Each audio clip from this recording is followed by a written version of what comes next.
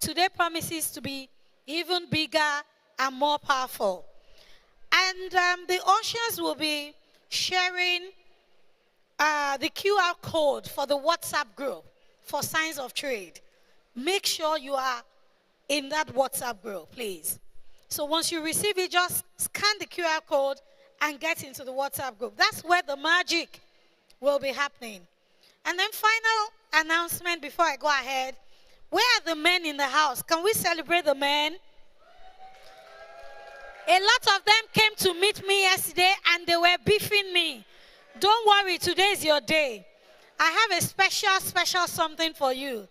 So they said, we are here and nobody is recognizing us. We are going to be recognizing you today. All right. Welcome to day 2. Checking over. I'm just going to do a quick recap of what happened.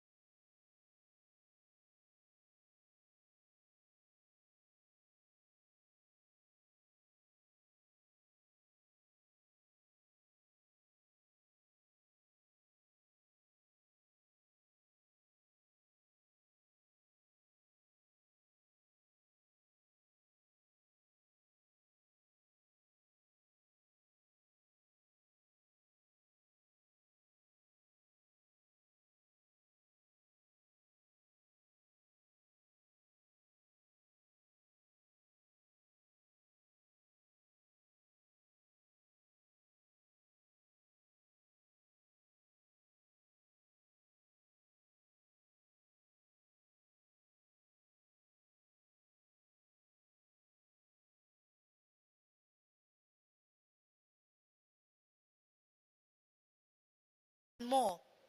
How you must necessarily prepare your product. Now, I think I need to quickly chip it in at this point.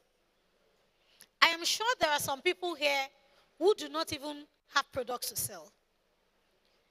I am also almost certain that from what happened yesterday, some people felt lost, like, am I really doing business? For some of you, your light bulb moments may come from the ideas that will come to mind. Some of you will get new ideas about new businesses.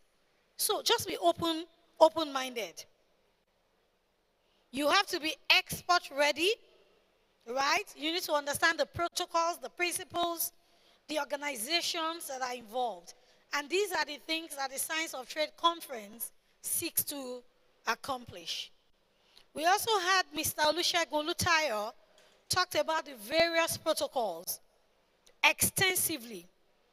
Trade in goods, trade in services, rules and procedures on the settlement of disputes, intellectual property rights, investment, competition, policy, digital trade, women and youth. How can we forget the very brilliant session by Dr. Ellen? How many of you enjoyed that session? It was practical, right? It was brilliant, and it was so interesting. And of course, all the, punchy talks with the Yaloja, moderated by Dr. Olori, Boay, and many more. Shall we even forget the amala we ate yesterday? How can we forget? How many of you enjoyed your meals? The tea and refreshment that were flowing non-stop. We should appreciate the organizers and the convener, especially Dr. Inya Lawal. Very quickly, we are not wasting time today. We're going to go into the next thing on the agenda. And I'm going to call, just 1 second, please.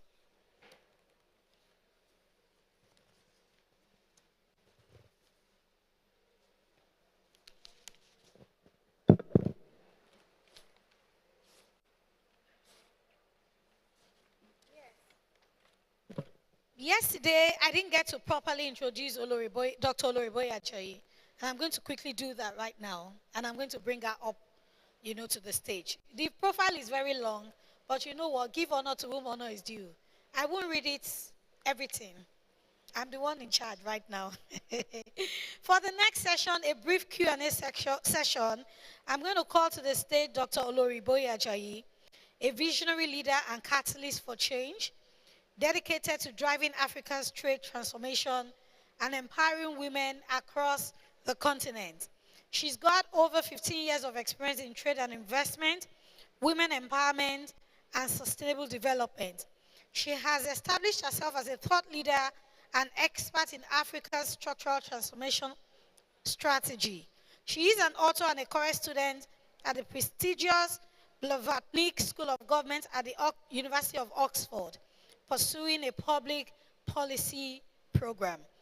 She is currently a member of the working group After Trade and Industrial Development Advisory Council and serves as a board member for Made in Nigeria Commodities Export. In addition to her strategic insights, she has successfully secured funding.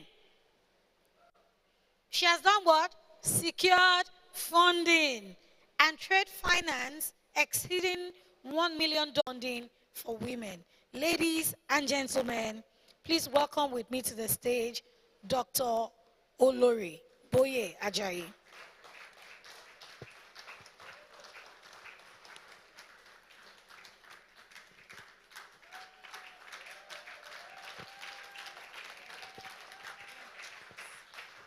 All right, good morning, ladies. How are we doing? Do you know, I feel like giving people here that are early a gift, because you guys are here before 10, So in my mind, I'm thinking, what shall I do? What shall I do? Huh? You know what? There was a lady that came from Ilorin yesterday, and she got here 6:30 or something. Please, where are you? I'm going to buy you lunch. No, as we're going out, I'm going to treat you because I was blown away when Dr. Inya told me you got here. What time did you get here yesterday? 6:20, 6:33, whichever one. It's at 3 there. Wonderful. Please, a round of applause. That is resilience. That is somebody who is saying, you know what, if I have to go to the uttermost parts to get my own, I will get it. Your name, ma? Cynthia. Come. Let's meet you. Ilori. Some of you are in Ikeja, you're like, oh my God, it's so hard. They're on the island. Wow. Powerful stuff. A round of applause. I'm so glad. This is the kind of entrepreneur, I don't want to just say woman, she's an entrepreneur full stop, that makes me know that the work we do is worth it. I'm telling you, because it's not all the time that you feel the need to do what you do, but she embodies that drive. And I'm so glad. Just tell us your name, what you do. What time did you have to leave Ilorin to get here? I'm just wondering. Good morning, everyone. My name is Sefia Said Bello. So I got the message lately around 5:52.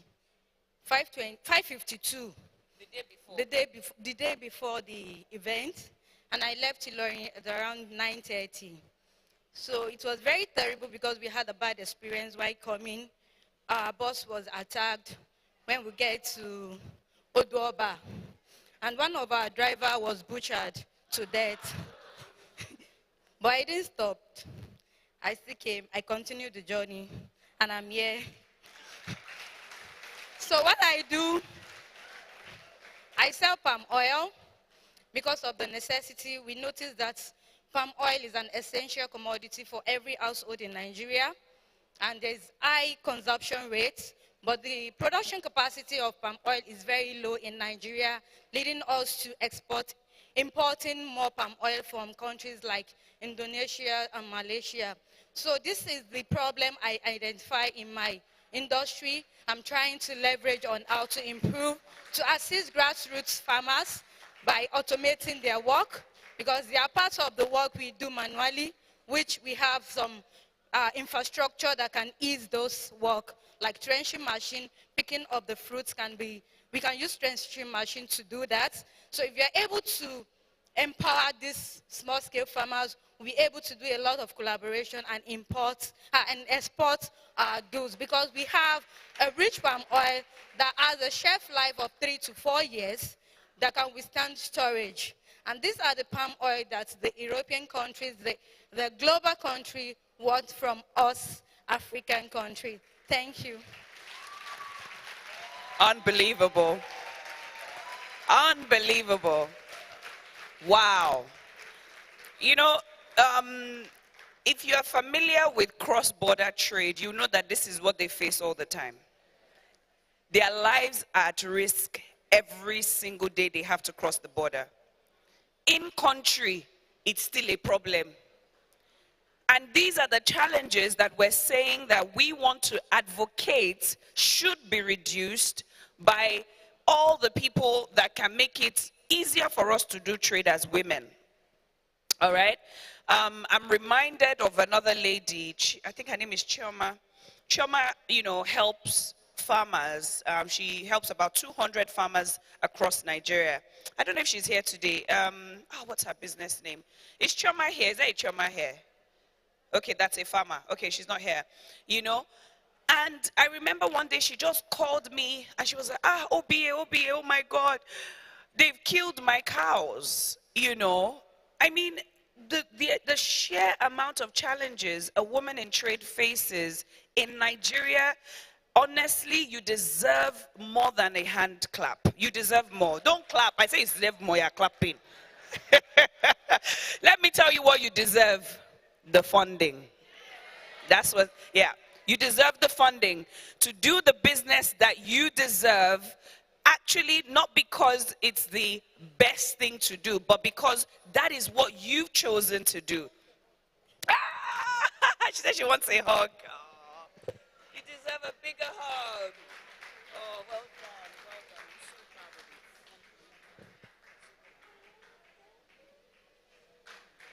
We deserve to reimburse her for all the money she spent on this trip. Yeah, well done, well done.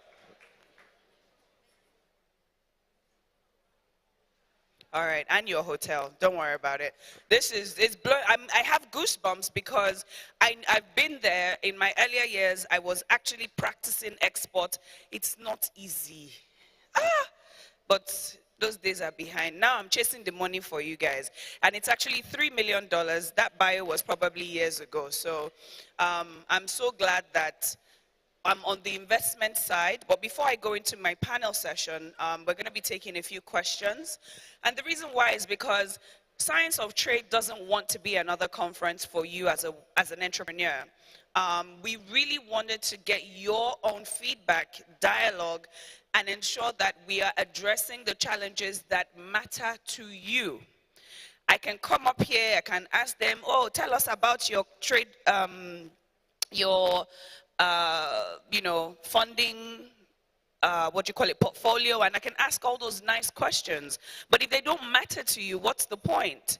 All right, so I'm going to take 3 people to my right here, and I'm going to ask that you tell us 1 or 2 areas that, you feel from yesterday we should touch on, and things that you would love to hear more about. Okay, she's got her hand up. Addis, baby, please come forward. Addis is on. I'm going to be speaking with her just before my panel, but it's good that she raised her hand already. Yes, madam, please. And let me see. Let me not look like I'm choosing only from that side. The lady that greeted me this morning when I was coming in, I remember your glasses because they're quite nice. Come through. All right. We will take the other questions in the town hall meeting tomorrow. See, in that town hall, I've been telling some of you, I said, don't close your mouth. Speak. Advocacy is also you learning how to represent yourself and your problems in the right way. Say what you believe should be the case based on the promises that your lawmakers and all the people in governance are actually promising you as a woman in trade.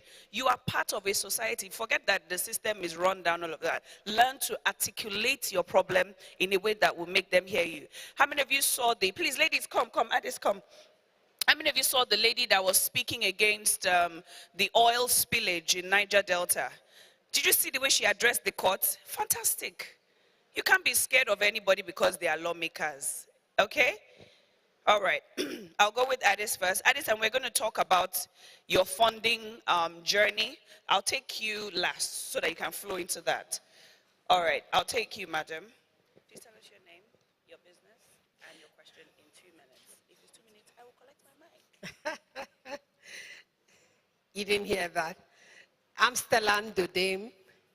I'm a jollof spice maker using homegrown tomatoes infused with fish and prawns for healthy cooking. My question is actually very simple. I think I will take the premise from what I had from Mr. Boay yesterday. It was a good eye-opener. I just say, if you make a promise, keep it. I had a very nasty experience with export. And consultants who want to tell us they want to help women export outside the country. And we had to pay, I had an issue of paying over $700,000 for one single product I want to move to US. And I told the person, if I have $700,000, why would I use it to export one product when Nigeria is a very huge market? I love the truth. If you say you want to help women, tell us the truth. And I'm having a nice experience here. So please, Mr. Boay, I'm holding on to your section you promised yesterday, and I want to see more benefit from it. Thank you very much. All right, thank you, everyone. Good day, everyone. I am Antos Nachara. I am Lydia Oshoke. All right, thank you. You know, the number one thing that brought me closer to this, my business, I am into nuts and spices. I notice in my environment that so many women are just lying down, doing nothing. And I stood up, I said, no. Some of them will come to me, despite the fact that I don't have. They will come to me, please, madam, give us. And then I stood, I said, no. What can I do to bring out these women from poverty. And I said to myself, I need to equip these women. Not minding that even myself, I'm not really standing well. That was what brought me here. I said, okay, if I need to learn more and I have good funds from the government or from this, what is it called? I'll be able to empower my women. So from yesterday till now, in fact, I went home yesterday and I was glad. I said yes. Despite the fact that the money is not there. And I want to say thank you to Science of Trade, because I know by the time I will get there, not that I've gotten the money, but I know that I've gotten more ideas, and I know that many more are coming for my grassroots women. Thank you very much. Thank you so much. I love what she alluded to on the funding side, that if she's just empowered, she will get more done. That's the long and short of what she's saying. Anybody else feel that way? If you have the funding, you do a lot more. All right. Okay. I'll take a guy, because I think there are some men on day 2, a lot of men compared to yesterday. So if you'd like to speak, kindly indicate. Okay. A gentleman. All right, quickly, sir, because we're running out of time. Thank you. 2 minutes. Good morning, everyone. My name is Mr. Michael. I'm into processing of cashew nuts. I came all the way from Enugu, where my plant is situated. I'm so happy to be here. I'm delighted to be here. I've attended lots of seminars, lots of programs, but this is an exception. And I am really in love with all I've heard here yesterday. The way, sir, you went on a road trip trying to figure out, finding solutions. I appreciate all of that, but I also feel for the NEPC, there are some, like for the NEPC, Nigeria Export Promotion Council, I was only made to know that there was a common facility. I've been there for years in Enugu. I didn't even know that NEPC had a common facility for cashew nuts. Set up by the government 11 years ago. Never worked for a day. Never worked for a day. All the machines gone, looted, and these are things that would have helped lots of cashew farmers, because you have lots of them over there. And it's politics, it's whatever going on, and that's government fund, and that's money gone down the drain. So I feel if we have such kind of common facilities, Mr. Awolowo talked about the Abakaliki rice. If you have things like that that could help grassroots farmers or people who are not, it helps us scale up. You can have in one single facility where you have the customs, the whole agencies to help guide the entrepreneurs to make sure we get it right, to avoid lots of rejects. That way, everybody will be better off for it. Thank you very much. Thank you, Michael. I agree with you. I think a lot of the things that I have found, now this is to me a culture, which is maintenance. Ensuring that things do what they're supposed to, they function as they ought. It's easy to set up a facility, I can tell you that. In a lot of the infra projects that we do or we finance, you see a lot of people, oh, we want to set up something. But how do you ensure sustainability of that particular facility? So those are some of the things that will be communicated. I believe on the 3rd day, Ascend will be presenting a communique of some sort that will be shared amongst stakeholders in the export space. All right, so Adani. She's a delight for me because she's one of the amazing entrepreneurs who, in spite of, I would say, challenges with funding, because ladies, what I want to, hopefully with the conversation we have today, make you understand is that your problem is not finance. I promise you. I'm telling you it's not. There's a lot of money. In Nigeria, I can't speak for other places. In this Nigeria, the money is too much. The question is, can you meet the criteria for that money? Number two, can you chest it to take $1 billion? If you believe your business plan is bankable, do you believe in it enough to run with it for the next 25 years? Do you understand what I'm saying? The third thing I would say is management. I realize a lot of people lack management skills. You may be passionate about your spices, passionate about farmers, small-scale farmers, all those buzzwords. When it comes to Naira and Kobo, are you aware? That's where financial literacy comes into play. And you'll be surprised how everything is interwoven. Everything.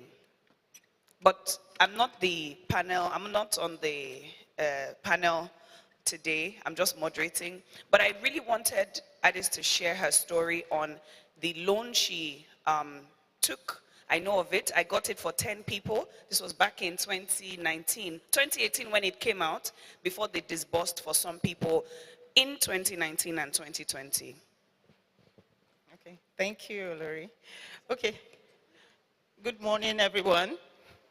Good morning, everyone.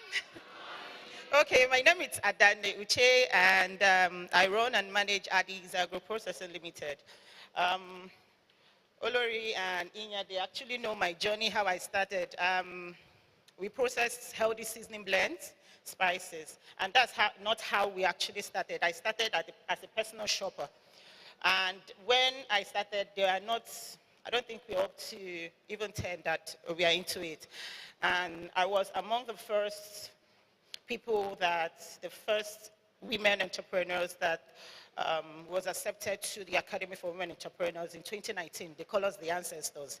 So then I went. I never liked business plan. It was a roller coaster of 1 week, training. But one thing that put me through is the account and bookkeeping. I don't like maths at all. So, but they took us through that training. And first, we applied for the grant by USADF. I don't know what I did, but just to tell you that your dream is valid, right? And nobody, even myself, did not believe that a personal shopper, I just use your money. I don't use my money, I use your money, go to the market, buy things for you and deliver to you and you pay me, right? That's what I applied for. And we are only 3 recipients that got the first $10,000 ever in my life. So that was the journey. So after that, I applied for the ASF loan by the Central Bank of Nigeria in 2018. And I don't know if people knew. It was tough.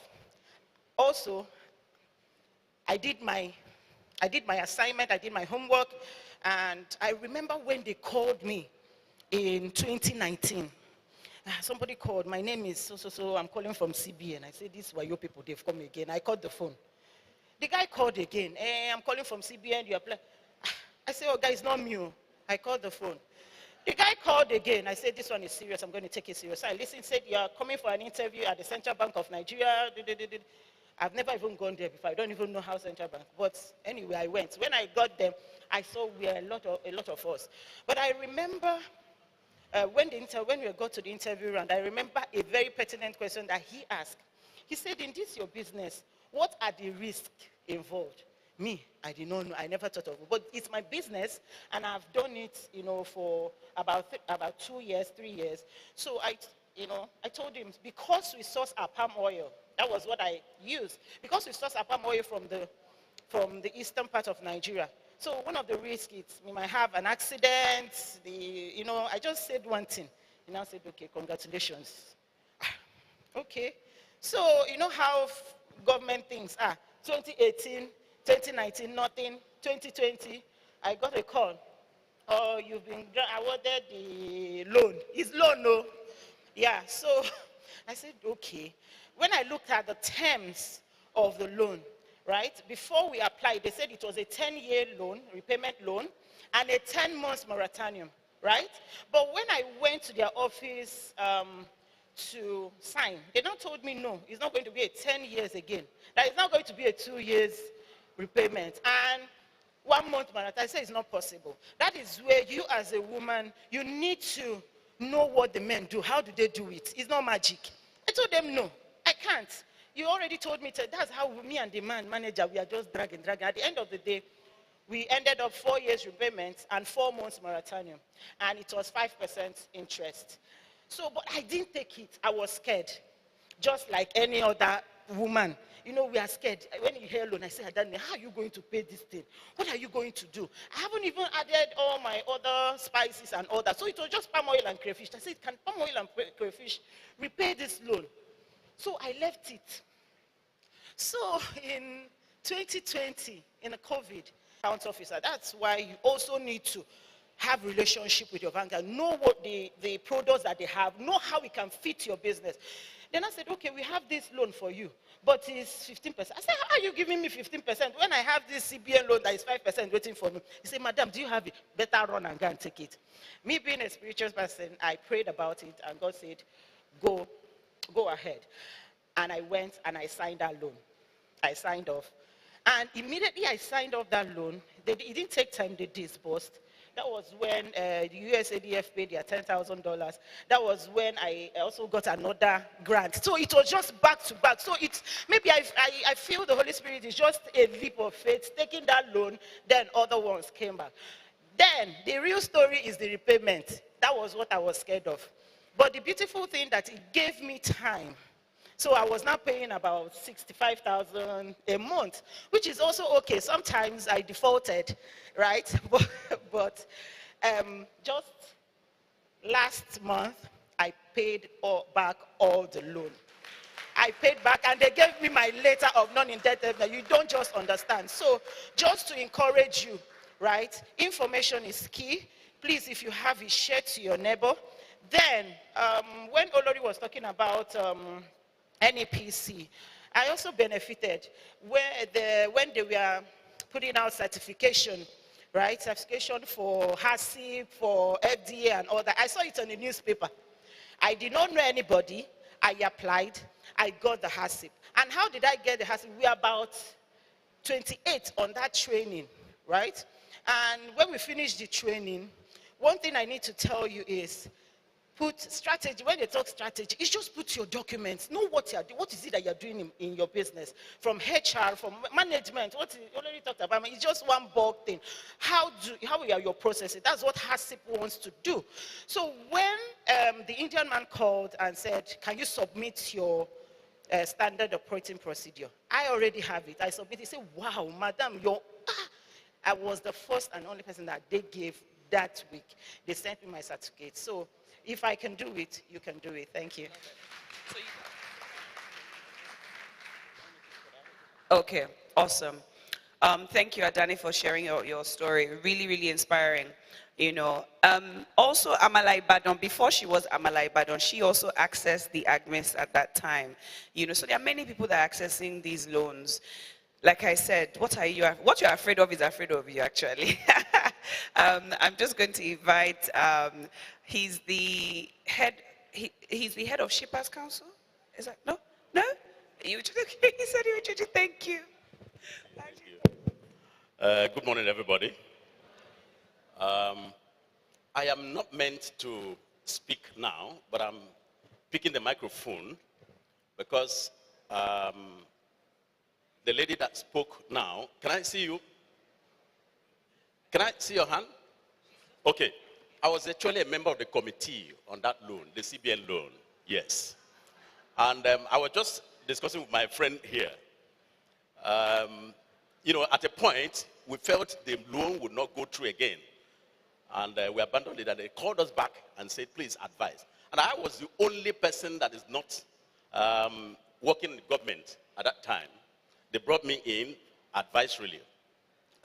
But please, the point I want to make here is to emphasize on what has been spoken, which is, namely, it is not money that is the beginning of business. I want you to write this down and underline it. It is not money. I'm going to talk.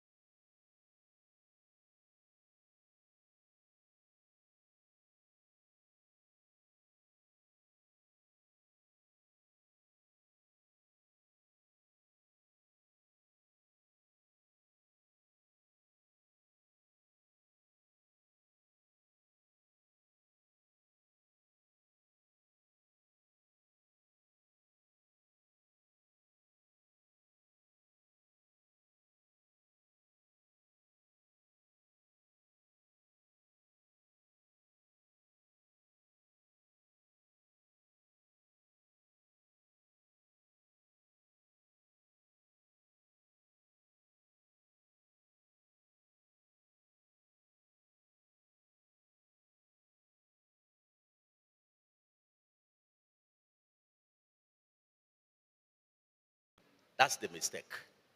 If you don't marshal out how you are going to pay, regiment it. If you don't do that, you are crashing and you go into indebtedness. Thank you very much. Thank you very much, sir, for that counsel, I would say, because I know that I've heard you speak a number of times, and I always enjoy when you speak because it's very passionate. I should probably even bring you on my panel, but I'm not allowed. All right, so we're going to go into the trade finance interactive session. Okay, I don't need this anymore then. Okay. Can you hear me? Hello? Okay, I'll just continue using this. And it's trade finance and investments for trade. I'm really, really excited because we have with us today an amazing lineup of speakers, which include Mr. Peter Amani, Head of Trade Products Union Bank. I'm just going to call them out one by one. Please come up, sir. Thank you very much. I'm also going to be inviting the Head Treasury Management Money, Mr. Babatunde Adebajo, ably represented by Mr. Moses.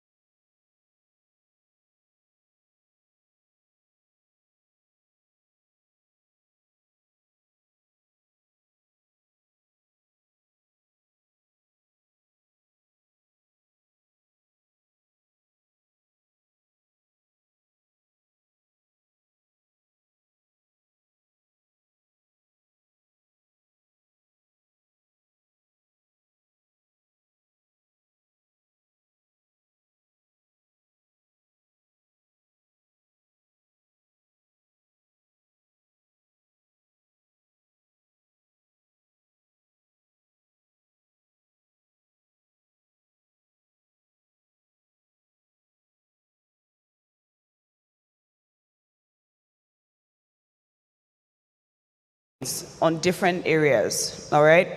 Now, women, please, I want you to listen to this panelist with a different lens of how can I take what they are offering and access it, even if you can't access it now, how can you prepare to access it?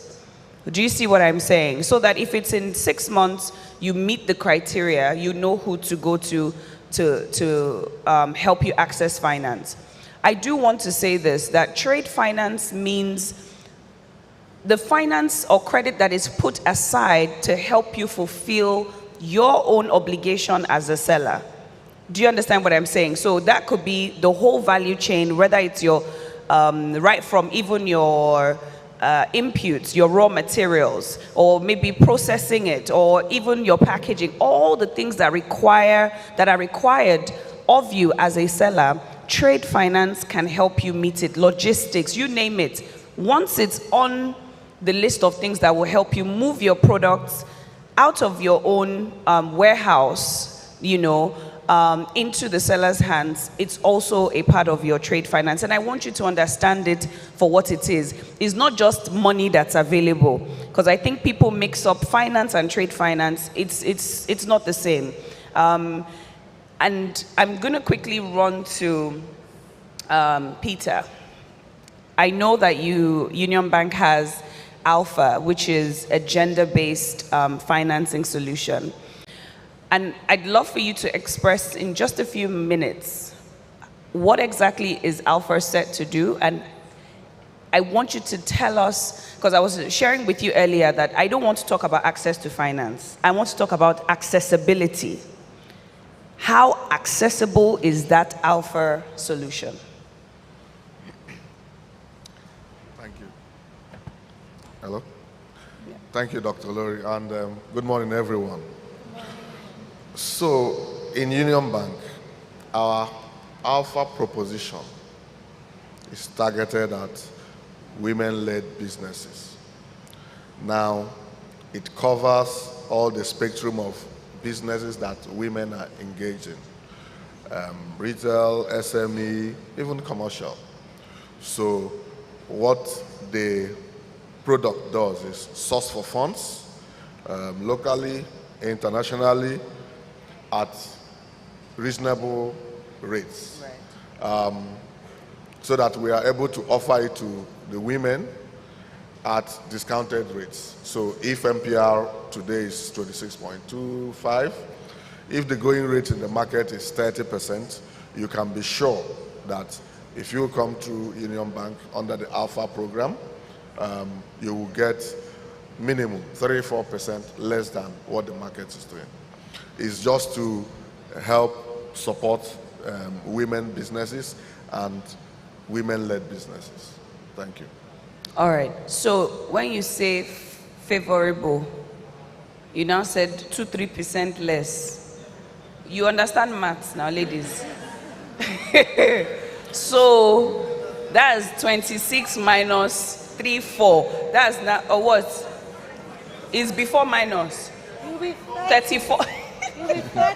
Okay. So maybe I should clarify. Clarify, sir. You're now, on the hot seat. Yeah, no problem. Now, I mentioned that we source funds both locally and internationally.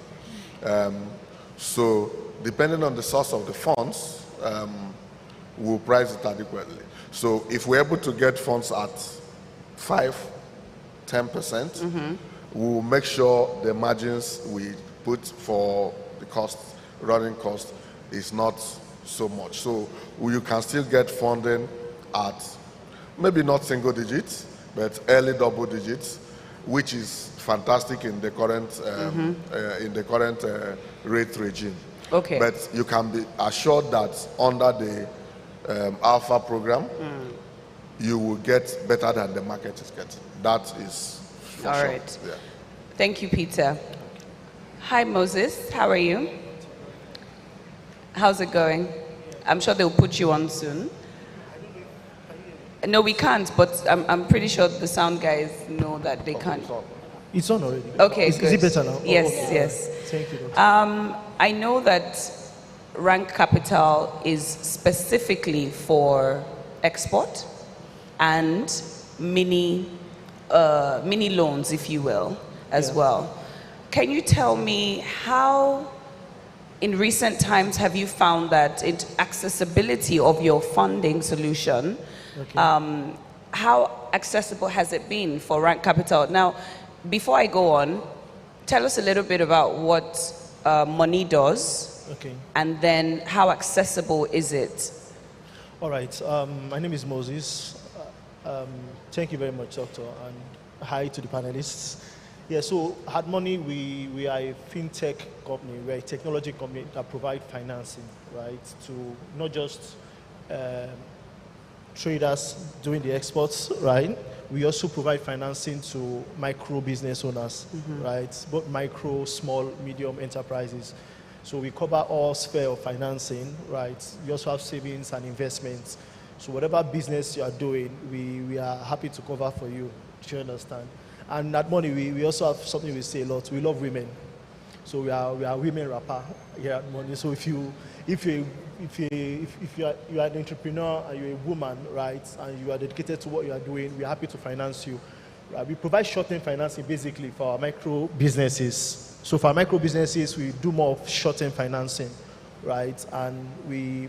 How short is short? So 1 to 6 months. Okay. Right? But for the exports trade, we do up to 12 months. Okay. Right? But for micro businesses, those in trade and production, right? I heard the testimony of the lady from Ilorin, right? If I'm not wrong. I'm inspired by that. Those are the kind of stories that we love to be involved in, people like that. If you can check some of our online, some of the things we post on our platforms, right? You see some of the testimonies from these women. They are not testimonies that are packaged. They are real testimonies from women that have impacted in Ibadan, in Ilesha, in Ife. Okay. Right? So those areas, we are not in Ilorin yet, but we are coming to Ilorin very soon, I can assure you. Yeah. Awesome, thank you. Because I know that credit accessibility, I mean, you've assessed it yourself, but like you rightly said, that there are people who can testify to what you guys do at Money. Because I know in depth what Money does, I will urge any woman in trade to approach Rank Capital. They're just there by the entrance. And have a chat with them, because you are single digit, if I remember. Yeah. Yes, they are single digit, but they are short term. That's the drawback, all right? Unlike maybe the banks and co. But I want to go to something that Ade said in her testimonial about how her personal finance journey, took her into business finance. And I was saying it earlier that it's really a key word, management. Business management, your time management, your personal finance management, everything trickles down. And financial literacy, to me, is the bedrock of a lot of the conversation we're having today. I realized 2 years ago that I was financially illiterate, not 2 years ago, 2018, that I was financially illiterate. I went for a deal room conversation. How many of you have been to a deal room before? 1, 2, 3, 4, 5, 6, right? Deal rooms are hot. Don't go unprepared. And I went unprepared, and it showed in the way I was articulating my numbers. So I want to ask Coach Shola, I know you coach hundreds of people in financial literacy. How important is it when it comes to doing business and also our own personal finance as women? All right, thank you. So I like this phrase that I caught from my mentor, a couple of years ago. And she said, if you work at home, then export it. And I'll apply that to the world of business finance. You see, I consult for a lot of businesses owned by women, owned by men.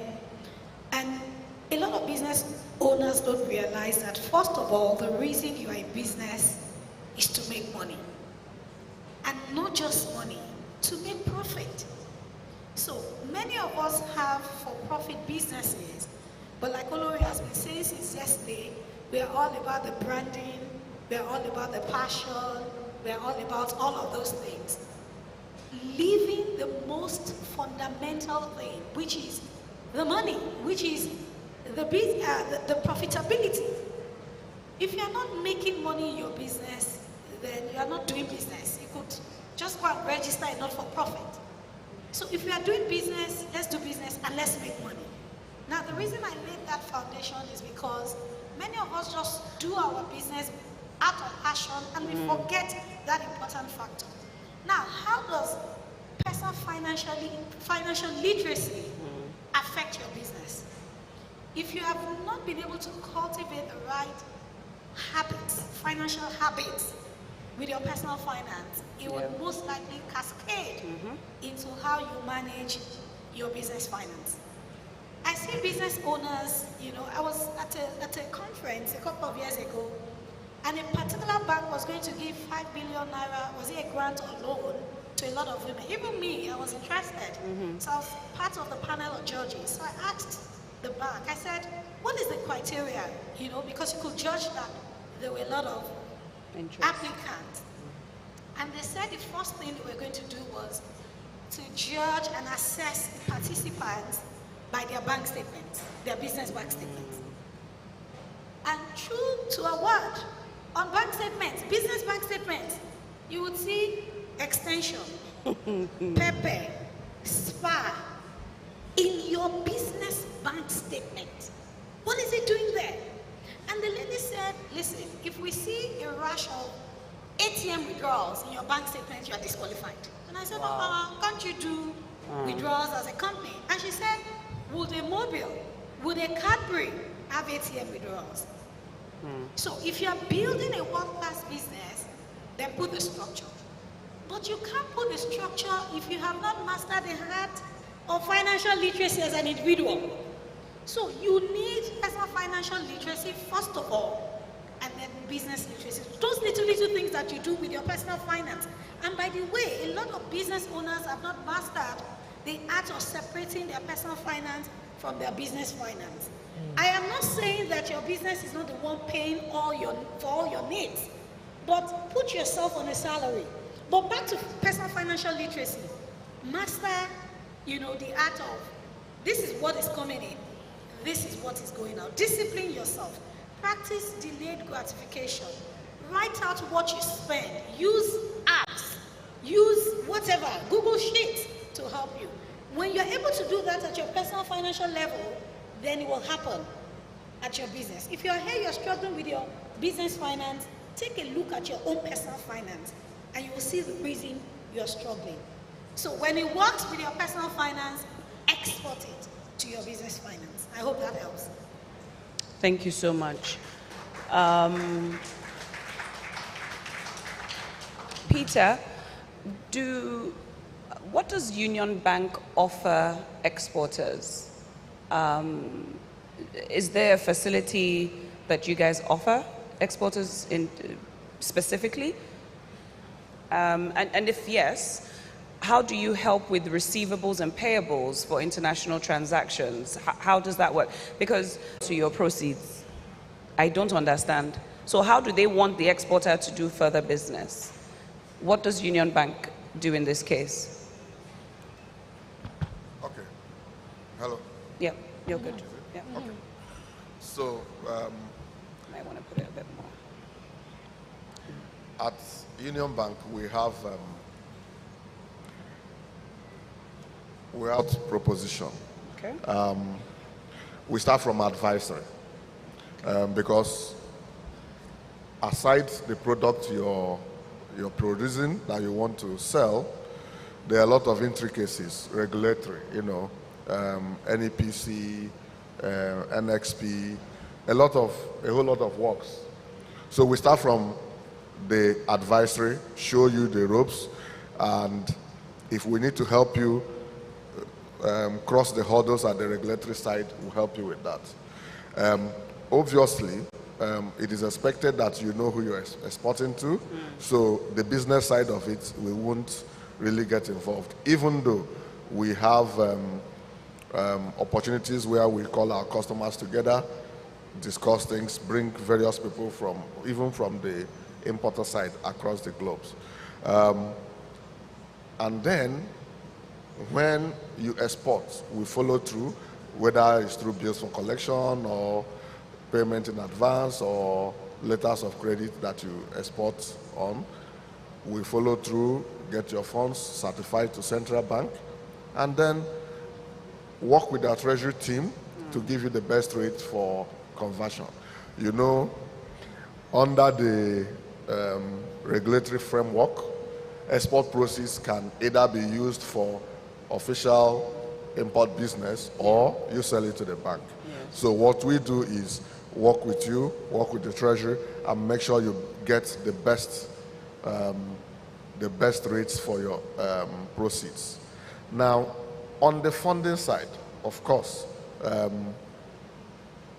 don't want to limit it to only exports, right? So we have, and we are talking to SMEs here. Yes. We have specific SME products to support our clients. Mm-hmm. One very interesting one, and I'm sure a lot of people will be surprised, is cash flow lending. So is it like a stopgap lending for those who, how does it work? So cash flow lending does not require collaterals. Okay. And I know a lot of people struggle with providing collaterals for loans. In the first instance, you know that trade finance loans are working capital loans, so maximum 1 year, right? Mm-hmm. So cash flow loans is, we analyze your bank statement, which reiterates what she said about financial literacy. Look, if you don't keep records of your sales and it reflects in what is in your bank statement, you will have a problem accessing funds from the bank. So it is important that there's a lot of focus on keeping appropriate records. Records in the bank and, well, depending on whatever you're using, whether inventory, books or computer, you need to keep proper records so that when you are going to the bank, you say, look at my records. Now, the cash flow lending helps you without, so the bank sees in the past 6 months, 9 months, you have been selling and look at the cash you've been getting. On the basis of that, we give you unsecured lending, which will now increase what you're doing. So whether it's for local trade or for exports, we will support you. Peter, just quickly, what's the maximum you lend in that one for cash flow? Depending on your cash flow, we can give you as much as 50. 50 million? Yes. See how bankers just say 50, like he expected me to know 50. I love it. I get it too. I'm going to put you on the spot now, Moses. Okay. I have a very amazing group within our amazing group from Ikeja, local government. Iyaloja celebrates you. Wow. Iyaloja represents, and her good people, they're all here from Ikeja, local government area. They have a peculiar, but to me, a very simple problem. Microloans. Okay. Based on what you said about what money can do, can you tell them, looking at them, what can you do for them today? All right. So, Iyaloja, at money, your major focus, right? And we're happy to do business with you. We can't hear you, sir. Please use so the I'm mic. saying, Iyaloja, can you hear me? If others can't hear me, if you can hear me, I'm okay with it, though. Right? But for the benefit of everybody, all right, it's just kidding, right? So, at money, right, you are one of our major focus. The reason why we set up, why money was set up initially, right, was to empower small-scale, entrepreneurs, right? These microloans to empower women. That's why Rank Capital started in the first place, right? We have just grown because of the impact that we have made. That's what has engineered our growth over the last 4 years, right? So as much as we give big loans to, we give as little as 50,000, 100,000 to those people who need it, right? So for us, it's just being able to handle the risk, right? Do you have a business? Do you have cash flow? Even if you don't have a physical store, it's possible you are doing your businesses online, but can we track your transactions through your statement of accounts? Those are the basic things that we look out for. So Sorry, Moses, I have to come in. I'm sorry.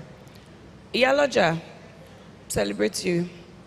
Do you have what he's asking for? This statement of accounts. Do you have it, ma? Okay, but do you have a physical store? Do you have a physical store? Shop. Okay. Okay. All right, and you keep record of your daily sales. Okay, so let me help you, Moses. Okay. Iyaloja, I've done the introduction. You can continue the conversation. All right, offline. All right. But I did that because I have 21 questions, but they didn't make sense to me when I looked at it again. Like, it's English, a lot of English. I really want us to be able to go home with our solutions. So in the last 7 minutes that I have, I'm going to be taking questions that will be directed at the panelists. And I really want you to ask questions based on your new knowledge. Money is not the problem. Exactly. I keep saying that, and I mean it because I know. All right, let's take some questions. I don't want to put a cap on it because I don't know how they will go.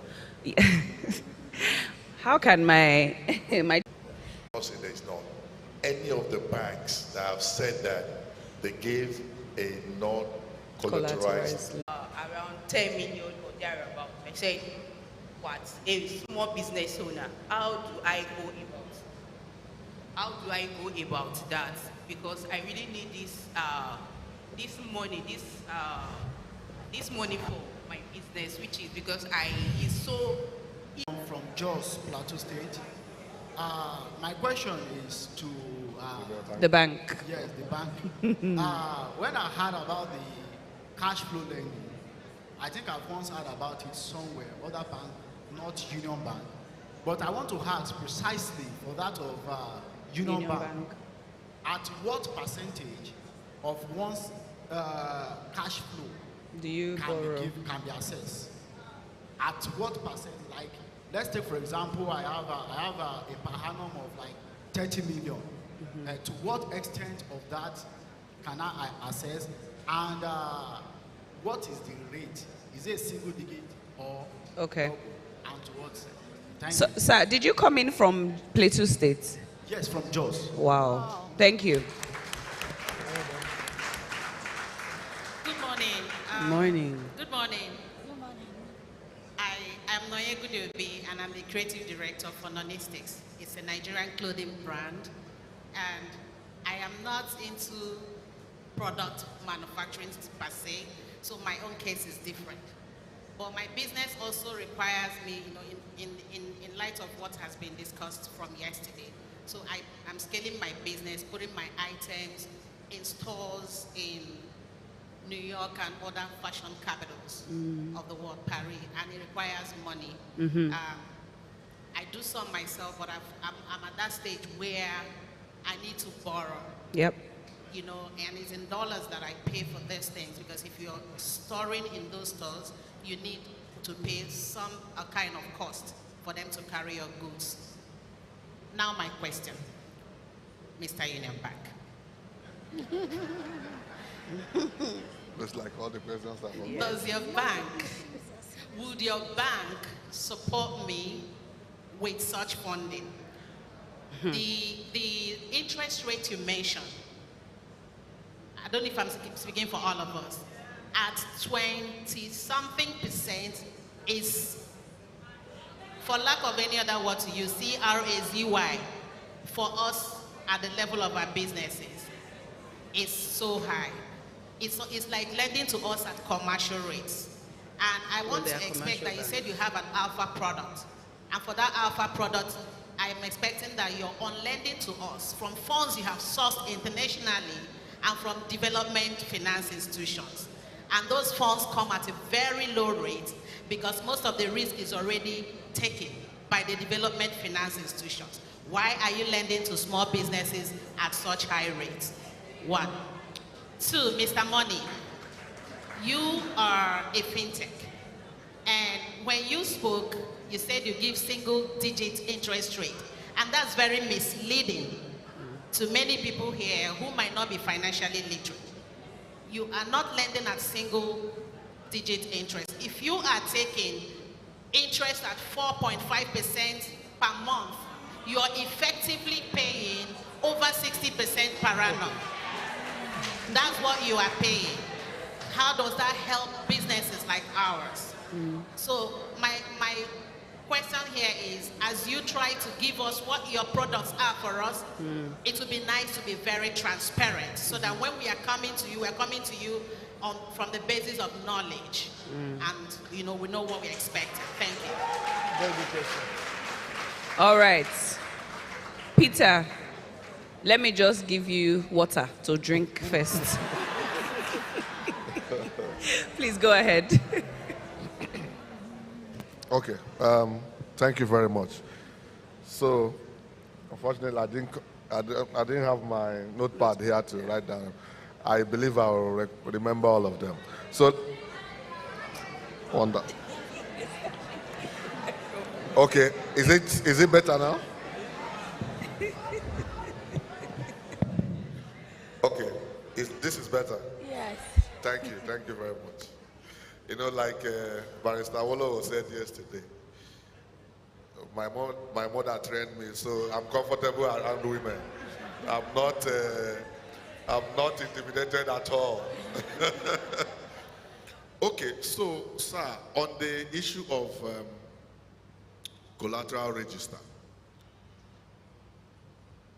if at all we would, well, we're not here to apportion blames, but if at all we are to apportion it, it will not go to the banks. And I tell you why.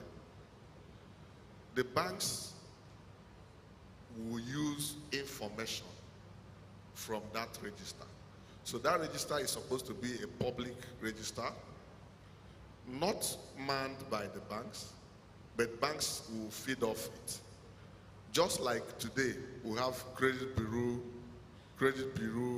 agencies where people that have non-performing loans, they have a repository there. It's not managed by banks.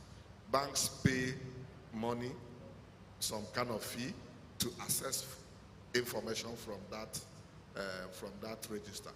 Likewise, that is how the collateral register is supposed to work.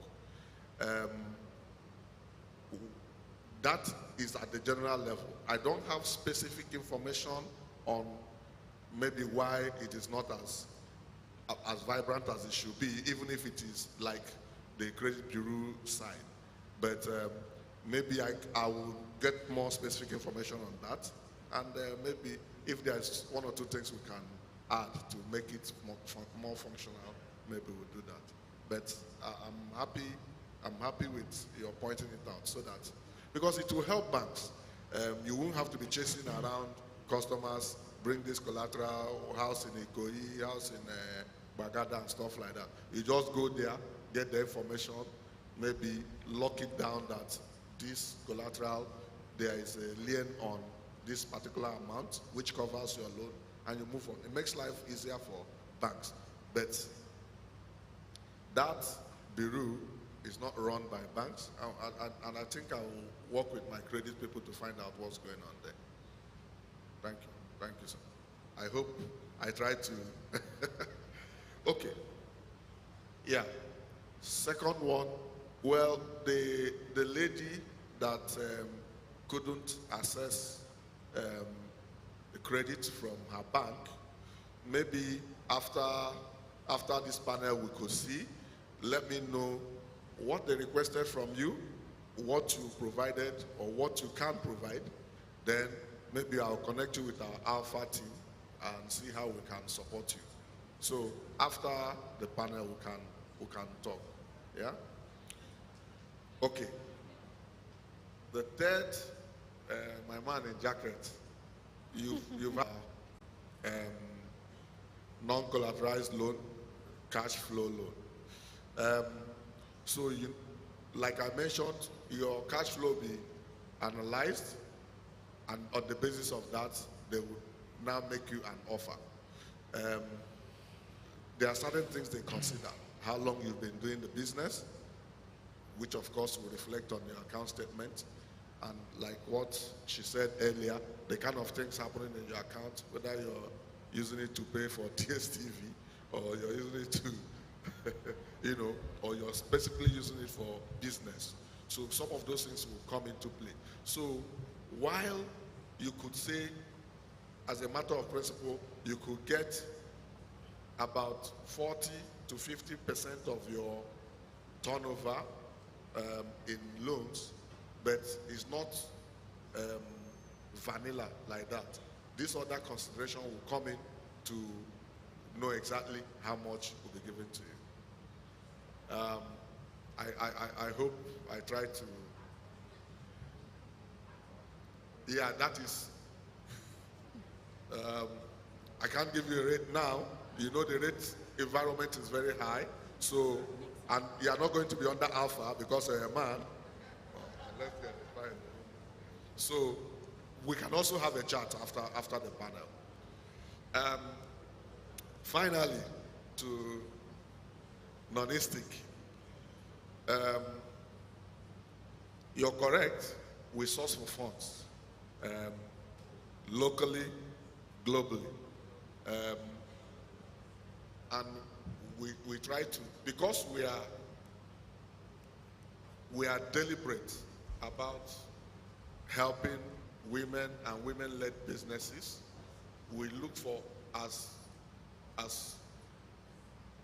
cheap as it can go in getting the funds, which is why I am certain that we can support you. So not just support you at a very reasonable price. I can assure you that if we source funds at 5%, we won't give you at 10%. The same funds, because don't also forget, the people giving us these funds, because they are targeted funds for certain behaviors, they also have agreements with us to ensure that we don't overindulge ourselves and make so much money out of it and then lose the impact they are trying to create. So I can assure you we can support. So let's have a chat so I can get you with our alpha team, and then we'll take it off from there. Thank you very much. Thank you. Thank you very much. On that note, we've run out of time, but relax now. All other conversations can happen at the individual booths, but I will say this, that in terms of just the general financial system in Nigeria isn't enabling SMEs at the moment.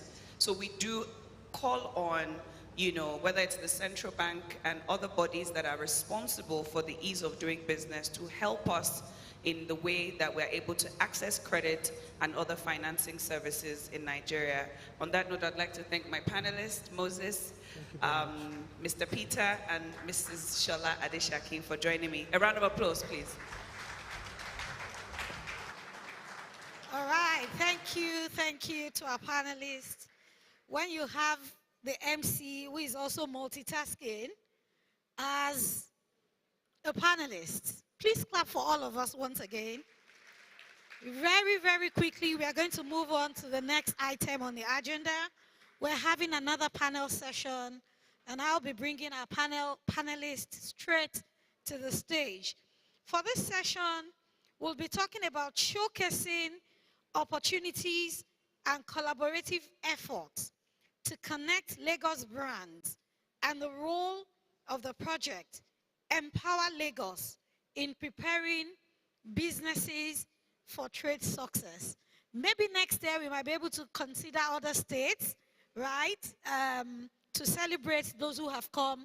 I know we have Ilorin, we have Enugu, we have Jos, we have Ibadan, we have Ilorin. But right now, Lagos is where this is happening. All right, I will be bringing, first of all, the moderator of this session to the stage, the one and only Dr. Emmanuel Tafar, co-founder of Enzo Krypton. Please, a round of applause. Because of time, I won't be able to go through the profile, but please celebrate, celebrate, celebrate. Thank you.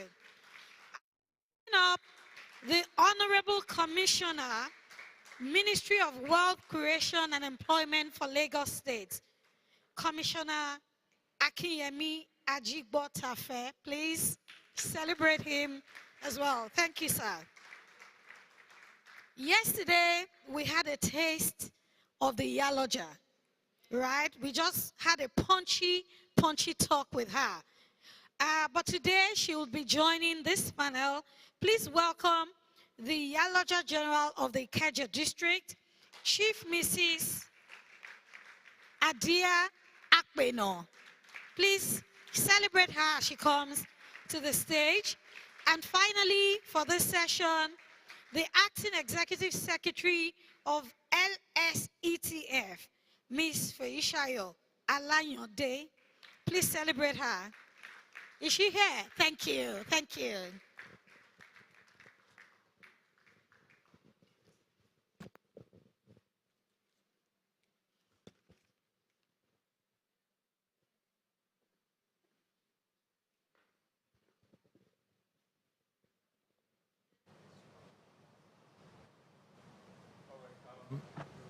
Good morning, everyone. I feel very privileged to be sitting among these distinguished guests. Thank you very much for being here. And then also to the audience, I understand the energy with the questions, so we would see how we can ensure we manage your expectations. So very importantly, Lagos is the commercial capital of Nigeria and also a very significant, one of the largest economies in West Africa and Africa as a whole. So the role Lagos plays in trade is well represented here, and the conversation on empowering Lagos brands so that they can take position for collaboration and also for trade. So obviously I'll start my questions to my left with the Honorable Commissioner. Pleasure to have you here, sir. I would like you to just give us a rundown of Empower Lagos and how that is taking position to grow businesses for trade and for relevance in today's endeavors. Thank you. Good morning, everyone. My name is Akinyemi Ajigbotafe. All right, I'm going to talk about Empower Lagos. It's a new initiative. Ministry of Work, Creation and Employment, I've been training people in the past, and I came up with this idea. It's a new agenda that Empower Lagos. And it's encompassing, we have to break it into 3 categories. Wealth creation is vast. It touches every sector. So coming up with Empower Lagos idea is to see how we can reach out to people. You know, we've been training people in the past, and after the training, after empowering them with funds and all, and we look out for these people, we don't see them. They fizzle into the air. So I came up with an idea that, look, let's have a program that will be sustainable. What will really have impact on people's life. And that's why I said we broke it into 3 categories. The artisans, tradesmen, and SMEs, and post-NYSC. So I'm going to start with 10,000, and this is the plan. We have the blueprint already. So we want to do something that will be revolving over the years. So it's a 3-year plan. So we're planning for 36 months. And how are we going to go about this? It's to say, okay, fine, after your NYSC, we will train you, pick you in whatever field you fall into. We'll train you in that aspect. And it's going to be a 3-month to 6-month training to bring out the best in you. And at the same time, you're going to write a GMAT. So assessment and all the rest, so that we're going to take you from the university. What they've taught you, we want to build you, to build another mindset to say, look, this is where you're going to. We have a lot of them play on the street and all, and they don't even have a future. They don't even know what is next. So we want to reach out to these people. So we broke it into 3: 2,000 for post-NYC, 5,000 for SMEs, 5,000 for tradesmen and artisans, and 3,000 for SMEs. So they point them to this process. And at the same time, we'll hand them over to an organization, whichever sector they fall into, be it a finance sector, manufacturing sector, and the rest. And we, as a government, will pay their salary for 6 months. So they will work with this organization as intern. So you don't need to that from you. We've trained them through that process. We're working with KPMG, HCP, and the rest. Another company or where we can place them. We're doing this, as a government, we can't do it alone. We need partnership. We need the support of the financial bodies too. I mean, the people in other sectors that see how they can support us as a government. So that's one for the post-NYC. And for the SMEs, we're going to train them too. You know, people that have their own idea, business they want to do, they want to go into catering and the rest. We'll train them, put them through this process, support them with finance, whatever funds they need, we're going to guide them. Work creation is not about you training them, we leave it to yourself. We want to make sure that you're successful. So in that business, when we train you, you're to train the trainer. So whatever effort we're going to put on you, we must make sure that you're successful in that business. If you're within your capacity, if your plan is just 5 million or 20 million, whatever business plan you have, we will support you. We have a limit. We're working with LSETF, which is an agency under my ministry. So we have a limit too. So if your request is beyond that limit, we'll talk with the other partners, to the people in the financial sector, and see how we can support you. But we must make sure that you succeed in that business. And you're going to sign a bond with us. That bond, you're to train another 10. So that's the revolving aspect of it. So when we train, we put all our effort and money on you to be successful. So you're expected to train another 10, which is going to be the same process. And that same condition we're giving to those 10 too, which they will train another 10 like that. So over 36 months, we have taken over 500,000 people out of unemployment, and the ones that are underemployed. So that's the plan for it. That's for the SMEs. So people in trade too, and the artisans. You know, sometimes these artisans, when they pick phone, they talk to you, they're so rude. They don't even know the benefit of a customer. The customers are always right. The respect they should give to customers when they pick phone or when they take money from you, they don't get to do that thing. It's because they don't have the right orientation. They don't have the knowledge on how important a customer is to you. So we will put them through that process. Even where we that work in the private sectors, we go for trainings over time. So people in the public areas, so we must, in the society, we must carry them along. We must engage them. We must put them through a certain assessment. So when we spend money and time on you to assess you and train you as an artisan, we don't leave you alone, because people in the private will still get to patronize you. So we must give them the right orientation. So these artisans will train them from the phone etiquette, from business management, from financial management, and the rest. So, so when we train them, we're going to support them. The ones that need equipment, will support you with. The ones that need soft loan, will support with them. And we must make sure they're successful in that business. So the same process with the SMEs is the process we're putting into too. They will train another 10. So if you're a vulcanizer, for instance, we'll keep you out of the road. Do you need a shop? Do you need a garage where you can put this equipment and give an accurate service to the people? So we'll make sure that we support you in that field. So you leave the road. So sometimes we just don't, we need to engage them and train them. So that's the same process too. When we train you, we're going to make sure that you train another 10. So over time, we have taken all these people off the street, and they'll be knowledgeable enough to say, okay, fine, this is how I need to talk to people, this is how I need to be in my business, I need to be poised, I need to be this. So it's all encompassing, and we can't do it alone. That is why we're collaborating with other people in other private sectors, like the bankers. We have few people from the financial sector that reach out to us, and they're willing to support us. Fantastic, fantastic. Please, can you put us together for the Honorable Commissioner for that amazing initiative? Empower Lagos. There's something that we need to understand very quickly. This for those of you who say there's opportunity for collaboration, take that opportunity, because there are a lot of you that have, they're called informal, you're not formalized, and you're doing a lot of training yourself. Yeah. And when you train, the next thing you become a recruitment company, because they'll come and carry from you. So you want to position, put your industry together, or your cluster, engage them. You can now control that. I heard that in baking, there's a particular function that is very scarce, as big as the industry is. And I can go on and on, same with garment and so on. So take position during the breakout, sit with him, and then go as a cluster and secure your deal for Lagos. Government is participating in training, and I think we should take position. Please, let's put hands together again for the Honorable Commissioner for that initiative.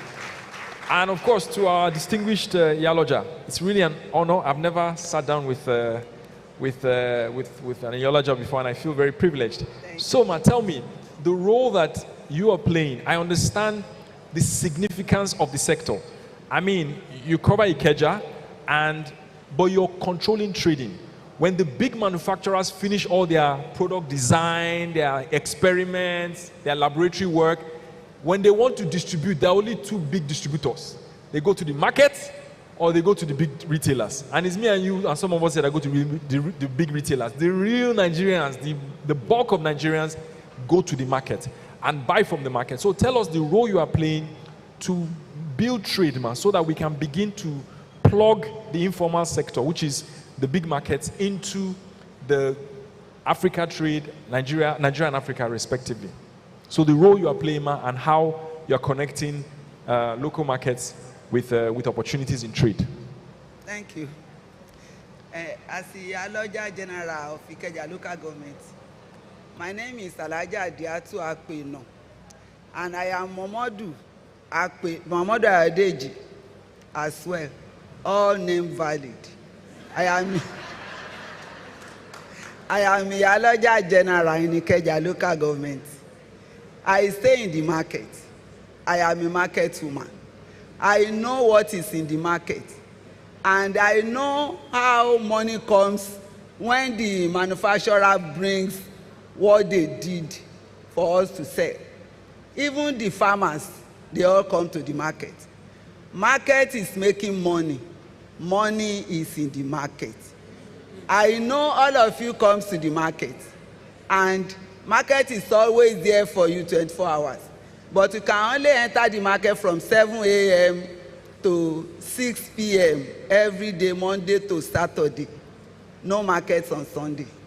So, in the market, we connect people.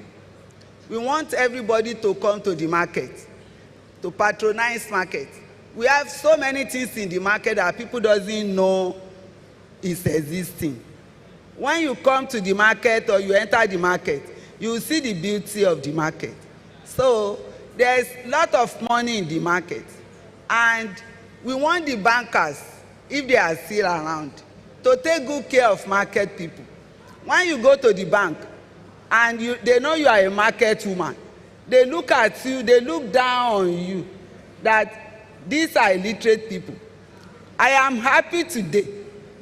I am a Aloja General in Ikeja local government. I am a market woman. I am not learned, but I am happy that I am sitting with people that read science today.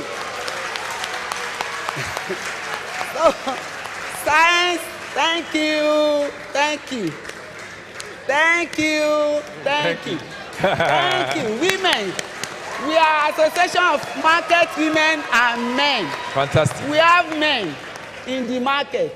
We have women in the market. Now, in the market, we have learned people. Lawyers are in our market. Doctors are in our market. Those doctors, they will hang their flags that if your BP is high, please, this is my office. When you go to their office, they tell you their hospital. It is in the market. So, science has entered the market now. Thank you so much, ma. Amazing, amazing. That's why I said I will be following you now. So you need to come. If exactly. You want money, yes. Anybody that knows that he wants money, yes, you must go to business. Yes, yes. When you go to business, you cannot wave market aside. Yes, you must come to the market. Come and meet local women like us. Yes. I am a local woman. Yes, yes. So come and meet us. Now, come and meet us in the market. We show you how to go. Fantastic. So these bankers that I'm talking about, when they see you that you are a market woman, they just look down, except they see that you bring a Ghana must go.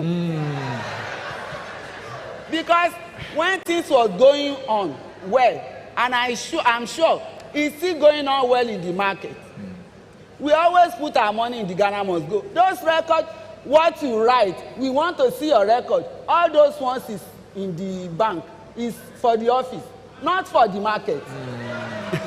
Market doesn't know all those, write what you sell. No, we know how much are you selling. We need counting machine. So put in the bigger Ghana must go, all the denominations. Fantastic.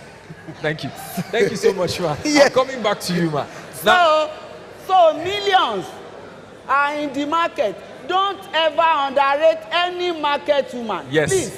Yes. Don't ever underrate anybody that is market woman or any business woman. Yes. Because from small, it's going to be great. Yes. It's going up and it's going up. You must start from a place. I am international woman, market woman. And my company's name is Small Scale. That was before I become an Iyaloja. My shop was at Falawiyo in Lagos Island. That's where I sell Swiss products, Swiss lace, Swiss jacquard. And I was a constant flyer. I was a constant traveler. Now you can see where I found myself. I am a market woman now. I'm head of Ikeja local government market. Thank you, man. Thank you so much, man. Amazing. So, amazing, man. Please come to the market. Yes, let's man. connect. Let's talk. Yes, let's do business together. Yes, man. Don't be afraid to enter the market. Yes. Market is not fetish, please. Yes. Market is It's not fetish. Market is not fetish. We are there. You can see my finger. You can see my dressing. All right, all right, all right. Yeah. Thank you. Thank you, man. Thank you. Thank you. Yes. Please put your hands together for Iyaloja. Please, I want to ask Commissioner about something. I'll bring you back, man. Don't worry, man. Okay. We're together. I'll bring you back. Please put your hands together for Iyaloja. You're going to ask him very soon, man. Thank you. I'll bring you back. I'll bring you back shortly. Now, let me say something very important. Let me help some. I know there are a lot of women businesses here and SMEs. Let me break something down for you. Please, this is important. Let me tell you what she's saying that you need to understand.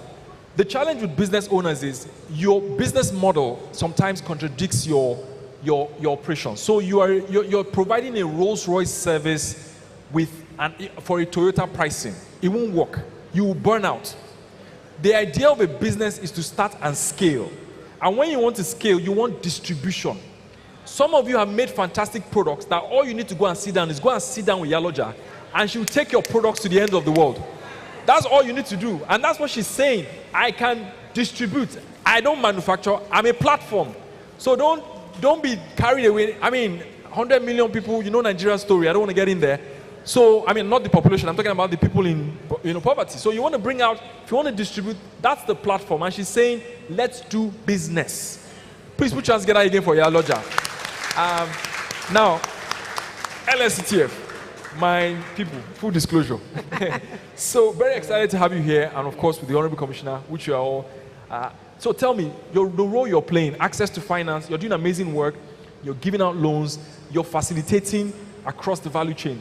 How are you positioning for trade? How do your services and offerings ensure that people here can benefit? Because this is for them, so that they know. So here is the platform. Tell me, ma. Thank you so much. Good morning, everyone. Good morning, Ma. Good morning, sir, HC. Thank you for having me. My name is Feishayo Alayande. Ma, I loved what you said. It was very uplifting. So we're definitely partnering with you at all costs. So thank you for that question. I think first things first, it's something that we call business readiness. And we tell all our SMEs that it's okay to have an idea. It's okay to want to do business.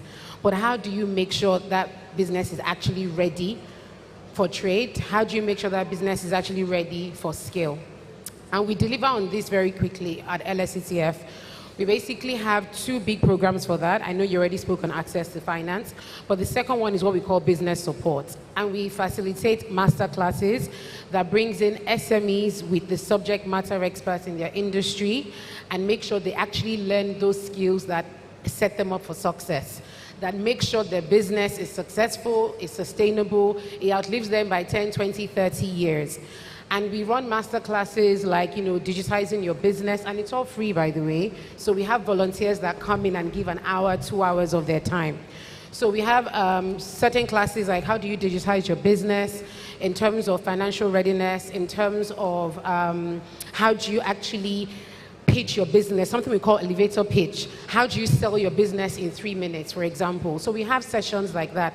And all of that gives you, as an SME, a business owner, the right skill to position your brand in the right place. Now, at LSCTF, we also have what we call a hub model. And we had proven this concept about a year ago.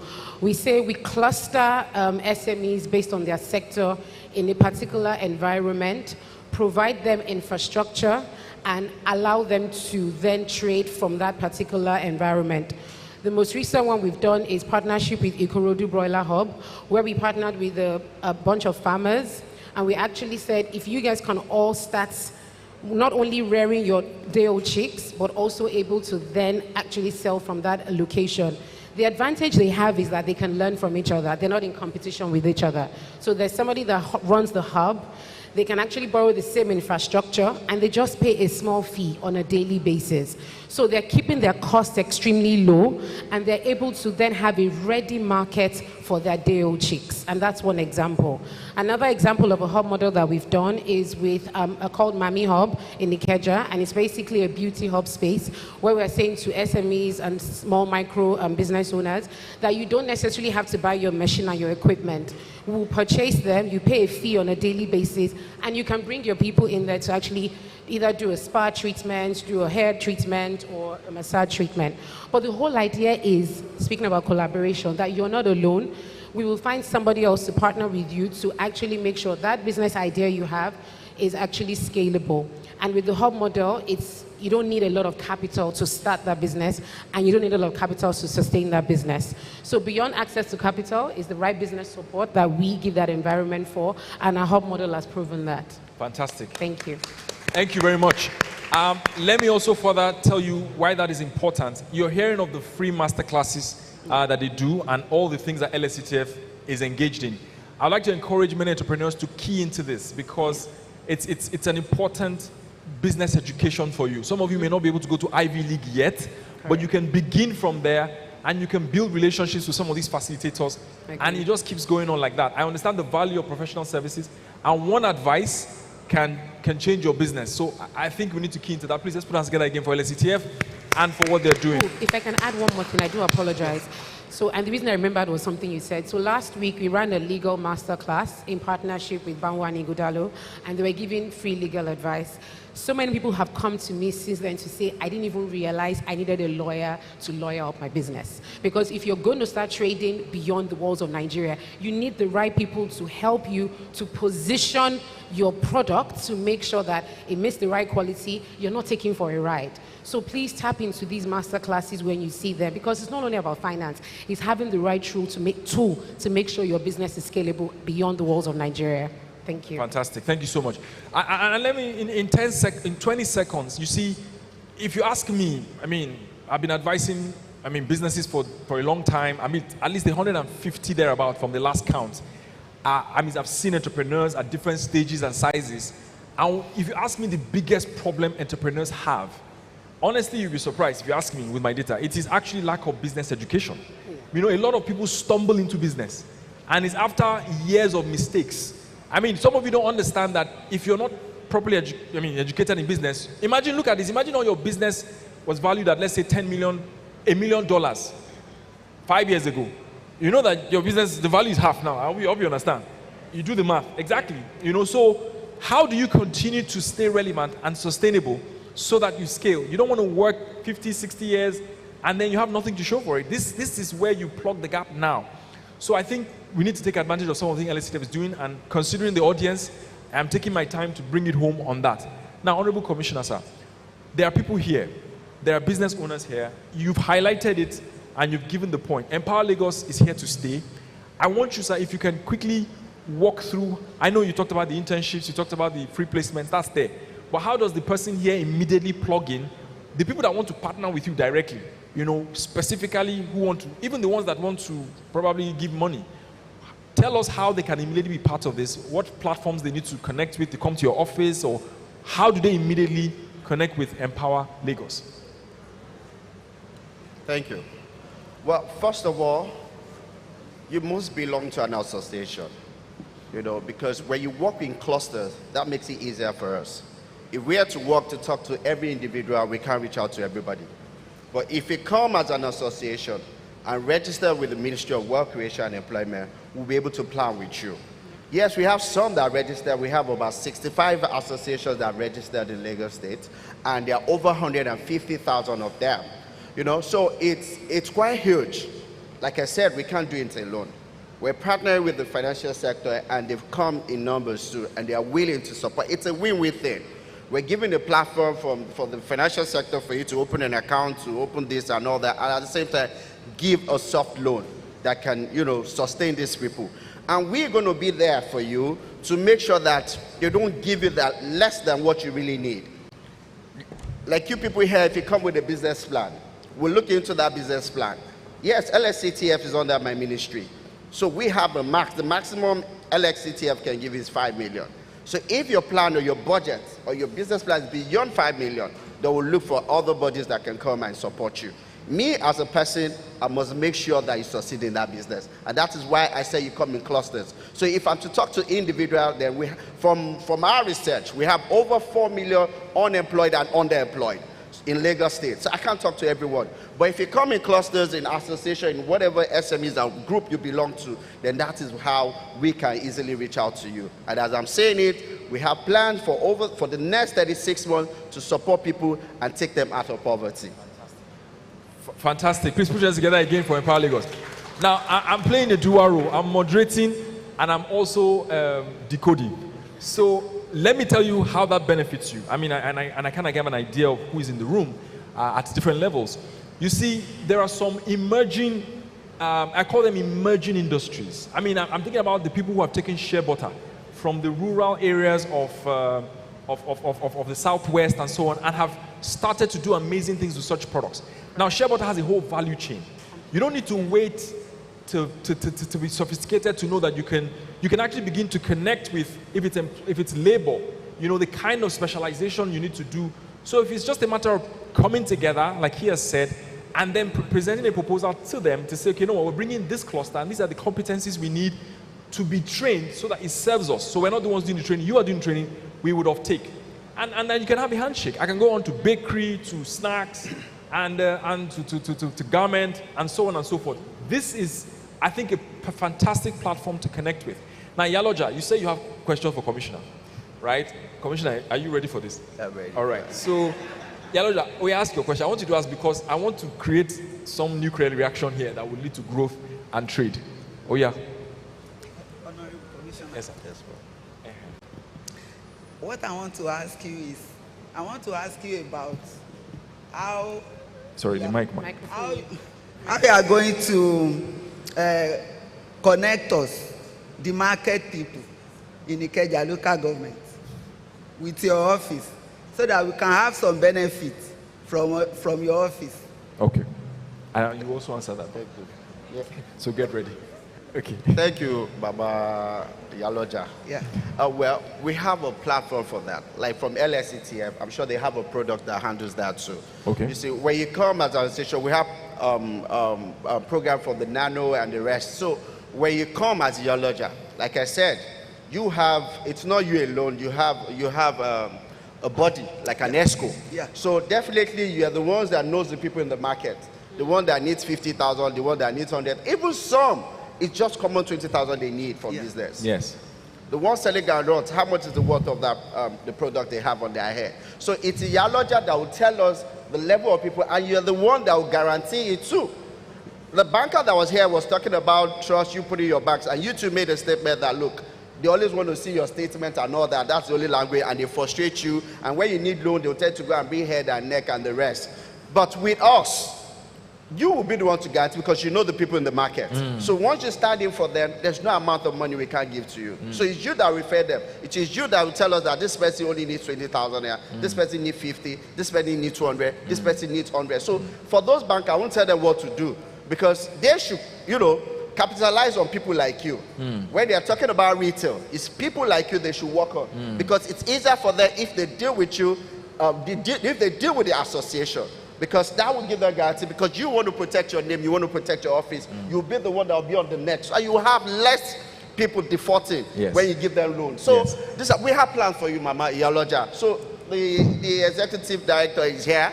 that she'll tell you more about it, you know. I mean, the ES, the executive secretary, she'll tell you more about the products we have for Iyaloja and the rest we have. Okay, but in my own ministry, we deal directly with tradesmen, artisans, and SMEs, or business ideas that you have. Come to my ministry, we'll see how we can support you. Another round of applause for the minister, for the commissioner. Thank you. Pay attention to the potential, all right? You have a question? Okay, all right. I will take 3 very quickly. Just, okay, my time is fast, but I can only take one, and I'll go for the one I saw. I'm so sorry. There will be an opportunity after this to connect with these parties. So I'll take the lady in hijab. Yeah, she had she has asked the question before? No, she had her hand up first. Okay, yes, exactly. She saw your hand. Okay, I'll take your question. Please, can you give her a mic? A mic is coming behind you. That's it. Yes, please. We can hear you. We can't hear you.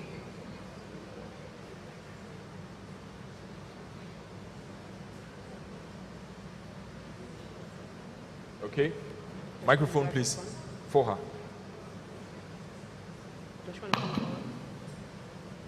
Okay, my question is very straight and simple. Can we meet your name and what you do? My name is Sophia Said Bello. Okay. And my business name is Boay Palm Oil. What do you do? What do you sell? Palm oil. Fantastic. So my question will be directed to the commissioner. I would like to know that if, like my business now is located in Kwara State, Ilorin to be precise, how will I benefit from this initiative? No, don't laugh. Don't laugh. No, it's okay. All right. Look, we have a governor that is magnanimous. It's a governor that is ready to reach out to people. It's a governor that doesn't discriminate. As long she's here in Lagos, so all we need to do, all I need to find out if she lives here in Lagos.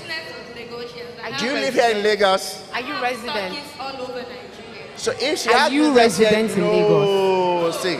Okay. Residential permit in Lagos. You have what? Presidential permit. So her lastra. Oh, She has residential her permit. lastra. Do you have your lastra? Okay, let me just tell you the conditions that you need to have. First of all, you have an NIN, which I believe everybody has. Then you must have a Lastra ID, which is free. And then you're qualified. All right, fantastic. Now, because my time is, thank you so much, because my time is fast spent, and I'm really sorry we can't take your questions. I'm really, really sorry. I would give opportunities for, okay, just you, 30 seconds. Literally. I'm not supposed to do this, just 30 seconds. And I'll use your question to take their closing remarks. Okay. Good morning, everybody. Good morning. My name is Adeteju, and I manage a printing and branding company. A what? A printing and branding company. Painting and branding. Printing. Oh, printing. Okay, printing. Yes, thank you. So my question is for LSETF. I've tried getting a loan with them, and I have done interviews, and at the tail end, I don't know what happened. I think there was a change in the leadership, and then it didn't come true. Okay. But then my main question is this. It's good to have a great business plan and then want finance for that. But beyond that, some of us do contracts, and then we need finance for our POs. We could have a large PO you want to finance. There are certain organizations that will give you a percentage as upfront, while some don't give at all. You need to wait for 30 days, some 60 days, some 72 days, as the case may be with the organization you're working with. So if you have a PO with a reputable organization, can one walk into LSETF with maybe a track record of what you've been doing with that organization, and will the organization finance such POs for us? Right. So what you're asking for is invoice financing, Yes. right? So at the moment we don't. However, we've actually just started this year to partner with an organization to initiate invoice financing. So that should be coming on later on this year. Thank you. All right. Now, I have to take closing remarks because of time. Our time is fast spent. So I will start from Iyaloja. Iyaloja, you gave us a very fantastic pitch. And I'm very happy. Me, I'm coming to see you in the market. Don't worry. You are welcome. Tell us your closing remarks, your bye-bye message. What do you want to tell them? How can you take businesses here, put them on your platform, and take them to the rest of Nigeria and the world? Conclusion. That is fantastic. I'm happy to receive this type of offer. And I'm sure that you are going to open the platform. Yes. You must create the platform. Yes. And put all market people on the platform. Fantastic. Yes. So we are going to connect. You see, when it comes to business, it is market. Whether you do it in office or you do it in shop, in the market, or absolutely. you do it in 10-story or in the full AC like this, or in the hot sun, you are in the market. Yes. You are a marketer. There's no how you can remove market from business. This is business we are doing. So we need to connect. We need to have to link. We need to let know who is doing business, and we are not playing here. Since yesterday, we are in serious business in this place. Thank you. So we need to connect. Yes. We need to connect. Yes, we and will. let's know each other more. Yes. And let's do the business full time. Yes. And let all the people that is business people know each other. Fantastic. Let's know ourselves. Let's know how we do. Let's know how we go about business. Yes. And there's no small money in business. Yes. Not too much money in business. Yes. Business is money, and money is business. Fantastic. So you heard me. I gave some of you some ideas that you need to pay royalty for. Sit down with her. She will take you around the market. Ma, closing remarks in 1 minute. Okay. What are you pitching? I'm really excited to see so many women in the room. Can we give ourselves a round of applause? Fantastic. Women are taking over. Fantastic. Yes, there are more women. I think for us at LSCTF and myself, I always say to people, whatever you're doing, make sure you're adding value.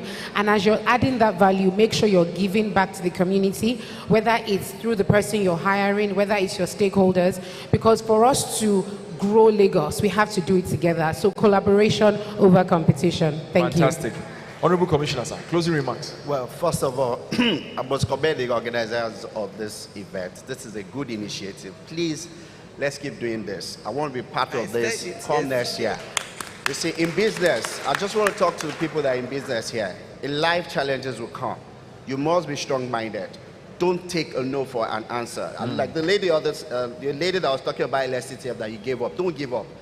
Look, in life, always be positive.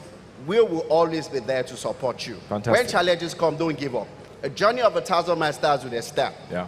Even your perfection, people will still talk you down. They'll say you're not doing enough. So don't give up. Once you have that spirit of I'm going somewhere and I'm going to achieve this thing, you'll surely achieve it. That is one thing, as a business person, as a trade person, this is what you should have at the back of your mind. Yeah. And looking for a solution will surely come.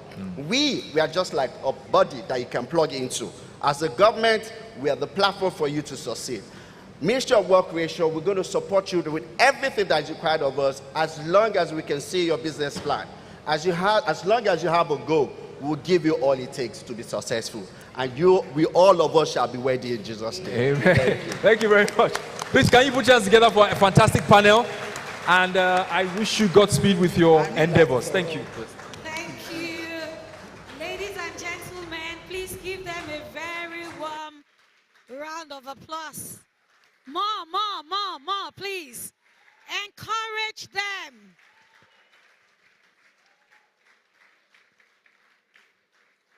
Dr. Ian, do you want to join the photos?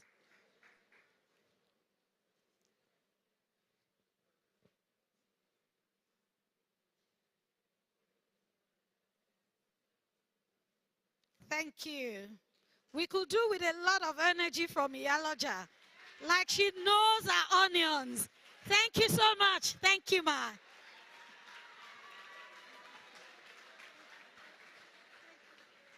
All right. Ladies and gentlemen, you will agree with me that the Science of Trade Conference has been a full experience. Can I get a yeah? We have had very deep conversations, enriching content, collaborative opportunities, connections, creme de la creme speakers, right? And of course, capital conversations, and finally, coffee and cookies. I just gave you 7 C's that we have enjoyed since we started yesterday. But we are going to one of the most important sessions of this conference, and I need you to be very attentive. Very attentive, just eyes on the stage. The things you'll be hearing now will revolutionize your business this year, next year, this decade, next decade. We're excited and very privileged to have in our midst the U.S. Consul General of Lagos. And I'm going to bring him up right now to give a keynote on leveraging the African Growth Opportunity Act, AGOA, for market access and growth. Ladies and gentlemen, please welcome Mr. Will Stevens. Thank you.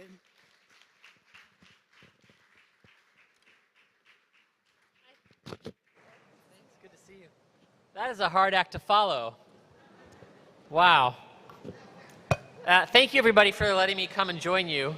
It is awesome to be here. Inya and I have been talking about doing this since my first week in Nigeria, when I told her that Nigeria was not using AGOA and that they needed to do better. And she said, I can fix that. And she did. So let's all give a big hand to Inya and the team from Ascend for having the vision to bring us all here together today, and for never giving up in the face of often difficult barriers. That's one of the things I want to talk today about is barriers. Because most of you probably don't know this, but there are almost no barriers for your exports to the United States. Right? AGOA, the African Growth and Opportunity Act, gives duty-free access to US markets for goods from African countries, 6,800 different categories of goods. And as I told Inya 2 years ago, despite the size of Nigeria's economy and the diversity of your economy, your exports to the United States are not diversified. So you all know this because you're Nigerians, but when I meet Americans, I always tell them about Nigeria's GDP. Let's see how well you know this. I'm going to have you raise your hands. Raise your hand if you think that oil and gas accounts for more than 20% of Nigeria's GDP. Raise your hands high. Okay. 10% of Nigeria's GDP. Keep them up. If it accounts for more than 10% of Nigeria's GDP. Less than 10% of Nigeria's GDP, raise your hands. Okay, the people who have their hands up right now are correct. Oil and gas accounts for less than 7% of Nigeria's GDP. What's over 20%? Let's raise your hands. Agriculture, over 20%? Up, it's true. Information and communications and technology, over 20%?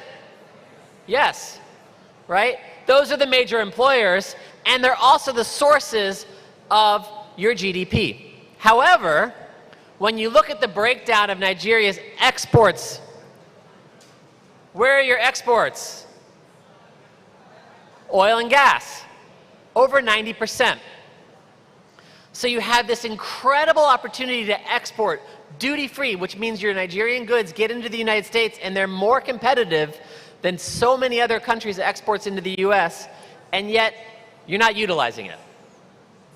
Right? You're not getting your goods into market. Now you are utilizing it. There are some great companies. In fact, I'm skipping an event right now that's happening at the port right now that is sending a wonderful group of agricultural products directly to the US market to go on US shelves.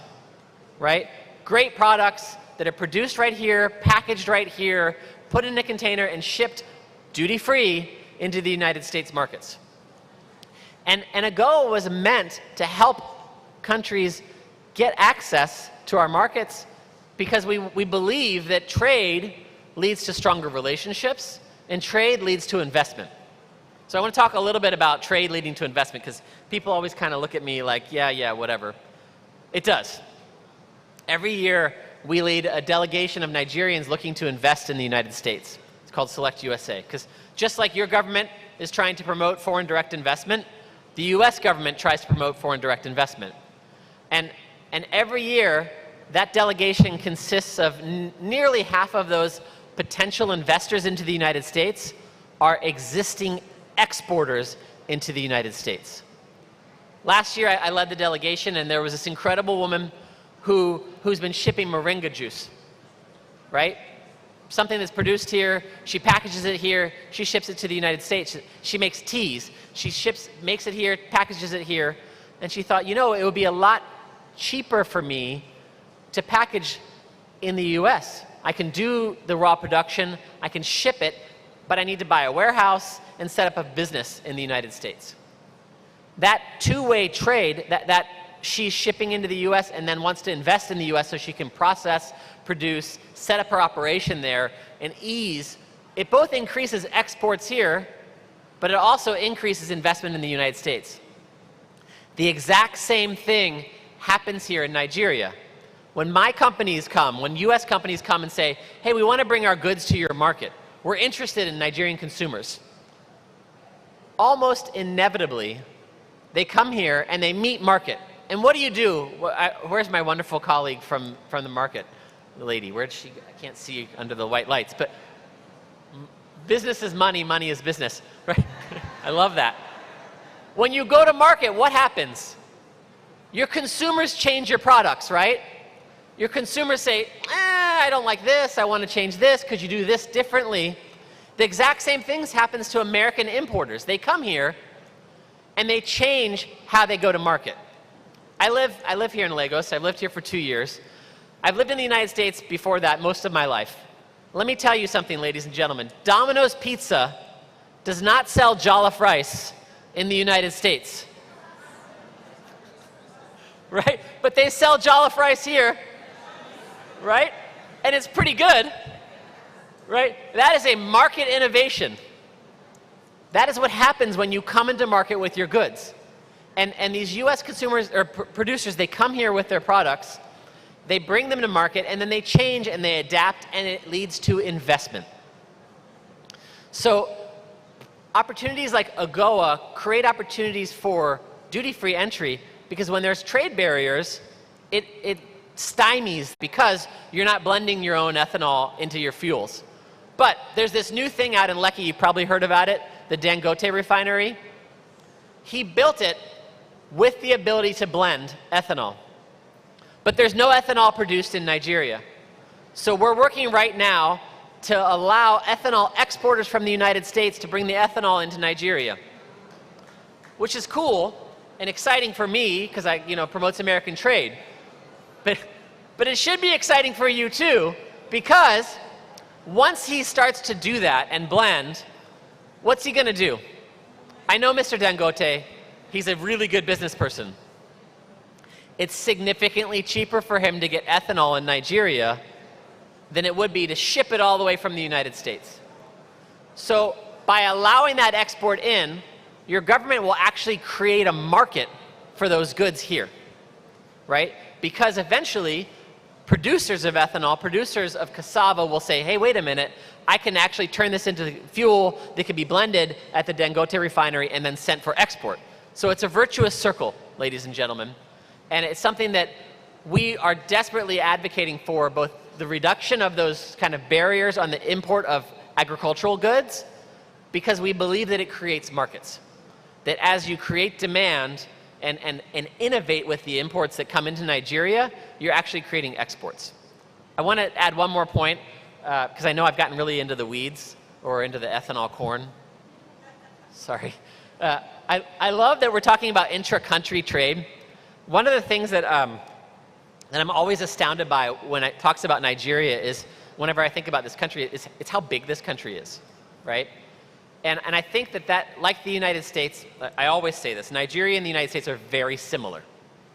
Two very large, very diverse countries with strong democracies, which means we make a lot of compromises for one another at the national level.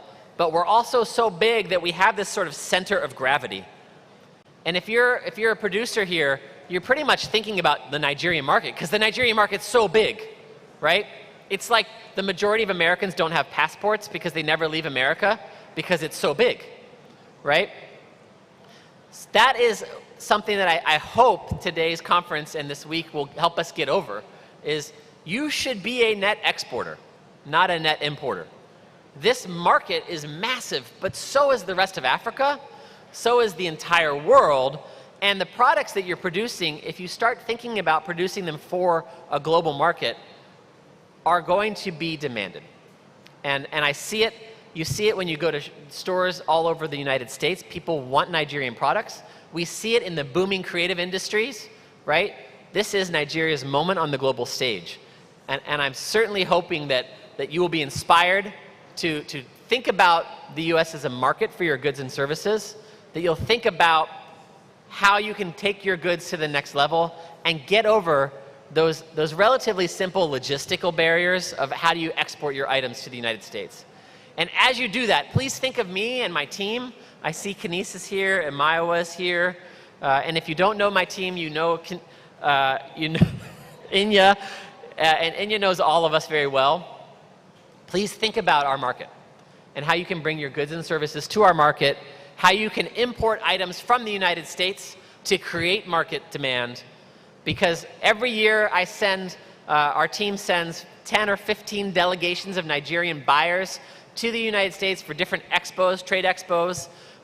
We also send delegations. The woman who's packaging up her goods is going to the Fancy Foods exhibition in New York in just a few weeks. We're trying to grow our trade.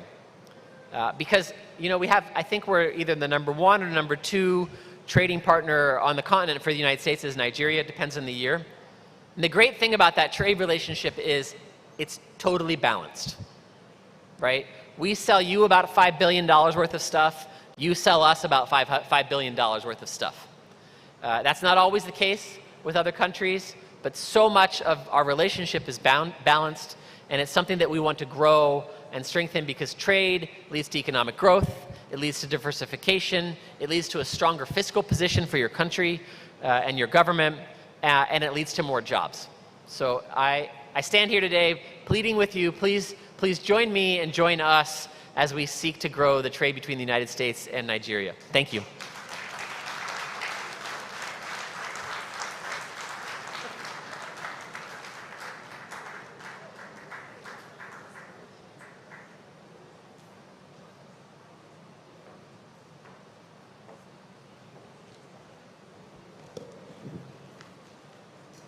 Thank you so much for that brilliant keynote speech. About 2 years ago, I participated in the Select USA conference as an alumna of the Academy for Women Entrepreneurs. How many of us are aware? Yeah. These are some of the opportunities available for us, you know, to go to the US to get to know how, of course, trade and investments are being done. So this is not audio. This is actually very real and very accessible. And because you have been a part of the Science of Trade conference, you will get more information about these opportunities when they occur. I took a few notes from that keynote. Be more of an exporter than an importer. We need to push our products out there, and especially to the US. All right, thank you so much. A round of applause for the Consul General. Very quickly, I'm going to be inviting to the stage for just a very punchy talk, one of our main sponsors for this conference. Now, all of the things that you have seen, all of the things that you continue to enjoy would not have been possible without the sponsorship of the Venture Garden Group. Before I call him all, please let's celebrate them once again for the support. Of course, we appreciate all our partners. We appreciate the US consulate as well. But VGG has played a major role in bringing this program to reality. Welcome with me, the co-founder of the Venture Garden Group, Mr. Bumi Akin-Yemiju, for a brief speech. Thank you.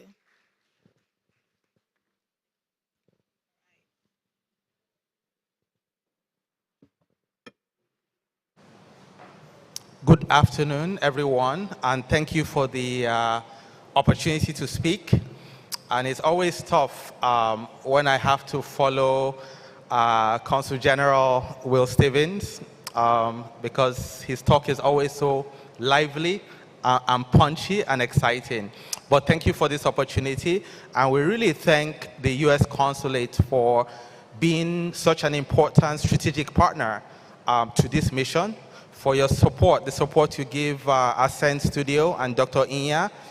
We're so proud of you, Dr. Inya, and everything you do. This is incredible.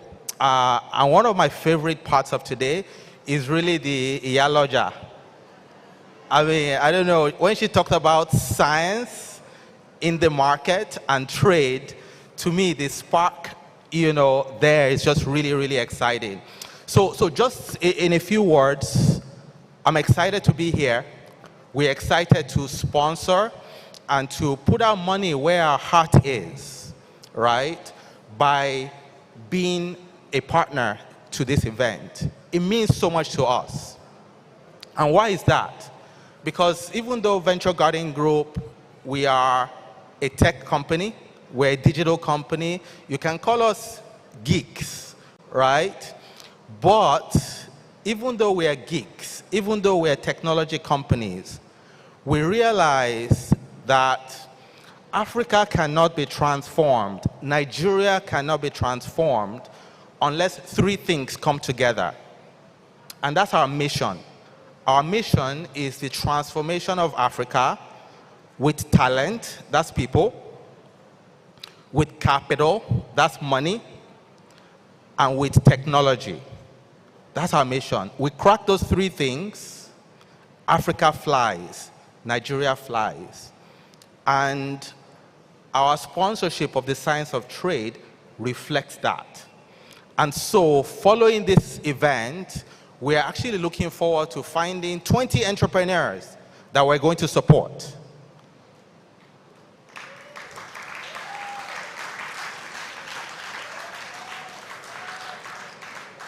And I think just coming from the speech from the Consular General, think about America, AGOA as an opportunity. Think about the Africa Free Trade Continental Agreement as a massive opportunity. Think about intra-Nigeria trade as an opportunity. For us, the role we want to play is how can technology be an enabler? How can access to capital be an enabler, right? And how can the concept of just bringing people together like this be an enabler? And that's why we built Vibranium Valley. Vibranium Valley is where we bring people together. The US government, the US consulate is part of Vibranium Valley, and by bringing people together, magic happens. So I'm also going to use this opportunity to announce that we're actually planning to launch 2 trade hubs, one in Washington, D.C., another in Houston.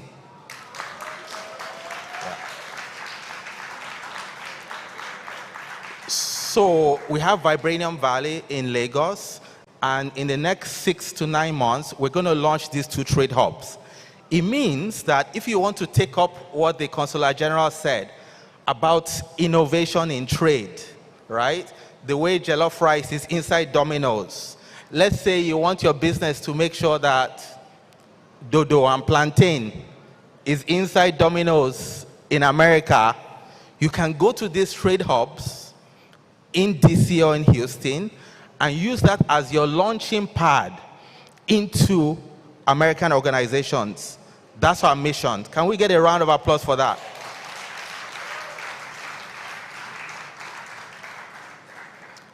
And lastly, the partnership with the American Consulate, the partnership with Ascend Studio is not just science of trade. It started with Global Tech Africa, right? It started with the Africa Creative Market. So with Africa Creative Market, you have Afrobeat, you have Nollywood, you have short films coming out, you have all these skits on YouTube, all these skits on Netflix and everything like that. But how do we make sure that all of that creation can be distributed globally in the creative market? You have fintechs, you have AI companies, you have companies in the digital space. How do we use the Global Tech Africa as a launch pad to allow all of this innovation to be sold globally And you know the best part is that if you actually create these things in Nigeria and you export it to the world, do you know the magic with that? The magic is that anytime devaluation happens, you will be clapping because you are making more naira, because you're making dollars and your income becomes stronger every time devaluation happens. Can you imagine that? Paradigm shift. And I think that's the opportunity, before us. So really excited to partner with all of you. Really excited to find the 20 entrepreneurs from here that we're going to back. And thank you very much.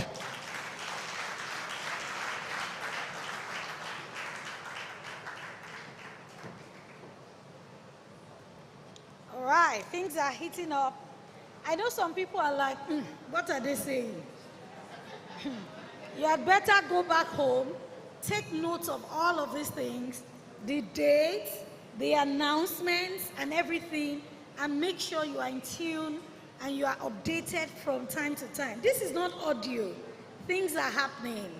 And it starts from having the right knowledge and information and awareness.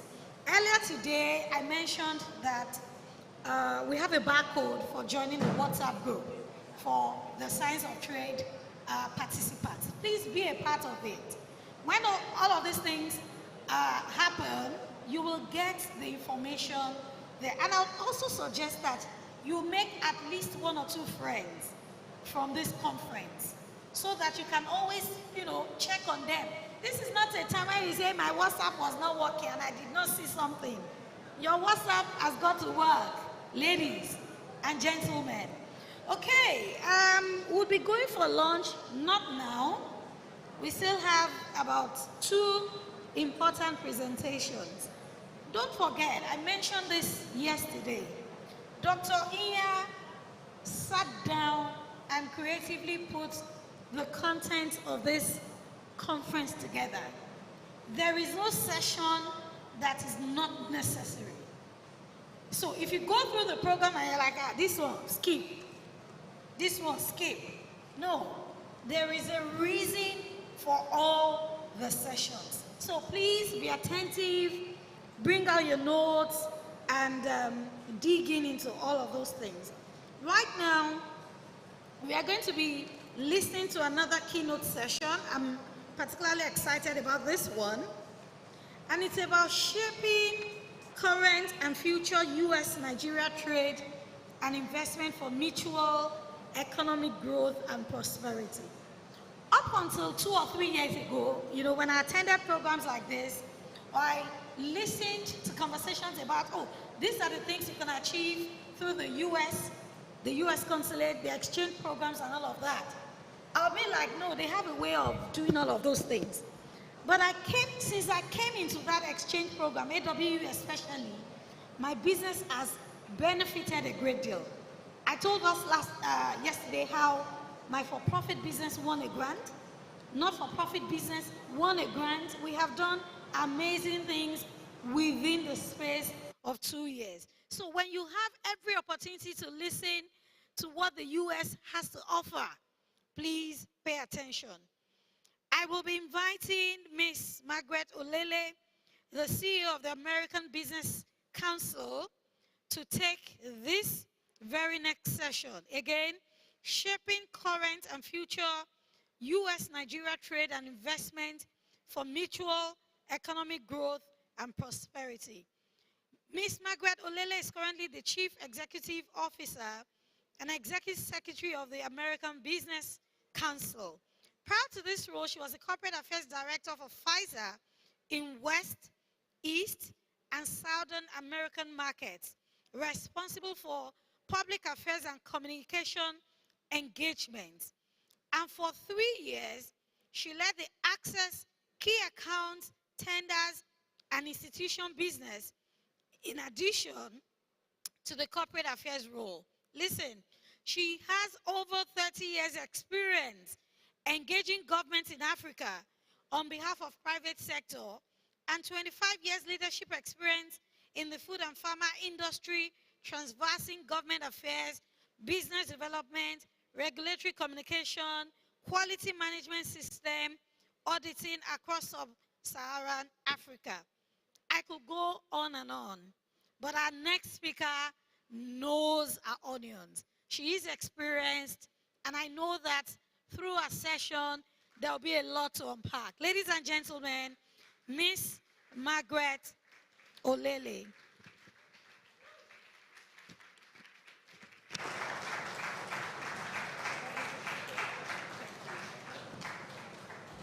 Thank you so much. It's great to be here. When Inya told me about the science of trade, I said to her, I don't really think in science, I think in storytelling. But I'm going to sprinkle as much as possible some figures and some notes that, would speak to this area. But, at the end of it, where it's also a very long topic about the current and future relationships, right, between the US and Nigeria in terms of trade and investment. And so I look at it and I said, how do we see this relationship? Usually when we have like talking points, the first thing we say is when we're engaging stakeholders, that the US is a natural trading partner to Nigeria. It's said as a talking point, but that the reality is that this is the truth. It is the truth because there are a lot of, like Will said, we have a lot of synergies.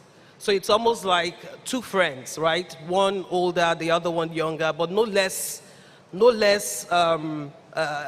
inferior. And so they're working together, they're thinking, and obviously the older one has seen a lot of things, has seen a lot of experiences, but the young one is also sharing new experiences and is able to come out through critical ideas, to see how to move forward. So this is really how I see our relationship. So the relationship between two friends that's ongoing. And so what really is the attraction? Because if you have a friend, you have to be attracted. There must be something. You don't just go ahead and have a friend. We have mutual connections. And one of them, obviously, is the fact that yes, we have 25 years of uninterrupted democracy. We always see the U.S. as a bastion of the democratic institution where democratic institutions work. And so we have, some people say wobbling and fumbling, but we are getting there. We have 25 years of uninterrupted democracy, right? And then in addition to that, Nigeria remains, in spite of all the convolutions that people talk about, we remain very attractive in terms of the consumer base that we have. The population that remain 1/6 of the population, the total population in Africa. So 1/6, which means that 1 out of every 6 Africans you meet would be a Nigerian. So it tells a story of what we are and what we represent. And knowing full well that we have that, we should know that this is something that we have in terms of the play we have. Overall, and depending on the year, I think Will had mentioned, we had like about 10 billion in terms of trading. I think that was about 2022 stats, going across these two countries. But in fact, we have countries or we have companies that have stayed in Nigeria before the independence of this country. Companies like Coca-Cola, as an example, have been here since 1951. So in terms of those relationships, in terms of what makes us attractive, it's important to note that, this relationship would continue to exist. And yes, we also mentioned what are those areas of trade that have been of interest. One of those areas have been obviously oil and gas. We've been in that business before, ag. And then obviously from the other side, from the US side, we have things like the wheat, we've had, yes, those things have been happening, and those kinds of trades. We have agriculture, but it's still like, just a drop in the ocean. There are opportunities for us to, tap into that. And so the question would be, what next? How do we leverage the opportunities? They've talked about AGOA, the fact that, even though we are leveraging it now, but, we need to do more. She was in the, she had a conversation with the president of Kenya talking about Africa. But like I said, if you are talking about Africa, and we are 1/6 of that market, of that continent, then you are really talking about us. And she said that, there are areas that we need areas of focus. And those areas of focus remain things like the youth, innovation, and women. This is where the direction is going. So what are those areas of concern? You're going to be seeing a lot in those areas. And so how do we tap into these opportunities? How do we tap into this? Obviously, we've heard about the creative sector. We know that, the creative sector, when it's critical areas of which agriculture and all, what are those policies that we need to advocate? Because you see, we can talk about trade and investment from now to tomorrow. If we don't have the enabling environment, if we don't have enabling environment based on the policies, the regulations that can make this happen at both ends, then it's not going to happen. So we need to know that. So what are those? Then it's not going to happen. So we need to know that. So what are those areas? And then, more importantly, the jollof rice triggered another thing, and that's the opportunity around franchising that has never been mentioned in a very long time. Now, a lot of us here probably have businesses that we want to expand. Maybe we want to even have branches and all. And the question is, why do you really need to have a branch? Can't you leverage on the opportunities around franchising? Around the 1990s, we started seeing, and 2000s, we started seeing a lot of food franchises, US franchises, coming into Nigeria, the KFCs of the world, the Burger Kings of the world. Who says that we don't have enough that can take us out there, that we can leverage franchising to move our products in a way that makes sense into the US? I would leave this as a way to kind of marinate our brains while we are thinking about, what the opportunities are, the immense opportunities, and perhaps end with what Kamala Harris said. She was speaking frankly, and she said, and everywhere you have Africa, I'll put Nigeria. She said, I strongly believe that we are at the moment where we should revisit and upgrade and update the narrative of the relationship between the United States, and I would say, she said the continent of Africa, but I would say Nigeria. And when you think about the continent, the median age is 19 years. It is predicted that by 2015, 1 in 4 people occupying space on Mother Earth will be on the continent of Africa. And in this case, 1 in 24 people on Mother Earth will be Nigerians in 2050. That is the reality, right? And so, if that is so, I think it's from this perspective that we should rightly begin to think that the future is in the continent of Africa. The future is in the country Nigeria. Yes, I would think, and I will speak very candidly here, that we have to revisit and revise the narrative around the relationship in a way that appreciates the role of the United States, which should not be the one of benevolence in terms of relationship, but it should be the one of partnership. And simply put, it's not about aid, but about investment. Thank you very much.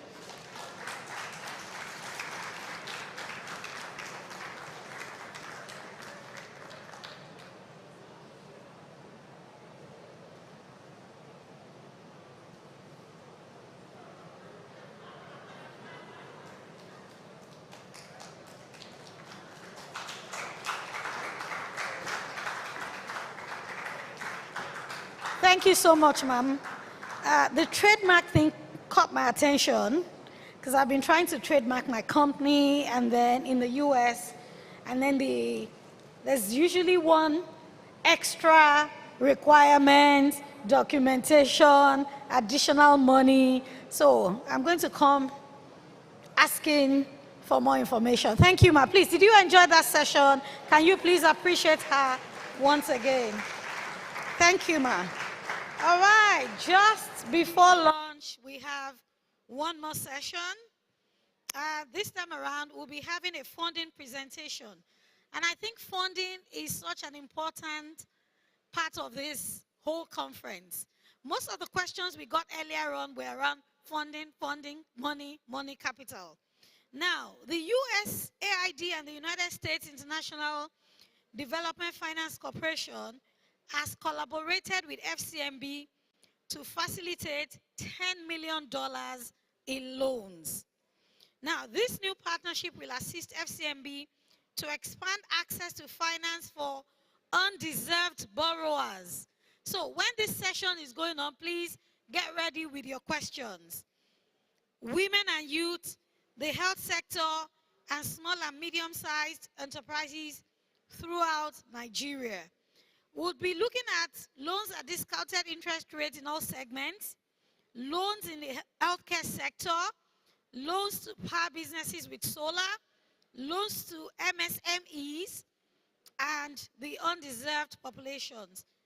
I'll be calling on Olubunmi Smith, the Head International Funding and DFTs from FCMB. Thank you.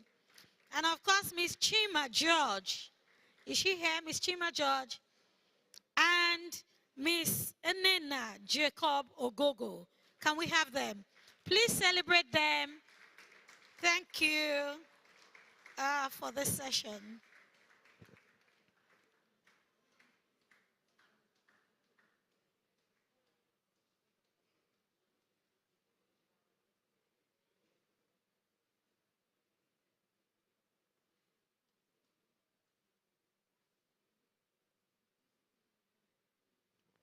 All right, thank you.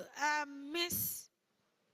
Inena will make a presentation, and then we can go into the conversation. Thank you.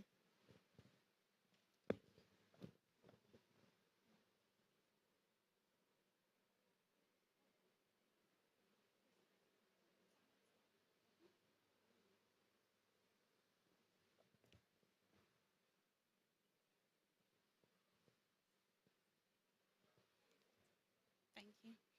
Good afternoon, everyone. Permit me to sit down.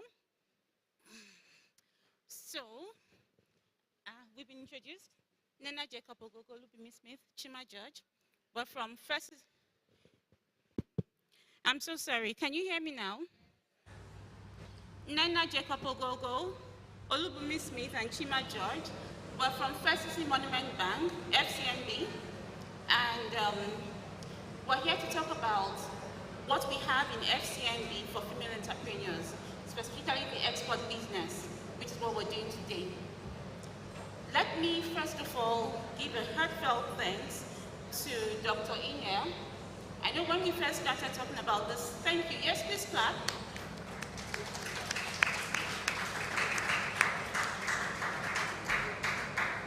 So when we started talking about this program, first of all, and that was from my colleague, Omi Smith, I guess in my mind it was more of an everyday sponsorship, right? However, I was here yesterday, and honestly, I have to say I was completely blown away. I stayed for some of the sessions, and the kind of value that was impacted at the sessions yesterday and today as well is something I haven't seen in a long time. Yes. So for me, this is not about just, for us in FCMB, this is not about just talking the talk. It's really more about walking and talking the talk, yes. So she's putting her money where her mouth is. And this has been an absolutely excellent session in terms of yesterday and today. And that's why I think for FCMB, we're completely honored to be able to say that we're a part of this session. And honestly, she had assured me that next year, she had assured us that next year is going to be much more than, and Dr. Ini, I'm not too sure how you're going to make next year better than this year. But in the short time I've known you, and with what we've seen, yesterday and today, I absolutely believe that next year will be much better than this year in terms of impacts and everything. So we're going to go, we don't have much time. We're going to go right into the session. what we're here to do today is to sort of, so in the sessions that we've had since yesterday, a lot of us have learned a lot about exporting our business, our goods and services, because yesterday we also talked about services, right? Now, in terms of that, quite a number of the things that restrict us from doing that, we talk about lack of finance, right? So I was so glad to listen to the LSETF lady, and it sort of resonated with what we do in FCNB, because the reason why we have the women's desk in FCNB, and for those of us that don't know, we call it She Ventures. So She Ventures is FCNB's business proposition for female entrepreneurs, right? And we're built on 4 pillars. So we talk about access to finance. We've talked about that today. We talk about access to knowledge. So that's the business sessions. We do capacity building, mentorship sessions, and accelerators. We also talk about access to networks. And that's sort of like this kind of sessions, right? And then we talk about access to mentorship. So finance, knowledge, networks, and markets. So for us, one of the reasons why we keyed in immediately to Dr. Nya's vision was in terms of access to markets. Because but when you talk about access to markets, so eventually when you have trained the female entrepreneur, you have financed her, and my colleague Bomi will talk about financing, and my colleague Chima George will talk about one of the major restrictions when it comes to business, doing business in the Nigerian land. And I'm not going to hog the microphone. I want, if you're okay with that, I want to talk about the 10 million finance that we have with the US government, right? Oh, okay. Let me see if this works better. Which is the healthcare, meaning that when we give out loans, when we provide services, we have sustainability, and now healthcare with the help of DFC. So with DFC's help, we have hospitals, but ancillary businesses. So if you own a pharmacy, if you provide oxygen, if you help in the logistics, or you're involved with the value chain of healthcare, or you might even have nutritional products that will help alleviate malnutrition in children especially, you can have access to funding from FCMB. Indeed, we've set up a desk in FCMB specifically for the healthcare sector. And fortunately, the pricing is even a little bit skewed to the advantage of women. So if you're a woman and you're in this space, then there's a possibility that you could qualify for a loan from FCMB for the healthcare sector. So how do you get access to this loan? You start by walking into an FCMB branch and opening an account. After you've done this, of course, you'll be linked to a relationship manager who will then guide you through the process of what you need to do to access this funding. So I'll stop here to take any questions or pass the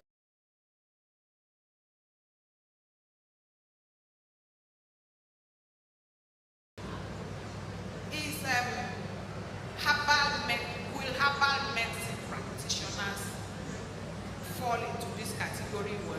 2, yesterday they told us that we could go to your stand to ask questions. And I did earlier this morning.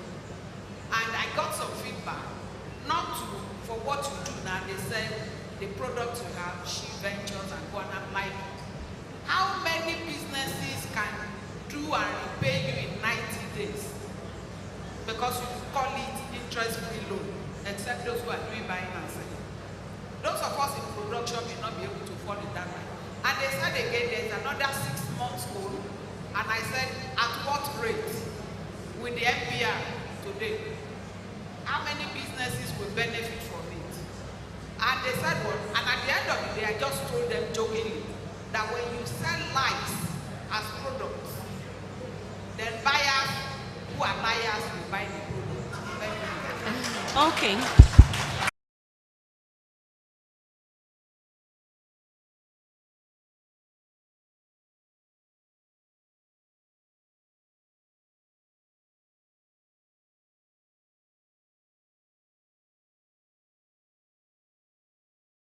interest rate, right?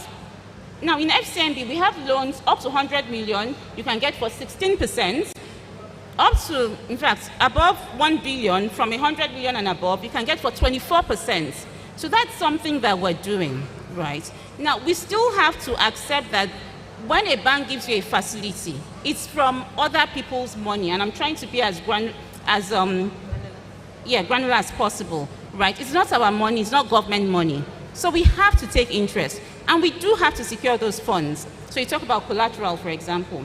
But what we've also gone ahead to do is and I set up truthfully is that FCMB as a bank actually has a passion for female entrepreneurs.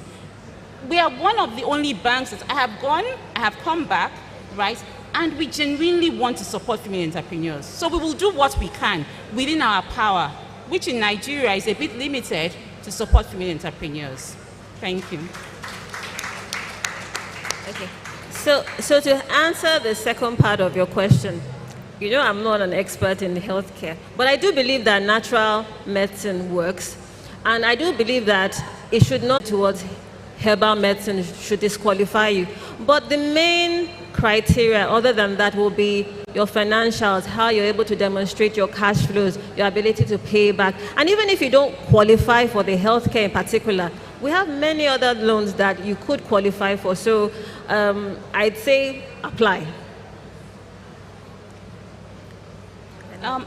Thank you. Apply. So for Chima, you wanted to, why Chima is here today, what you wanted to talk about is one of the pain points, right, you said for female entrepreneurs, for entrepreneurs generally in Nigeria, is infrastructure. So Chima wants to speak to us about that, how we can use FCMB to sort of just fix that pain point in our business. Okay, so thank you very much. Good afternoon, everyone. Happy to be here. I'm Chima George, and I head the Renewable Energy Department in FCMB. What we do basically is we give out facilities to SMEs for energy, for solar power. Now we have seen in recent time, we've seen with both the increase in fuel prices, and we've seen also the increase in tariffs. So people on band A, we've had instances of, obviously everybody's facing these instances. So you have people that have been paying maybe 20,000 a month for your light, and you're now paying 60,000 or 80,000. So it keeps going up. But what we see is that as SMEs, one of the largest cost or expense we have is energy. And we've been able to model an affordable loan for individuals to take. Before I delve more in that, I also want to speak on, just to give the lady that spoke comfort on how the bank works. So we work with schemes, we work with partnerships, and we work with products. So when I say schemes, for example, we have the She Ventures Zero Interest Loan, which is a scheme and a product for people to get access to financing in a shorter approval period. For energy, for example, we have the mini-grids, we have interconnected mini-grids, then we have the energy loan, which I'll be speaking more to. For partnerships, partnerships are very important to us. Why? Because partnerships is the only way we can achieve sustainability, which is our main goal and impact, and also create more impact. We have noticed that with these jumping MPRs or escalating MPRs, it is key to rely on partnerships in order to serve our SMEs and our customers better. What do I mean by that? We have investors stroke intervention funds from development organizations. It can come as intervention fund, as a line of credit for on-lending, or it can even come as guarantees, which we also have with DFC. Now, what these guarantees do is that it helps to reduce collateral. So for SMEs that don't have enough capital and collateral, these guarantees take up a portion of 50 to 70% of that collateral, making people able to lend, or making us lend to SMEs that are not very big. And that's why we have funds, cheaper funds below 20 for not only women, but also for energy. So you can come to us. We have the energy loan. The energy loan is our new product, the digital loan. It has a short approval period. And we're working with trusted vendors who will be in charge of installation of the equipment. Now, this loan is from about 300,000 to 10 million naira, and it's for 2 years. So we'll be very happy to answer further questions on it if you're interested in it. I think it's not if you're interested in it. With the reality on ground, you cannot survive in Nigeria now without a hybrid power system. It's impossible. And you cannot totally rely on diesel, on petrol, because you now have petrol prices increase, you have tariffs increase. So you now have to start looking for a hybrid. So that's why we're now offering the solar energy loans from 300,000 naira to up to 10 million. And all you need is, we just need to check your annual income. So 20% of your annual income will now give you the eligibility of how much you're able to access of the 10 million. And that is just the criteria. It's a very easy loan, and you don't need so much, no collateral is required. We just require you to also put some skin and, try and put some investment down for that equipment. So we'll be happy to answer further questions on that. Thank you. Yeah, go ahead. Amen. Go ahead. Go ahead. Hello. Okay, so sorry, I actually have a comment. Let me just add something to what you just said about the solar infrastructure loan, which is good. I hear you say 10 million. Can you hear? Can you hear me? I heard you say 10 million. I run a solar company, and I know that when you say 10 million solar, we need to check the durability of that. Solar home systems. Yes, we need to check the durability. My advice, check the durability, because the truth is, real solar that will give people the kind of peace of mind they are looking for, you may need to scale up with what you're offering. That's the truth. Okay, so this is a pilot phase, and since I think we're one of the first banks that started investing in energy. We've done over 20 mini-grids. We understand the sector. So outside the product, we can still give you a loan up to 50, 100 million, depending on your capacity. I think we need to talk about that later. Yeah, so it's not peg. Yeah, the 10 million even those is... that have done it in Nigeria, so the 10 million... I am in the industry, it's my area. And no, I know that there's a lot of pushback right now from the people because of the realizations that is done. So we need to look into that. Okay, right. So the 10 million is a start. We are obviously going to increase on that. But you can still get a solar loan from us over 10 million. It's called commercial and industrial. So it can be 20 million, it can be 30 million, it can be 40 million. Mostly CNI is normally higher ticket sizes, 100 million or much higher. But it can be from 10 to 100. So we still offer the product. So be it the product for small systems, so that's below 10 kilowatts, and it also depends on the batteries. If we're looking at lithium batteries, it might go above that. So if it's above 10 million, we can still deal, and it's still the same interest rate, still the same benefits. It might just be some changes with the approval process. Yeah, hello everyone. I know I'm a man, obviously. But I'm just, I'd like to say that there's this slogan, FCMB. My bank and I. My bank and I. Yes. Bank with you guys for more than 20 years. But I can assure you, I think what you guys need to do is to, rather than have marketers who go around looking for bank to get more accounts, or actually probably having to ask more questions about where is your property located. I think you guys need to have a department that follows, that goes around meeting entrepreneurs, trying to find out what they do. Because most of us have accounts with different banks. So when you're asking us for collaterals, and when you, yes, we are calling your partners, but you see and know the transactions that have been happening in our accounts. We all have accounts. So when you ask us to provide our ancestors and provide Great ancestors. Sometimes it doesn't make sense to us. And don't get me wrong, I agree. You're doing it in good faith. But I think what bankers and what banks in Nigeria don't know. I don't think bankers, when they say SMEs, you have products. I don't think any bank has any product for SMEs. You guys aren't serious yet. When you're serious, we will know. We will know when you're serious. I'm saying this because if you want, just like there's this man, the Biloxi crackers. I heard when he went to banks, trying to find, I watched that on YouTube, and I couldn't, he found a bank in the US that was more interested in what his ideas, but the ones we have back home here are busy asking for where's your property situated at, what's the value.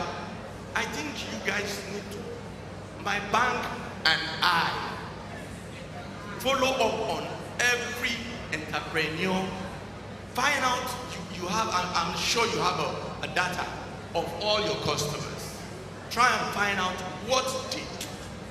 Visit their shops, their processing plants and all that. Try to get to know your customers, my bank and I think that's what you guys need to do.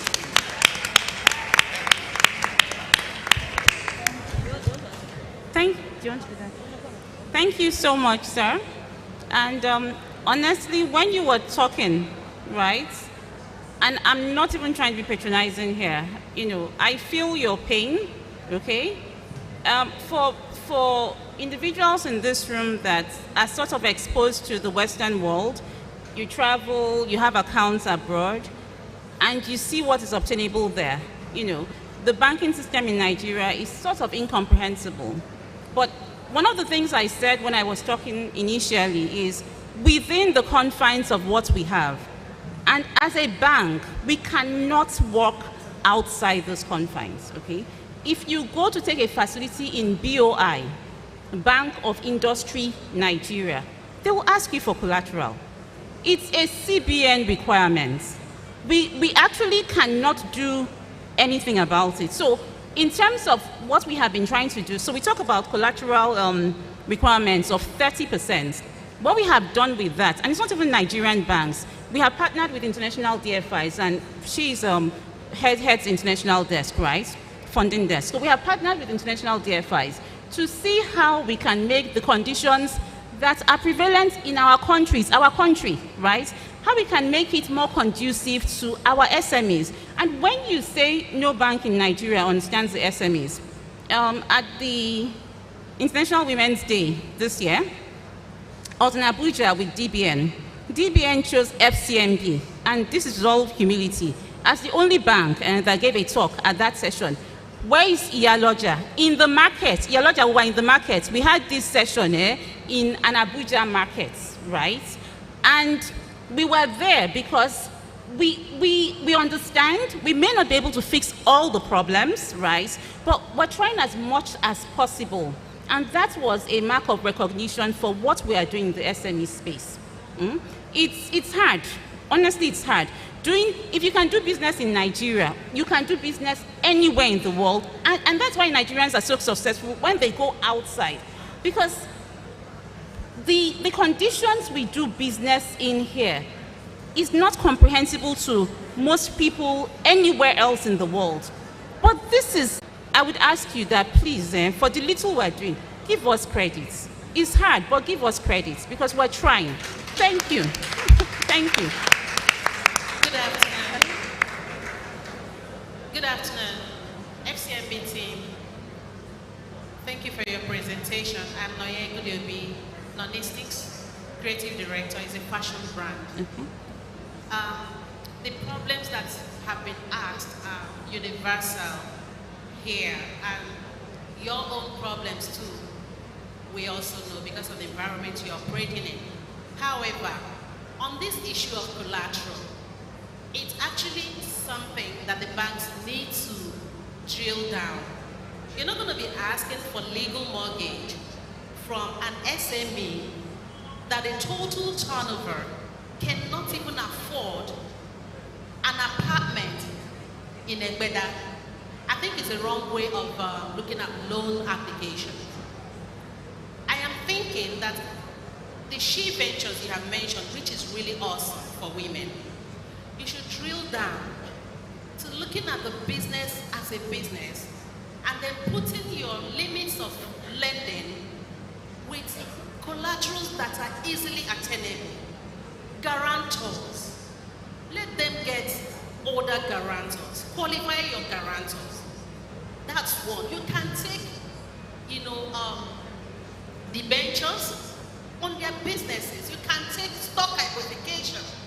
Many of them here are traders. Many of us, right? They have stock. Take stock hypothecation.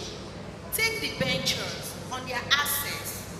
Those are non-cash collaterals, but are legally binding. And then it will make you as the bank to work. The challenge we are having in the banking industry supporting businesses is that we want to sit down in the office and do the work. I took a loan from a bank I'm not going to mention. It was easy. But I did the project, completed that whole project, none visited. I was the one begging the bank, can you come and see where your money is being put into? They never came. And imagine if I was a bad borrower. I could have diverted the money. And that's how bad loans occur. So let's leave the comfort of our offices and move to the businesses. There's a man that spoke before. Go there.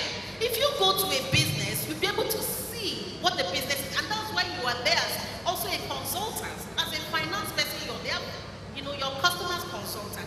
Because you could actually help the business stop an action that could derail your money you have put in the business.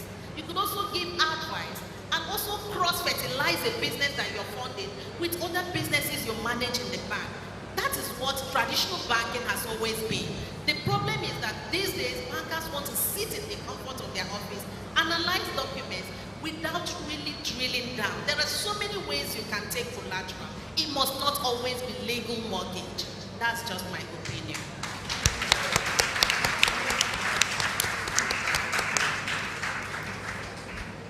Thank you very much. And I'm not going to try to respond to all the questions we have here. I have my notebook, so the reason I brought my notebook on the stage was so that we could take some of your points. And it's not as if we don't know these things. So we don't only take legal mortgage. We take stock. We do a lot of stock hypothecation in FCMB. We work with quite a number of the big manufacturing industries, and for their vendors, we actually do stock hypothecation. So that's not new. In fact, one of the products that we are about bringing out in FCMB is not just for stock hypothecation. I think a couple of years ago, we actually started doing all assets debenture. All asset debenture means that apart from legal mortgage, what you would do is everything that you have. So you're manufacturing firm, for example, you have machinery, you have stock, you have other things, right? We send in an auditor and they sort of just add up everything you have, and we use that as collateral. So these are some of the things we are exploring and we have explored. And hopefully, by the time we come here next year, we'll be able to give you some of our new products. But thank you very much.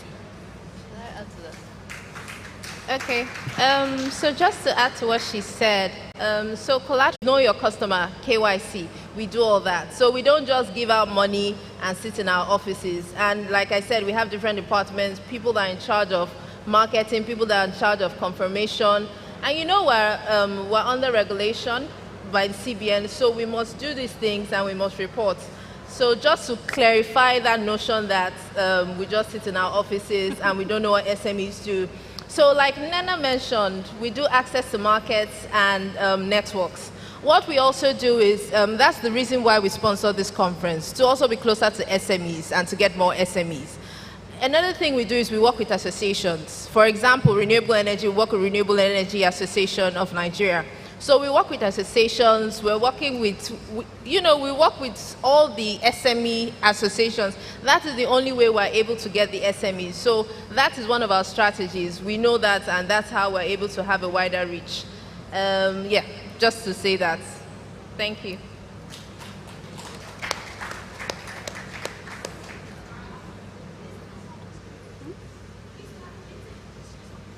If there are more questions, if not, you can save Can we us. take the final question, please? Any other person? Any more? All right, just one person. Okay, I'll take the two of you together. Now, please come. Two people only. And the three of you are together. So share your questions and combine them into two.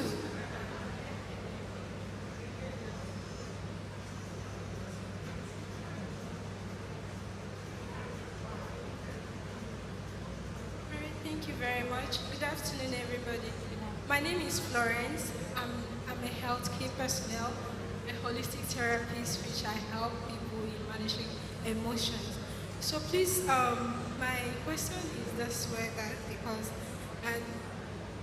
given that I'm running both commercial online health coaching and business as a charity, I help women in managing pain during menstrual cycle, and also sharing our sanitary pad to unprivileged women and girl child in slum area.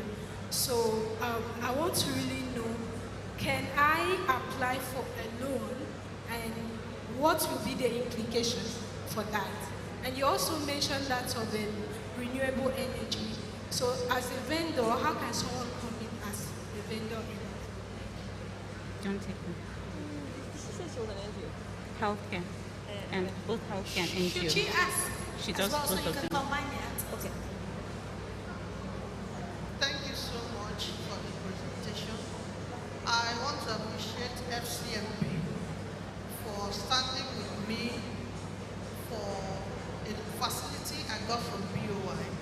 I got this facility from BOI and I needed a bank guarantee to secure that facility. And the banks I was banking with couldn't give me that. But I ran to FCMB and they gave me BG. So we're not all bad. Thank you. Yes. So now my question is on the solar energy. I'm into food processing and I need solar powered dryers. As you can see, the energy issues is not allowing us to do production with diesel anymore, especially dryers, because of the heavy consumption.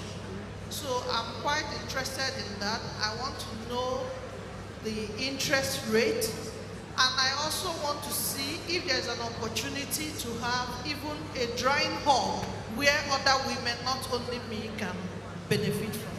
Thank you. Yes, sorry to come in. Drying is a major issue that leads to rejection of Nigerian products. Because we do a lot of sun drying to save energy, so the moisture level is usually high, and then there is contamination through the process of solar drying. So if we can have a massive hall like this in Lagos, and it's a drying hub for women, not just me, or maybe some women can own it together and it's solar power, that would be fantastic. Excellent. Thank you. Sorry, I have another thing. This woman was sitting with me and she didn't mention. She's taking care of children with special needs. She needs all the support, either from FCMB or anywhere. Children with autism and so many things, she can handle it. She didn't present it well. So please, she needs all the support. Thank you. So I'm going to make this really short. What I would suggest is that both of you see us individually so that we can appraise you as individuals. Our booth is just nearby because your peculiarities are different, you know. So after the program, you can just walk up to our stand and we'll discuss further. Brilliant. Sorry, she wants to check something. Just one last thing, and I really thank you, for bringing up the issue of the hub collaboration. So I was here yesterday, and what was that gentleman's name? He actually spoke to this, and the thing is that as a bank, so let's take FCMB as a bank, it may not be easy for us to say, okay, we actually have a hub one, that's for tech. That's for tech organizations, right? It's somewhere in Yaba. And what we do there is we try to do exactly what you said. So if you're in the tech space as a woman or a male business, you can come and have access to our facilities. But we cannot do that, and there's no bank, I think, that can do that in every aspect, in every segment, of the economy. So if, as manufacturers, individuals like you come together, so say 10, 15 people come together, 20, 30, and come to a bank and say, see, we want to set up a hub as big as this. It's going to cost 100 million, for example, and XYZ is what we're ready to put down. What can you do with us? That's something that we can look at, so which is why Bumi is saying, if you come, we can at least speak about this individually. But I think more of us really need to think about that collaborative effect, because in the economy that we live in, it may not be sustainable for every single individual that is doing drying, fashion, to set up things on their own. So those hubs, like LSETF spoke to as well, are extremely important. But it would also speak to us coming together to do the things that we're supposed to do. So thank you very much for that. Thank you so much. I think FCMB deserves a very big round of applause. I attended a program, FCMB gave out 5 million naira grants or something, way back. So I think your reputation precedes you. Well done. Thank you. Thank you so much. Ladies, please appreciate Miss Olubumi Smith, Miss Chima George, and Miss Nena Jacob Ogogo. Well done. I'm coming to join that photo. No, let them take their own first. Let me join too.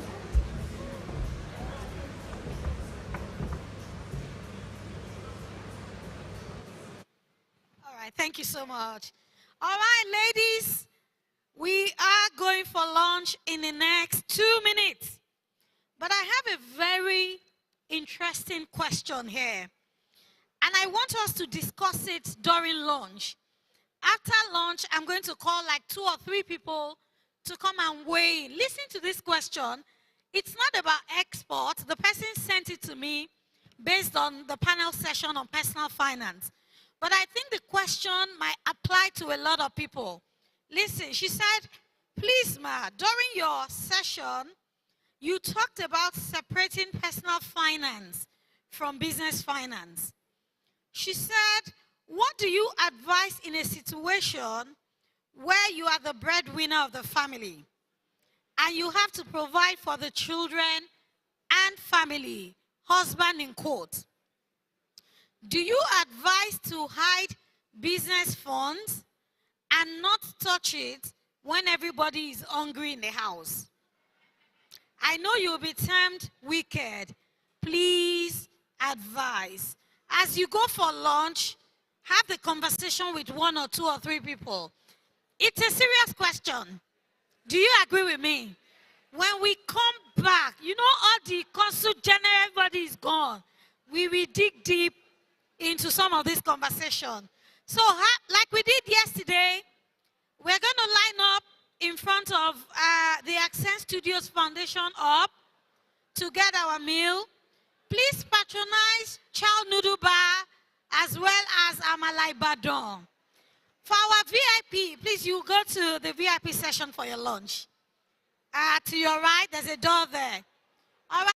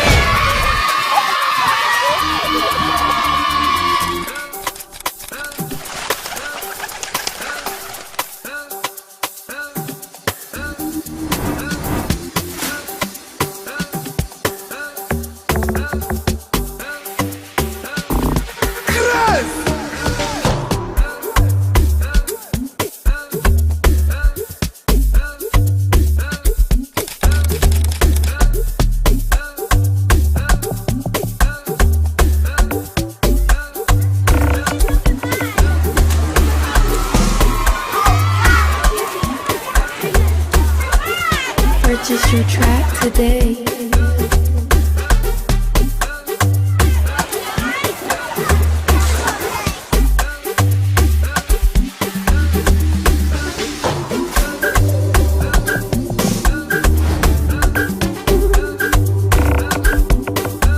I thank the organizer for what they have given me today, the gift they gave me today. May God Almighty bless them abundantly and refill their bosom in the name of Jesus.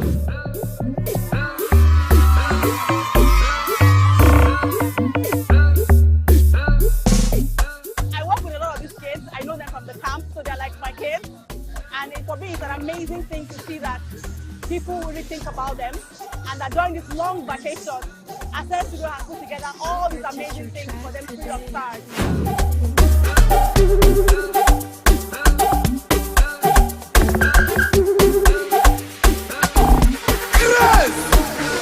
We are very grateful. Many people they don't want to see us close to them, but he took us as something. She invited us to come and rejoice together, and we are very grateful to see ourselves here.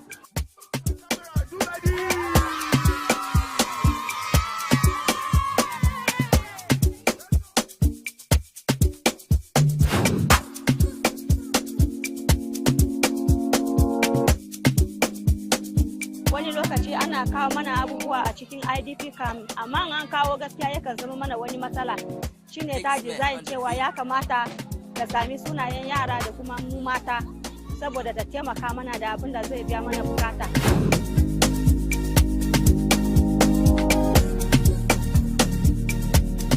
I'm really honored to be here to volunteer, and it's an exciting thing to see that the kids are happy and everyone is happy. I hope to do this again.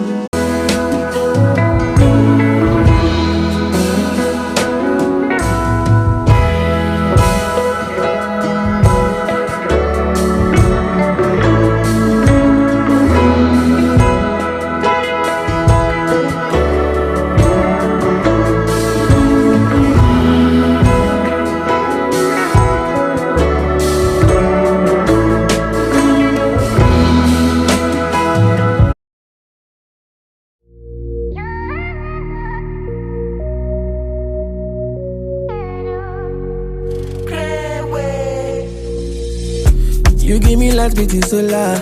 Can't feel your love taking over. On a good day, I be loner. See what you make me discover. Kelly, don't you?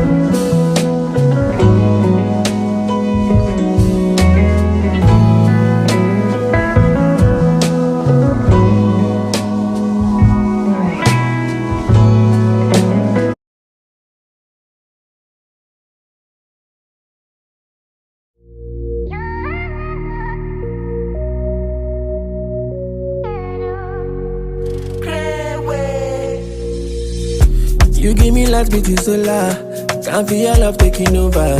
On a good day, I be loner. See what you make me discover. Kelly, don't change my persona. The revelation is in order. What we need are African solutions to global problems. We need to be talking about how we can bring the continent and the leading country in the continent, Nigeria, to build a better future together. We just feel so blessed to be standing here knowing that ACM 2023 is going to be bigger, better, richer. We must begin to tell our story ourselves and change that whole narrative. That is why we must all continue to invest in all of these platforms, as many as they come, to make sure that all of you in the creative market, all right, will be able to stand and compete with your peers and even do better than all of them everywhere in the world. All I know is that when I dig up, I hit and go. We're seeking to build a platform where people can learn, powered by technology and within the creative industry. And then we have one main conference where everyone who has gone through programs on that platform can come to, and that will then be our ACM. In the cross, color be their own, blood, did it on their own.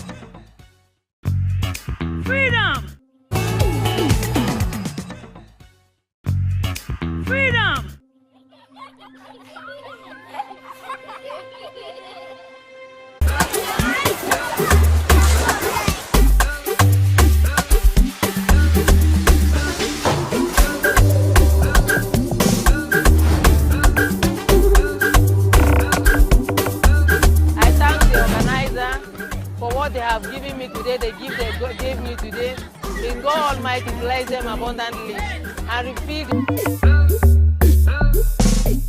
I work with a lot of these kids. I know them from the camp, so they're like my kids. And for me, it's an amazing thing to see that people really think about them, and that during this long vacation, ASF Cares has put together all these amazing things for them free of charge.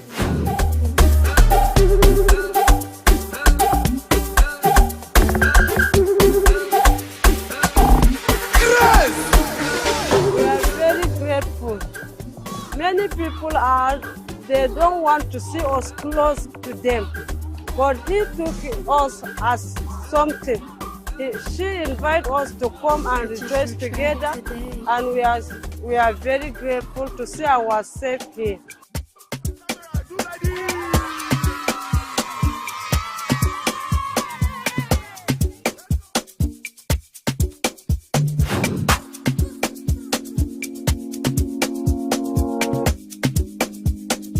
Wani lokaci ana kawo mana abubuwa a cikin IDP camp, amma an kawo gaskiya yakan zama mana wani matsala. Shine ta design cewa ya kamata ta sami sunayen yara da kuma mu mata saboda ta taimaka mana da abin da zai biya mana bukata.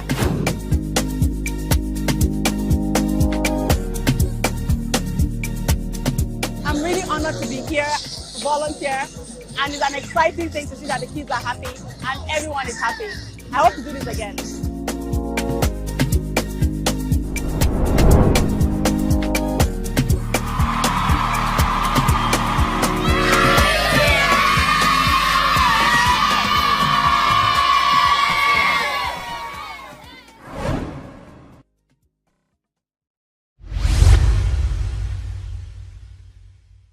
That's what creativity is. Creativity is freedom.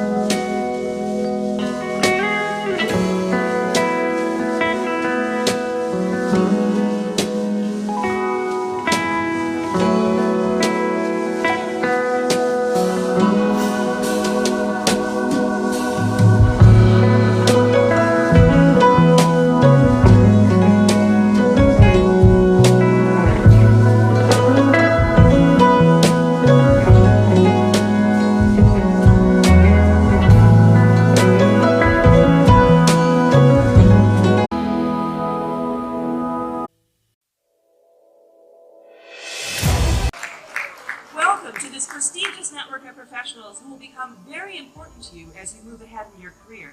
And again, congratulations, ladies. Thank you.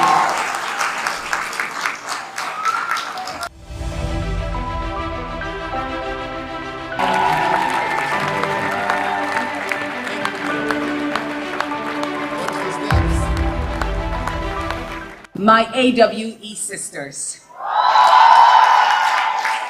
A very special thank you to the U.S. Embassy in Nigeria, the U.S. Consulate Lagos, and the Ascend Studios Foundation.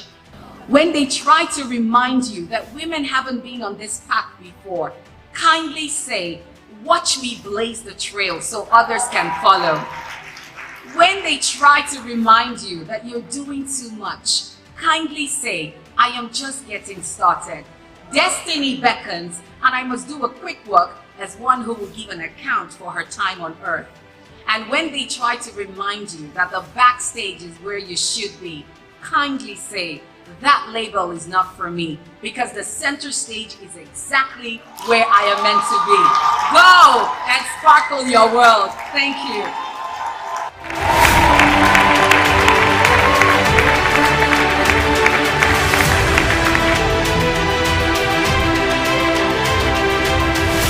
We're here today because we all dare to dream. If your dreams don't scare you, they're not big enough.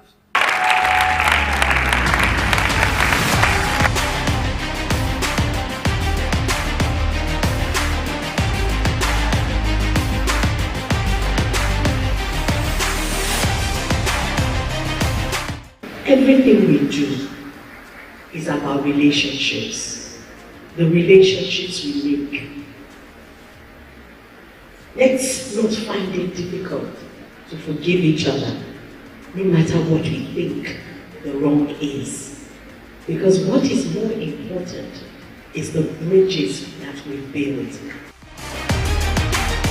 Get on the ladder, don't remove the ladder. Leave it there, stretch down the hand. God bless you.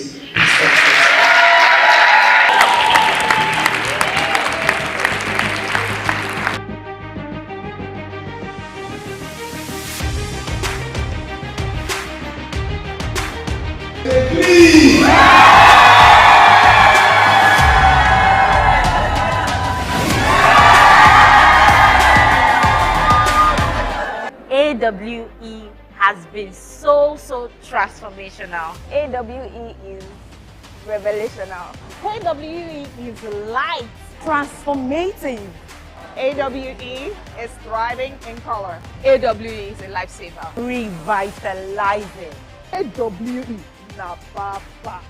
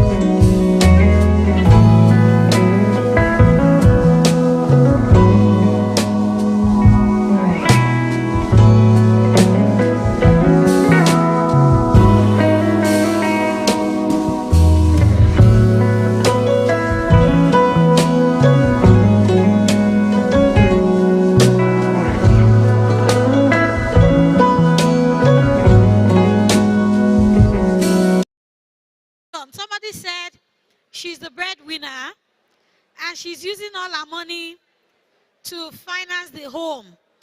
She was asking if she should start to hide the finances from her family, particularly her husband. I know there are men here, but I just need, just for us to settle into this conversation, I'll call the lady in front here, one person from here, one person. Can I see a hand? Yeah, that hand at the back. Yeah, that hand, come. You, please. The woman in yellow, and then the man, that's it. Please, I'm giving you 2 minutes, and I'm going to be holding the microphone. In fact, 2 minutes, 1 minute. Just go straight to the point. Please come. Let's settle in, ladies and gentlemen. All right, just 1 minute, please, just tell us what you think she should do. Okay. Hello, good afternoon, everyone. For the woman that said she is the breadwinner of the family, she's wondering if she should hide her finances from her husband. I'll say no. Instead, she should learn to pay herself salary based on her expenses that she's had before. She should have the record of an average of how much does she spend in a month. She should use that to arrange what she can earn for that month. And then she work towards earning that from her business as a salary. But you cannot be spending home front money in your business simply because you are a breadwinner. Being a breadwinner should even ginger you to work more in that your business so that you can make enough to pay yourself from your business. Thank you. Thank you. Okay, good afternoon. Good afternoon, everyone. To buttress what she had just said, actually, that's what I wanted to say. So it means every business owner, please pay yourself a salary. So she should have a salary account where she transfers her salary to. So the husband should know that this is my income for the month. And then she spends on that income she has paid herself. So business owners, you have your staff. Pay yourself first before you pay your staff. Thank you. I can still see that Amala is going on. I'm doing this quick session so that we can pack up our lunch and settle in. One house, so there's so much noise. So basically, I was going to say the same thing they've both said. But then the only difference is, I think that before she sets a salary for herself, she should look at the income of the company and also like take maybe 2 or 3 months to see her average expenses on the family so that she can use that to determine how much to pay herself every month so that she doesn't pay herself a certain salary and at the end of the day, she still needs to go back into that account. So she's sure of the average amount she spends every month, and then she sets that aside as a salary. That will help her have a proper financial statement. Thank you so much. There's so much noise. Oh. Are we all chatting about this question? Okay, thank you. All right. Yeah, business should not be emotional when you are dealing with business money. One thing I have to say is that your turnover is not your profit. There is difference between your turnover and your profit. The truth is just that a day will come that business will no longer be there, because if you continue to spend like that, you will spend even your capital, and at the end of the day, the family you thought you are even catering for, you will not even have anything to fend for them again. So the simple truth is that understand that all the money you garner in your business is not the total, is not your profit. So before you now overspend. So in simple terms, just like they said, pay yourself a salary, determine what is enough for you, and you just have to move on, because the business first, the business must survive first. So you have to think about that. Thank you. 1 minute. Okay, so I just want to give a practical step to take. I know that for me, I struggled with that when I started my business. And one of the things I did was to work backwards. So sit down, determine how much do I actually need to spend in a month. Say you come up with 50,000 naira, for instance. Then you need to know, okay, how much do I make on a product that I sell? So say the profit from that product is 1,000 naira. So that means that every month I have to ensure that I sell 50 of those products to be able to meet up with my quota. And that was how I worked towards starting to pay myself monthly. Thank you so much. Please, let's clap for all of them.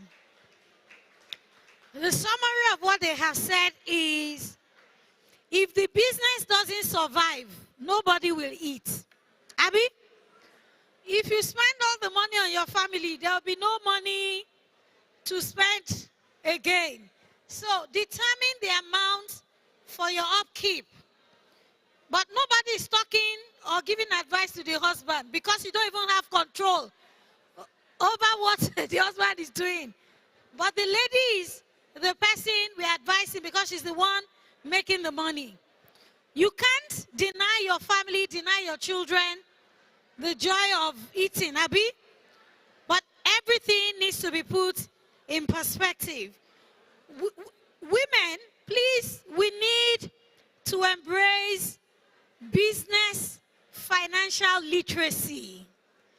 A lot of us, you know, from my interactions and from my experience, we are not able to separate our businesses and our finances. And that's one thing you should aim to take away from this conference. Right. Hi, everyone. Please, can I get everyone's attention? I think it's very disrespectful that someone is here, you know, trying to share with us, and we're all very noisy. Please, let's come back. The break is over. Let's settle, and let's take the rest of the session. If you're standing, please come back and sit. Thank you. Let me start to talk like that. Maybe you will answer me. You can sit down. It's very disrespectful. Sit down. All right, thank you. Let's clap for Dr. Ian. All right, what we are trying to do is also to put some, you know, practical sides to all of these things. I know we are here talking about the science of trade, talking about export, but we know that there are little, simple, deeper things that affect our ability to do business and to make profit, right? So please, I'm still begging you, make sure you connect. I'm going to invite very quickly just two ladies to also share their experiences. You know, somebody was talking to me, and she was talking about the fact that, you know, I interacted with at least 2 or 3 people who are here who do not have any businesses. They are not exporting, they are not forwarding, they are not backwarding. They are here to learn and to receive creative ideas. And I was speaking to, where's Amaomi Adegun, please? And she was saying, you know what? There are possible collaborative opportunities here. There are women who are looking for off-taker. How many of you would love us to do that tomorrow? Brilliant. So we will group us, and you can have chit-chats and fireside so that you can also encourage yourself. Share with me what you shared. Please, very quickly. Hello, good afternoon. My name is Amomi. I have a company, Modoja is a trading company. We are like a ground level trading, like Iyaloja. I'm like one of her people in the market. So I was saying to Shola Adeshakin that basically what we do, we procure all sorts. But one of the things we major in is in school shoes, and you come and take 5, 10. But you see, the problem we've had in the past is people actually paying up. You know, they take goods from you and then they disappear. But I'm saying that we are here. If you are open to it and we can work something out, women who are looking for things to do, if you want to sell, you can approach me anytime from now to tomorrow, and we can have a working arrangement where you take items from us. And we just don't do school shoes and school bags. We do a whole lot, from clothing, for kids, for adults, and all that. So yes, I'll be happy to partner with people, so you don't necessarily have to look for money. As long as you're willing to work, you're willing to put yourself out there, please come to us. We would give you goods to sell. Thank you. Yes. Cash is not the only currency you spend. You have credible connections, you have character, you have competence, you have, what else? So some people don't need money here. Somebody said, I don't need money. I just need people that I can collaborate with. I pray that you will find the person that you need for this season of your business. Very quickly, I want to invite, there's a topic that excites me all the time, maybe because I have also done a bit of work in that space. It is what you call angel investing. Now, angel investors are not like banks. Because somebody was saying, don't mind all those bank people. they won't give you. But there are people that you call angel investors. They are willing to see your business grow. They are committed to providing not just the funding, but the necessary support. And we have an amazing gentleman here who walked up to us to say, you know what? We've got some funding. We've got some money as angel investors. Today might just be your lucky day. Oh. Please come, sir, and just tell us briefly. Tomorrow they'll be available at the back. Myself, I'm looking for angel investments, sir. So tell us what you. Good afternoon, everyone. My name is Shegun Oni, and I think I'm privileged to be talking to all of you here today. I think it's a collection of very, very bold entrepreneurs, women entrepreneurs who've come together to sort of share ideas. We would be very interested in talking to some of you who need, money for your businesses, trying to understand a little bit more about the business. A lot of the time when you're talking to angel investors, what you are looking for is who the entrepreneur is. Do they see an obstacle as where to stop, or do they see an obstacle as something to overcome, right? And what is your idea that you're working on? How are you building it? What are your margins? What are your numbers? So if you know all of those things, then you can come through and have a chat with us, and we can see whether it's something that is of interest. I've had some loose conversations here in the course of the last 2 days, but one that particularly strikes me is a lady here who makes dolls. She makes African dolls. And then I was talking to her about her business, and she says, well, I make dolls, custom-made dolls, and I sell the dolls. And I said, what else do you do? She said, no, I just make the dolls and I sell the dolls. I said, do you think there's more to what you're doing? And what I'm about to tell you is certain things, when you see it, you cannot unsee it. Before you see it, it might look like, oh, I don't understand it. So I said to her, do you think the magic is in your selling the dolls or in your building characters around the dolls? What my son remembers is Spider-Man or Superman. He doesn't remember the doll itself. So it's the character he remembers. And I was telling him about somebody that I know who has 297 characters. And I think one of whether it's Disney or Warner Brothers, paid about $7 million for 4 of his characters, right? So, but as soon as I had that conversation with her, now she's thinking characters. She's not thinking selling dolls. So a lot of the time, you might need money, but it's also direction that you need. So talking to somebody who's a little bit experienced, who has seen a little bit more than maybe you have done or been able to see, and the potential that you're able to see, and then hopefully then to be able to take it forward. So tomorrow we're going to be available in the corner at the back. So if you have an interesting business you want to share, please come and talk to us. Thanks. If I were you, I will Google angel investing, and you will chase him. Like, so you get funding and you get ideas. Very quickly, I'll be calling 3 people to also provide very practical conversations on how we can move our business forward. I like the fact that the conversation has gone from just money, money, money. Basic ideas and all of those things. Dara Oshibo from Get Orbit. Olusheyi Oluwa.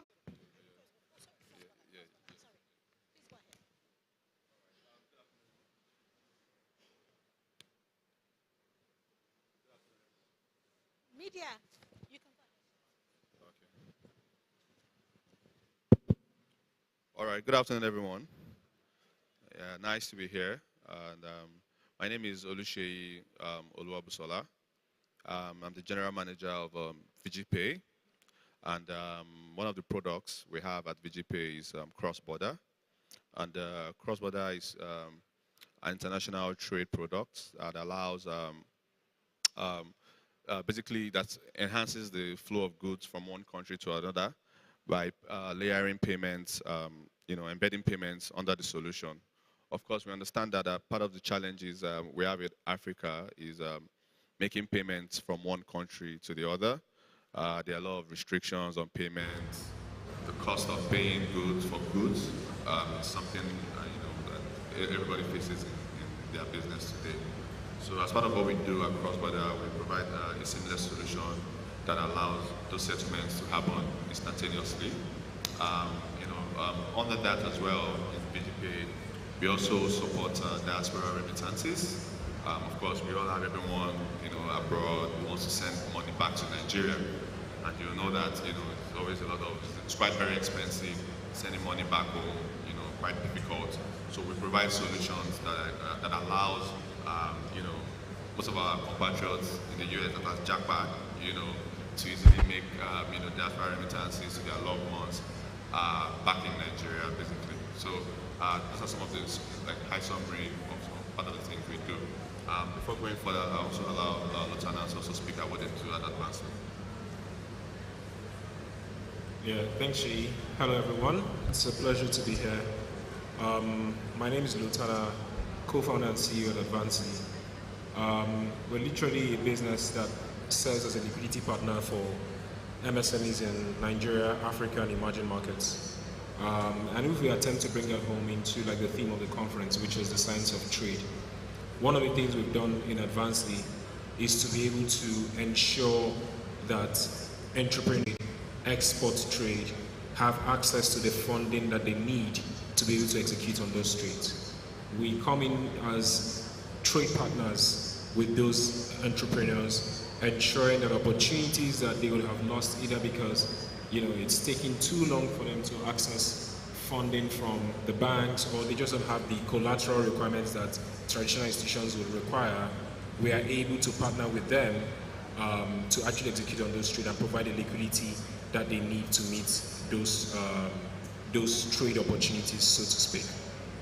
We have other products as well across embedded finance, where we embed into ecosystems where people are typically not lenders but have the opportunity to lend into those ecosystems. An example of such offering is the partnership which we just signed with Bolt, and we just went live last week, where all of the drivers within the Bolt ecosystem have access to liquidity to fuel their cars, fix and maintain their cars, and ensure that they can continue to earn within within the Bolt ecosystem. We're expanding this across different verticals and ecosystem, including from logistics to e-commerce, and now we're also saying, hey, we're happy to partner with you to ensure that your trade dreams come true. Thank you. Did you say you gave them the cars? You bought the cars for them? No. Sorry, this thing is... Hi, can you hear? Okay, so mine works. Yeah, no, so they have cars, but they need to maintain their cars, they need to fuel their cars. Typically when you request a Bolt ride, you're hearing things like, is it cash or card? If it is card, they're saying we're not going because they need the cash to be able to buy fuel to continue to do. Now, if we're able to take away that worry for them and ensure they have liquidity for fuel at any point in time, it means you can hop on your Bolt rides, your Uber rides, and you won't be restrained to if it's a cash or card treatment, because Advanced is behind the scenes powering that. Thank you. So let's make this a little bit more practical. So across border, for example, I sell products and I'm selling to Rwanda, to Kenya. So how does your product help me? I was having a conversation yesterday talking about how you need to register your US business so that you can get dollars and all of that. So are you saying that if I sell to people in Rwanda, using your product to enable me collect my money seamlessly in what currency, and so let's just bring it home so they understand what they get to benefit. Thank you very much. One of the things that Cross-Border tries to solve is the payment challenge. Like I said, we know how difficult it is to get USD today to make payments for imports, and as well as even getting export payments into Nigeria. So as part of the things we've created at Cross-Border is to create a platform where both importers and exporters can stay that is verifiable, whereby, you want to buy something for Rwanda, for instance. You provide your local currency liquidity, and we can help you provide the USD payments to settle in Rwanda as well. And that's part of some of the things that we do. So, of course, as a remittance company, the fact that we also receive a lot of diaspora remittances, we're able to layer that on top of the existing framework to basically help you do some of those payments outside of the country. So yeah, we've created a seamless solution that allows you to pay your suppliers outside of Nigeria. Of course, the good part of this is that we now have a framework that has been designed by the African Union, the AFTA as well, that has helped to remove some of those restrictions, to payments. You can imagine, settling somebody in Africa and you have to spend, a lot of money trying to do that. Recently, also, there's a lot of restrictions in Africa, basically. For instance, I think I remember one of the richest men in Africa, Dangote, is talking about the fact that he needed 35 visas or so to travel within Africa. So a lot of things are not happening seamlessly in Africa. So those are some of the things we're trying to solve to encourage people to promote intra-African trade, basically. Thank you so much. Lotana, final question for you. We have had a couple of banks come here. They've talked to us about we will make funding available. And what everybody keeps asking is, what are the rates? We've had single digits, double digits, triple digits, and all of those things. How accessible, how competitive are your rates? Are they double? Are they triple? Are they quadruple? Are they,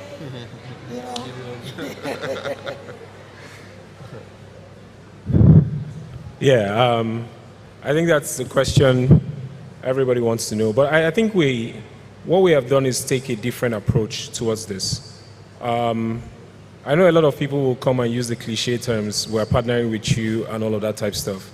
But I think we walk the talk that my approach to financing is in itself unethical.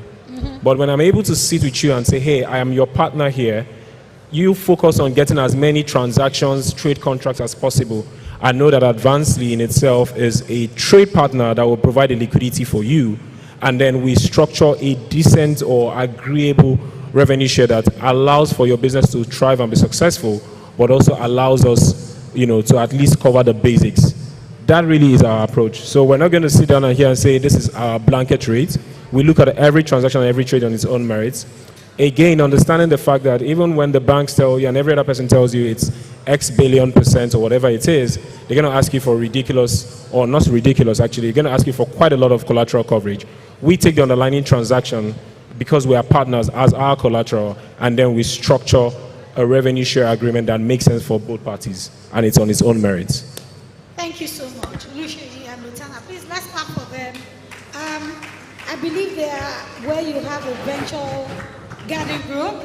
Please approach them, ask questions. Lutana said there are no rates, just come. We can give you 2% safe. 2% per week, per day, it can be anything. But please approach them to get more information. Thank you. Let's take a photograph.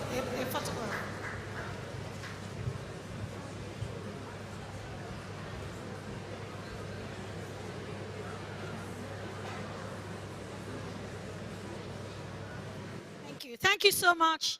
We're moving on. Are you still enjoying yourselves after Amala? Why will you not enjoy yourselves? All right, we are moving on to the next agenda. I have 2 testimonials I would like to take. If I don't take them today, I'll take them tomorrow. A young lady here, Betta, are you here? I don't want to, tomorrow we'll take your testimonial. Very, very touching. Business takes tenacity. I'm tempted to share it, but I want you to share it yourself. We'll take you tomorrow and the other lady as well tomorrow morning, or if there's time later today.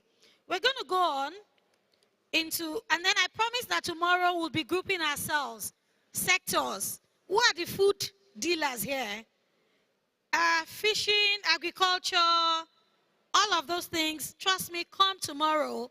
We're going to be having quick chit chats where we can get to connect with ourselves. And of course, if you need to register your business in the US, we have been talking a lot about US transactions and all of that. You can go to my own stand. We'll be offering a free webinar next week so that we can explain the pros, the cons, the many advantages and disadvantages. No disadvantages, really. Right. Sorry? Smart stewards. Right there. You see my photo. My photo is there. Sitting pretty. Just make sure you put down your name, your number, and your email so you can get information about how to register your US company, as well as get courses on business support and understanding the financial side of your business. We're going into the next agenda, and right now we'll be talking about understanding international trade. This one I am interested. Let me tell you, yesterday, we're talking about how the government, the person that spoke on behalf of the Commissioner for Agriculture said the government is waiting on us. The government is waiting on us. We need to wait on ourselves and see how we can chart new paths for ourselves.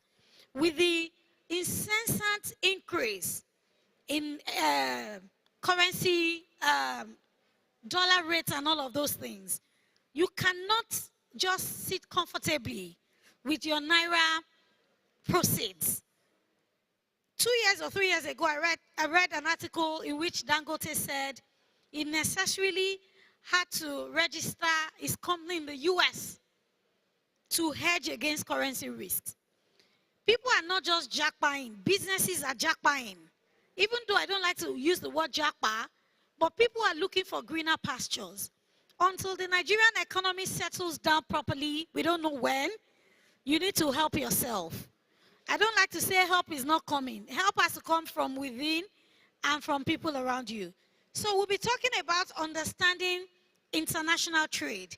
And don't forget that yesterday we said, when we say international, we are not just talking about UK, US. We're talking about Africa. We're talking about Togo. We're talking about Rwanda. Largely on that tap. Thank you very much for the introduction. And hello, everyone. As she said, my name is Oluyemisi Ogundipe. Now, you're going to have to help me out here. I'm bad at holding mics. So when you can't hear me, just indicate. And I'm kind of blind as a bat, so if I don't see you and I'm talking to you, just let me know. So what are we here to speak about today? International trade. So first, I just need to acknowledge and congratulate the organizers of School of Trade. The importance of trade cannot be undermined. Putting an event like this together where each and every one of you are a part of, it makes me ask two questions, and I'm going to ask you those questions. But I want to say congratulations to them to be able to pack a room in a short time and pack a room with very, very important people. And I'm not talking about the speakers because they have their own role and they're essential. I'm talking about each and every one of you as SMEs. So two questions. Going straight into this, I want you to think of when you see since 1900, what do you think? What comes to mind? You've seen various things and you say since 2020, since 1900. So think about it and keep that in your mind. The second thing I would like to ask is, do you know your worth? Each and every one of you, do you know your value? And I'm just going to step in here and say that SMEs, whether you're micro, nano, or medium, they are what I call the 80%ers of any economy, very essential. They're the vehicle that make any economy move and grow and thrive. So you are responsible for the GDP of any nation that you work. So Nigeria owes you a service, they owe you something. So while you're going around, if you understand your value, and you know that your contribution is important to the growth of the nation. And why is that? It's very simple. You're being innovative, you're creating, you're employing labor, you're allowing for money to circulate within the country. Circulation of cash helps inflation, you know, so the situation that we're in. So if you are not functional, if you can't thrive, will the nation thrive? No. So that is how important you are. And I think you need to start thinking that way. When you know your worth, you're not going to beg. You don't go begging, you demand. You put your worth, you know, you let your worth sell you. And that means that you have to be diligent. You have to have a spirit of excellence. You have to be forward thinking.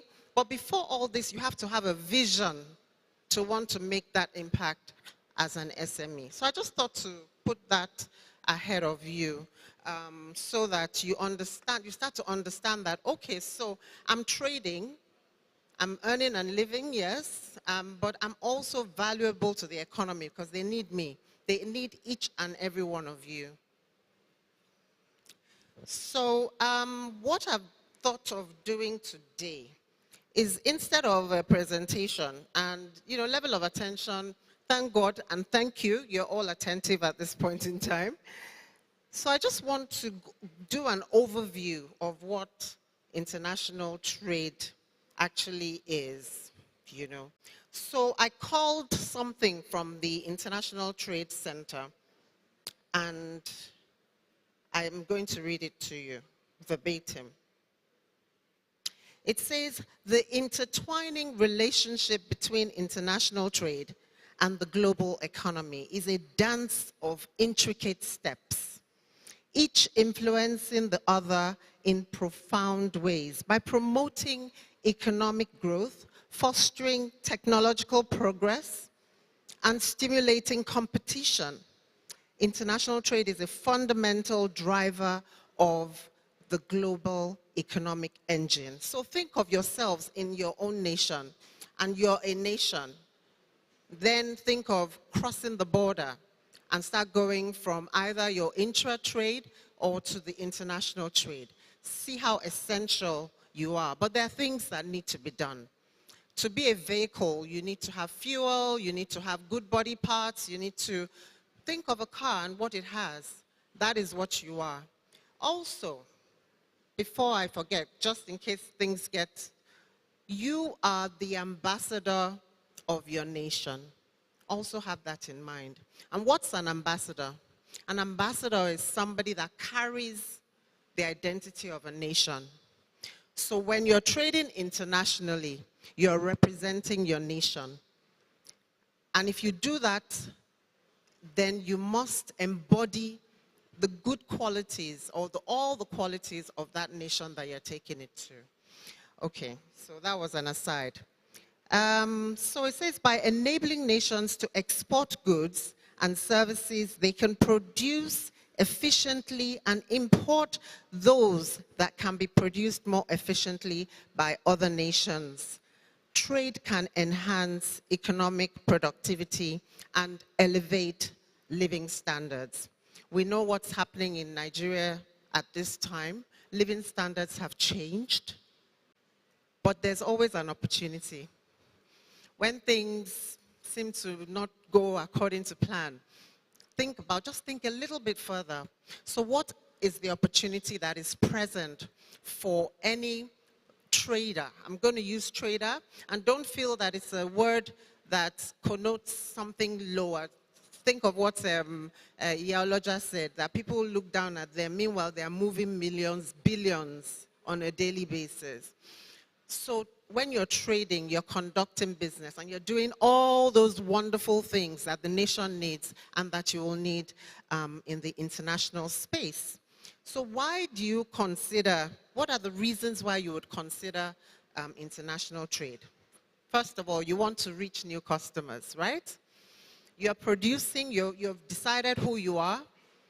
Within your nation, you might want to meet new people as well, but maybe you have something special that you want to, or you have excess, you know, you have, or guess what? The economy is so bad, you want to take advantage of the low value of the naira.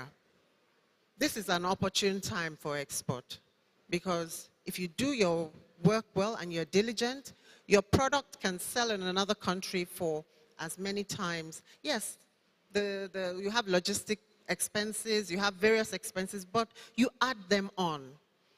Now, I'm sure some of you are considering what is being competitive. I'm sure you hear it a lot. That I can't be competitive. Well, what's being competitive?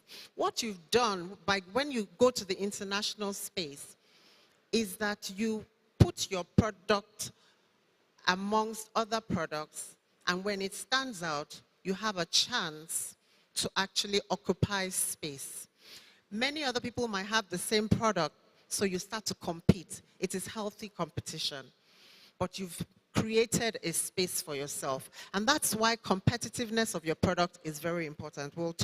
We may or may not touch on that, but I just thought to also drop that in.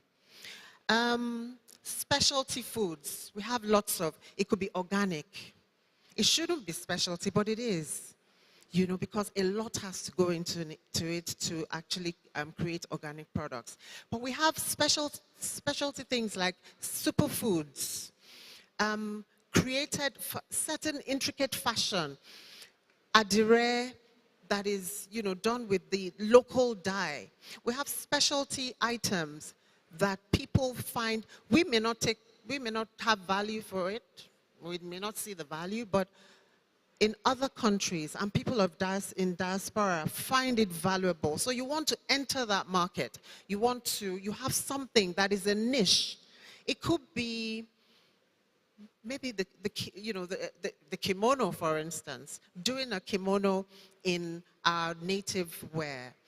And you find an area where they need those kimonos. There was a lady yesterday that talked about bumper jackets, winter coats, and she's already thinking innovative that, oh, you know what? There are people who like our fabric, they like the indigenous flair, and I can make something that they would find valuable. We don't need those winter jackets here, but there's an area, or there are areas where the weather demands for that. So those are specialty areas that you want to look into. So international trade allows for you to fill that space. Then, of course, sales, profit. You want to increase your sales and your profit. You want to have partnerships that enhance your business. Strategic partnerships, both here and internationally, because what are you trying to do also? You want to reduce your costs, you want to reduce your overheads. So by having those partnerships, many people might find a way where this person can actually sort out my logistics for me. This person, they're wonderful at packaging and branding. Let me give them to do this, because you don't want to carry the burden of everything. So you start to make strategic partnerships locally. Then you make international partnerships, because where you go, there's someone that's either warehousing your goods, or there's the broker, or they're the receivers, the off-takers in the international market. So those are relationships you want to keep. And then there are the economic relationships that you want to also develop. I believe that the Consul General mentioned how it's a two-way thing. You know, we will get to AGOA in a minute. It's a bilateral, you know, you want to do business there and be of value in the country that you're going to, in this case, US, and also in your country. So don't always think that it's about you taking something. They also want to receive from you, and that's where the international comes in. Then, so those are strategic relationships. You also want to enhance your brand and make a name for your brand. Now, of course, we know that that varies with your vision. And there's nothing wrong with visions varying. However, what you need, the character of the business is what is most important, and the ethos that you have put into your business. So some people might want to conquer the world and conquer various continents. But some people just say, you know what, I just want to go to this particular area. I just want one state. You know, It doesn't matter what that vision is. You want to make sure that while you're there, your brand has a position. So international trade offers a plethora of advantages to all of you, and it also allows you to tap into the global customer base. And it allows you to do this exponentially. My company name is, my consultancy company name is Growth Exponential. You want to grow in exponential bounds with international trade. So you can discover specialized markets where your unique offerings are highly valued. International trade is the vehicle, or is actually the embodiment of all this. So moving on, what are the challenges that you can come through? I said I'll give an overview before we go into something more practical. So we can have complex situations in different countries. So some countries that you go to, either security is an issue, or you're trying to navigate customs. You know, you start here. You know, navigating customs can be an issue. Navigating customs in other countries, if you don't know what you're doing, can be very challenging. Shipping. What helps my cost? How do I get my goods? Oh, I don't have enough goods to take a whole container that will bring my cost down. That's when collaboration comes in. So all those complexities, remember what I said, while there's a complex situation, there's actually usually a solution down the road. There's an opportunity somewhere.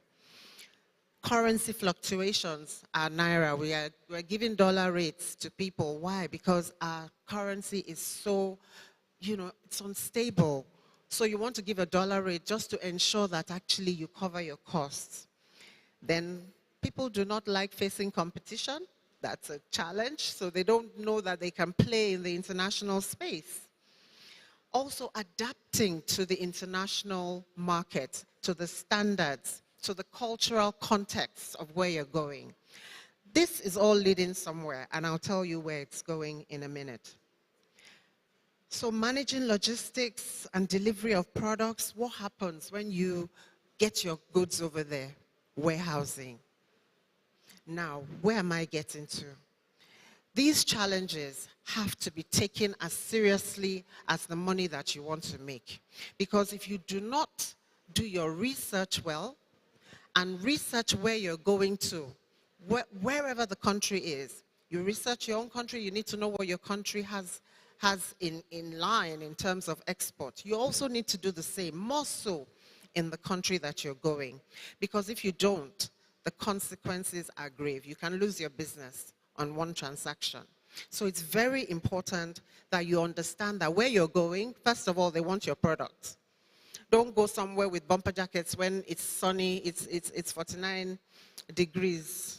You know, I mean, who's going to buy that? You know, so you need to know where you're going, or go somewhere where the security is going to, you can't even sell to anyone. And if you're going there, maybe you should go as a security advisor. You know, services, it's not just products. What we do, international trade is not just about products, it's also about services. So you want to look and see, what service can I actually prefer? IT is very, very popular now, and it's easy to transfer once you have your certifications, because to work in another country, you need to have the certification that that country requires. So it's not just food. Food, yes, America, you need your FDA, but you need your professional certifications to be able to function for most of the professional services. And guess what? It's one of the biggest sectors in export, especially from Nigeria. So it's something for those newbies who want to go into export. It's something you want to look at. What service am I good at? What can I offer? What can I learn?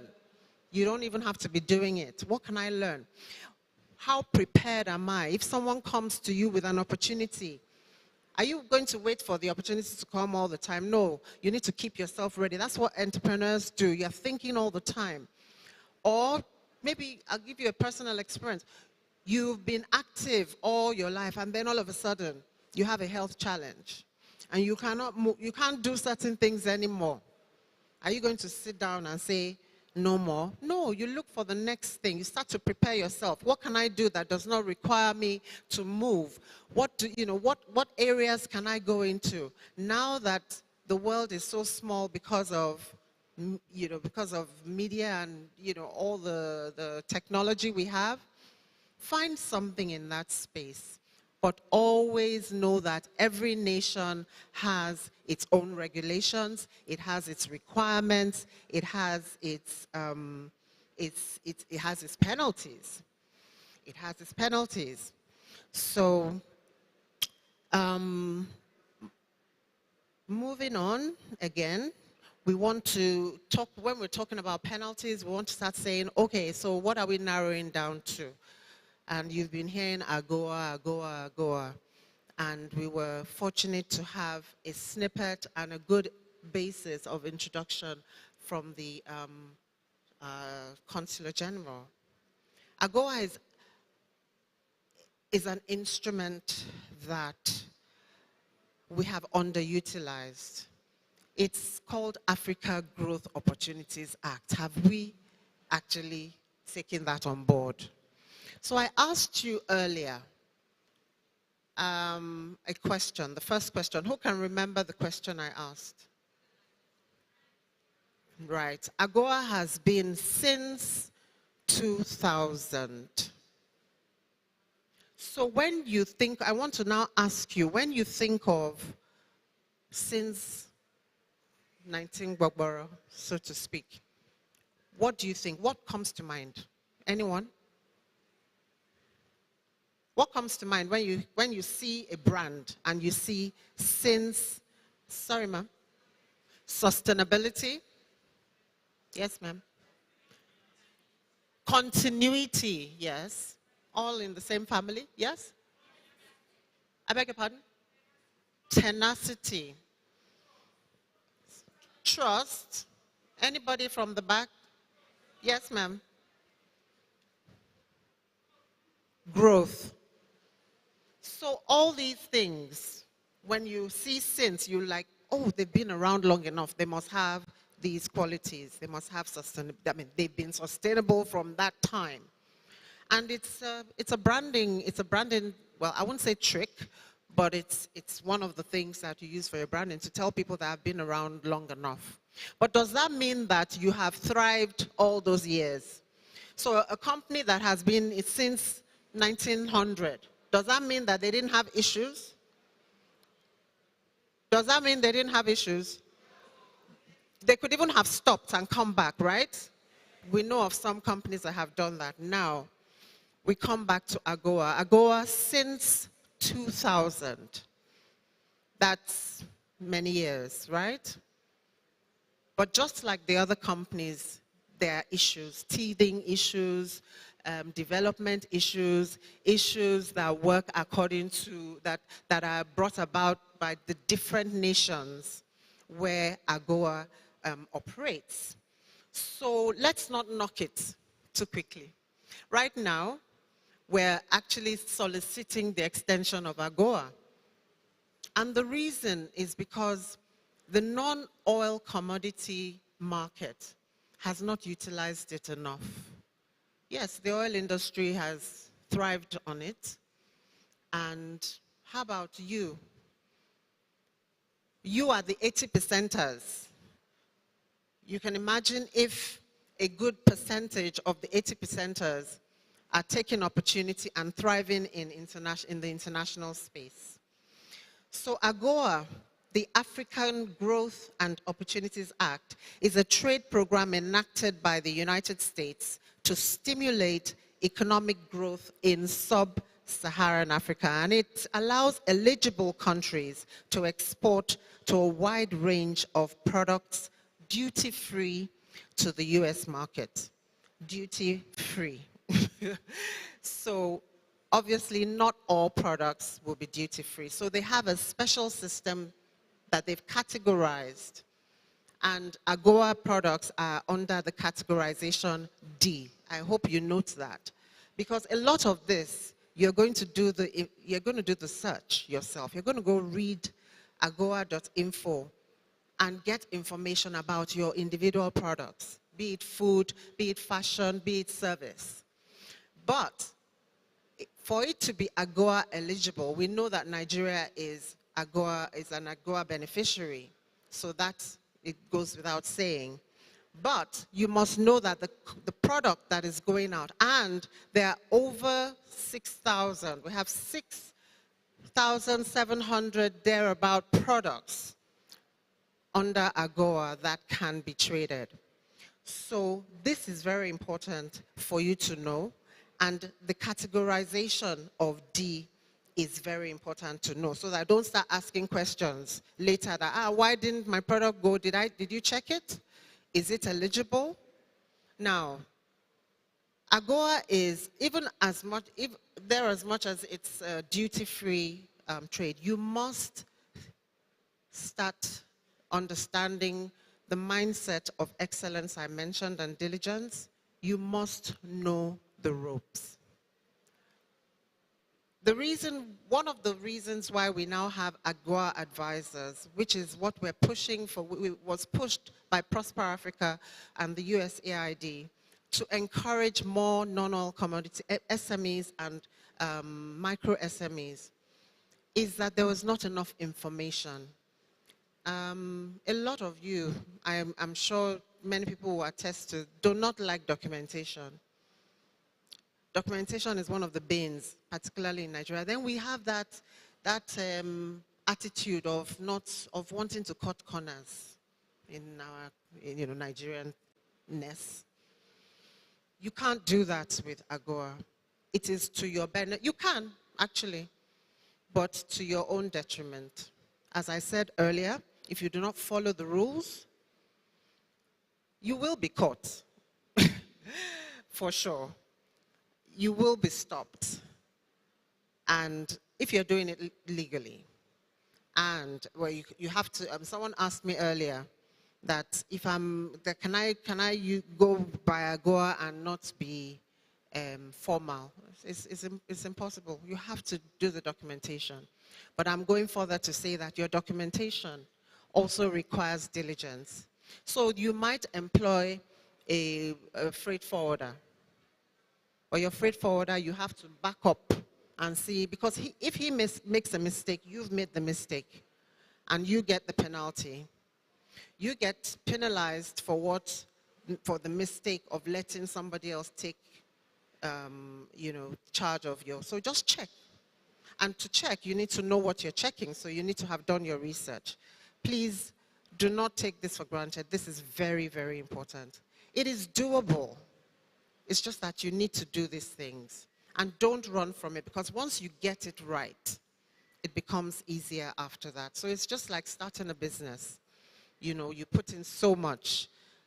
That toil, you need to take that extra road to do this. So what I've decided to do, there's some essential things that you require for AGOA, which is what a lot of people say, what is this AGOA? How do we do it? Okay, so I've told you that there are 6,700 products. Okay, so what do we need to do? Some of it is common with export. You know about bill of lading, you know about your packing list if you've exported. Those are included as well, but I'm sure you've heard about AGOA visa, rules of origin. So what is all this about? So, your packing list, very important. What are you sending? Is it what the person has demanded? So what AGOA does is, it's very important for you for your own list to tally with the list in the country, at your port of entry. So there's a port of entry requirement. So you must make sure that from here, you have all the requirements, and that list varies with your product and who you're taking it to. So if the document that they have says that it should be here for a certain time, that's what your documentation should state. Those are little things that you get in advisory there. But the essential that you need to know is that you have requirements that are general and that you must meet up with. So I'm going to call up a few people to help me out here. can put your hands up. It's nothing complex. I just want you to hold up a piece of paper and we'll summarize this. I want you to have some sort of practical feel of what you need to do. I see my sister over there. Shola Maja, please come. Auntie Okwe Farms, please come. Yes, ma'am. There was a lady yesterday that said she wants to export, but she's just selling. Her name is Tosin. Tosin, are you around? Come, please. I'm just calling random. Come, please. Thank you. Please come. We will move around, but I want to explain to you what you will be doing. So, the bumper jacket lady, is she here? Madam Chidimma.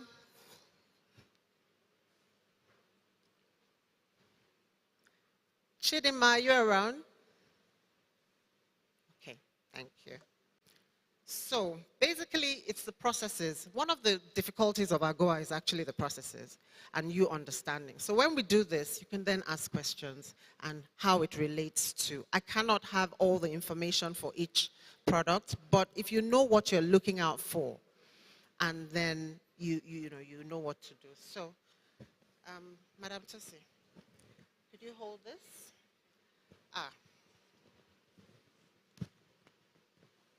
This is number 3. Can I have number 2? Somebody to come for number 2. Yours is busy. No, this is 3. It's 2B. Yes. Okay, so these are the, and this is 4. Okay. Support groups are wonderful. So you can hold this too. Yes. Thank you very much for volunteering. So what we're just going to do is just to, they're going to go around so that you can actually see. And then maybe it will spur questions that you would want to ask relating to your various products. So this just tells you, what does it tell you, ma'am? AGOA eligible Nigeria, duty-free GSP, generalized system of preference, category D, 6-7 per product, MFN, most favored nation, LDC, lesser developed country. Okay. So I'll explain quickly and then we'll go around and you can ask questions. So AGOA eligible, is Nigeria AGOA eligible? Yes, it is. So that's just basic. And since when? 2000. And when is it supposed to end? 2025, September 2025. So that's what this information has. And what is AGOA really? It's a duty-free system. It's under the general system of preference. So it's a preference system, and that's what the duty-free comes out. And the preference AGOA has, as I said, is category D. We have 7,600 plus products. We have 2 other things which I didn't mention. The most favored nations and the LDC, those are also categories, special categories. The most favored nations are also select nations that have incentives. And then the LDC, lesser developed countries, those with a GDP of, I think, about 10,000 USD, they qualify for various exemptions. So it's good to know that. So when you're looking through these things, either the country you want to trade with or the country you're coming from, i.e. Nigeria. Now, one thing that I need to mention to you, AGOA, you must be trading from an eligible country. You cannot send your goods to a country and say that, because their shipping is cheap there, their logistics is cheap there, that I'll send from there. That if a nation does that, they can be taken off AGOA list. It's called transshipment. So if you're going to ship from another country, it has to be an AGOA eligible country. So you've got that training now?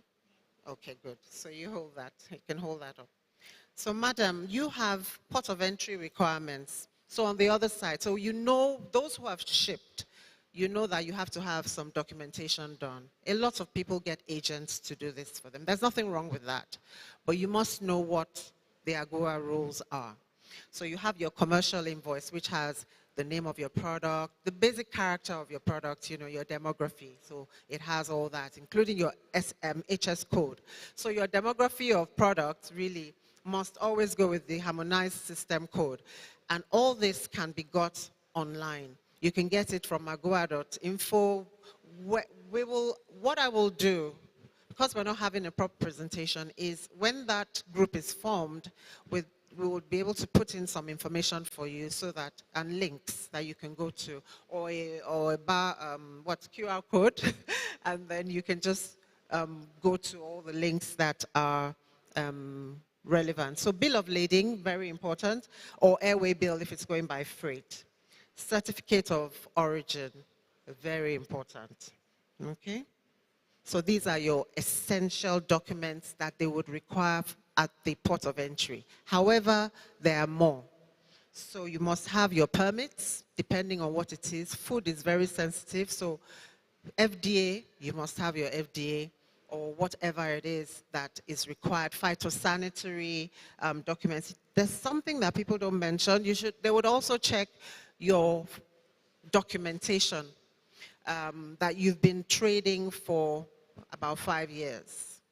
So you must have that with you. They will check it to see that you're actually in the business of export. So those are must-haves, and there'll be little ones depending on what your actual product or service is. So you will have to check that online. So this is your information which will take round. I'm surprised nobody said, oh, rules of origin, but very, very important. There are 2 categories of rules of origin. What do we have here, ma'am? The beneficiary country, Nigeria, and the 2 categories of goods. We have the non-textile goods and the textile and apparel goods. Under the non-textile goods, we have examples of foods and agro products. And we have 35, okay. Et al. Means many other things as well. I just used food because I know that food is popular. Okay. And we have 35% value rule. Under the value rule, we have Nigeria or other beneficiary country. And we have 15% of which can be from USA. Okay. So I'll explain that. Under non-textile, so you have non-textile and you have textile and apparel, and they're both unique in their ways. Nigeria is now eligible for the 35% rule. That means that you may get your fabric, your products from somewhere else, but 35% of it must be calculated to be processed or worked on here. Now, the 15% that may come from the 35% is allowed for the US, but no other country. By the way, issuing government is US. They are the ones that have the total authority over AGOA, no other country. So they can remove you and put you back. The president makes that decision. It is, you know, it's their rule or no rule, okay? So 35% value rule and 15% can be from the US. Now the textile and apparel. We have specific, under textile and apparel goods, we have specific rules. The wholly obtained, cut and sew, that's either it is imported, but only, okay, cut and sew, okay. Then yarn forward, LDC, lesser developed countries. Okay, to explain that, so you have specific rules, and these are things you'll read, but so that when you get there, you would understand. And it's important because you should be able to use this to your advantage. Now, those specific rules under textile and apparel goods, they have categories. How do you check? So when you go to where you need to go to, and that's for your visas, you go to the Chamber of Commerce. So NACIMA, LCCI and all that. But people are wondering, how do I calculate this? How don't I calculate it? What am I eligible for? So I just thought to get in a little bit deep so that you're aware. Wholly obtained means that everything, so if it's adire, every part of it comes from the beneficiary country, which is Nigeria. Cut and sew, it means that you may import the fabric. However, the cutting and the sewing process is done in Nigeria. That is also allowed. Because there's a lot of stuff that goes around and people are not sure that, oh, I bought this from China. How do I calculate the zip, the buttons, this and that? So these help you to categorize your own product under textile and apparel goods. So there's also yarn forward. And the yarn forward means that it's imported, but the processes, every other process on that fabric is done in Nigeria. Then the LDC, so the lesser developed countries also have concessions. And so it goes according to what the product or the service is. So don't forget that they are the ones with 10,000 US dollars GDP, which is pretty low, but check it out. Maybe Nigeria falls under at the time when you're exporting. But just to know that you may be doing it from another country. You may be getting something from another country. So it's important to know the LDCs so that you can actually use that advantage for yourselves. Okay. Thank you, ma'am.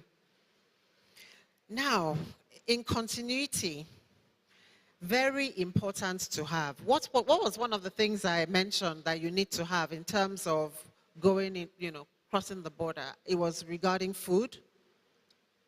Can you recall? It's very common. Most people would know this. FDA, Food and Drug Authority, they have very strict rules. So, and their website is available for everyone to check. You need to follow the rules, and there's registration of FDA in Nigeria now. So there are agents, you can get advice on that, or you can go online. It's free online, but due to various issues, Nigeria have agents that help to give you information on how to register. Now, it is a registration. It is not a certification. Okay? It's a registration. So, very important. If you're in the food sector, you cannot go in without it, especially because you have to give notice. When you're taking food into the US, you have to give them notice, prior notice. And without the FDA, you can't do that. So that should stop you. But I know some people are dogged and they do their own thing. So I gave you this in particular because this is your territory. So please. So important to have for food/agro, you need the FDA, the phytosanitary, and of course, aiding certifications like organic certification, fair trade, and so on. To just add to that, there are many other certifications that you have that could help you catch attention. And there are some that help you at the port of entry. And they're listed on agoa.info. And they'll tell you, and you don't have to pay. You just have to go through the process of getting it done. Some of them have to do with your staff, the people you employ, to ensure that you're not treating them unfairly. It could have to do with where you are, security, and all that. So just check as it applies to you. It doesn't apply to everyone, but they help you catch attention, and this gives you, so there's a site, the Customs Board, which these are all sites that we'll place on the WhatsApp for you so that you can see all the enabling certifications that you could have to help you make this possible. Yes, you can. Can I put on? So let me just put in a word for fair trade. For you to claim fair trade, please note that when they come, they're not going to speak with you as the owner of the business. They're going to speak with your staff. Direct, as in it's your staff. There was a particular man, when he was trying to get his fair trade, they had met his staff on the way. And they said, when do you go on break? And the gentleman said, oh, we know they go break. When they interviewed the owner of the business, he said, oh, they go from 12 to 2. So let's know what we're doing when we're applying for fair trade. Thank you. In addition, where you say, oh, we don't have child labor, they will pop in on you, and all those little children running around helping you carry water and help. They count, and these actually disqualify you and doesn't enable your business. Thank you, ma'am.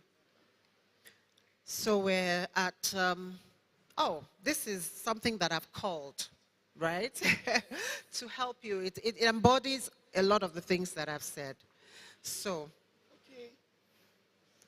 Okay, so she simplified it to be going for supper, and the different letters have different meanings. For S, says skill up in knowledge. U, use knowledge. P, persevere, persist, and pray. P, pass on knowledge. E, be expectant. And R, revisit all this regularly. So just, you know, if it helps you, just keep that in mind. They're actually very important processes when it comes to following regulations, following compliance. Because if you don't have information, if you don't research, if you don't do all that, you can't even use it. And then when you have it, please use it and use it properly. Or ensure that whoever is doing it for you is using it. You have to persevere. Export is a journey. And if you don't know how to be resilient, it's going to be difficult. So build resilience.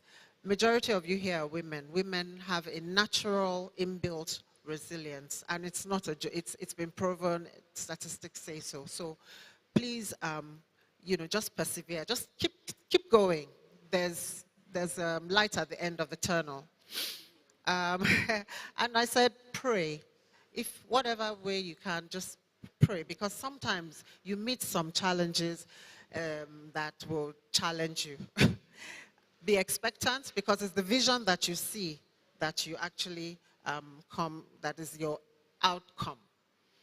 Revisit regularly. Go back and say, what haven't I done? What didn't I do? What new thing am I doing? What do I need to check on again? And last but not the least, support groups for exports, NEPC, chambers of commerce like LCCI, NACC, NACIMA, Nigerian American Chamber of Commerce, export associations or groups, AWEP, OWIT, WETI, trade groups. Examples of support groups now.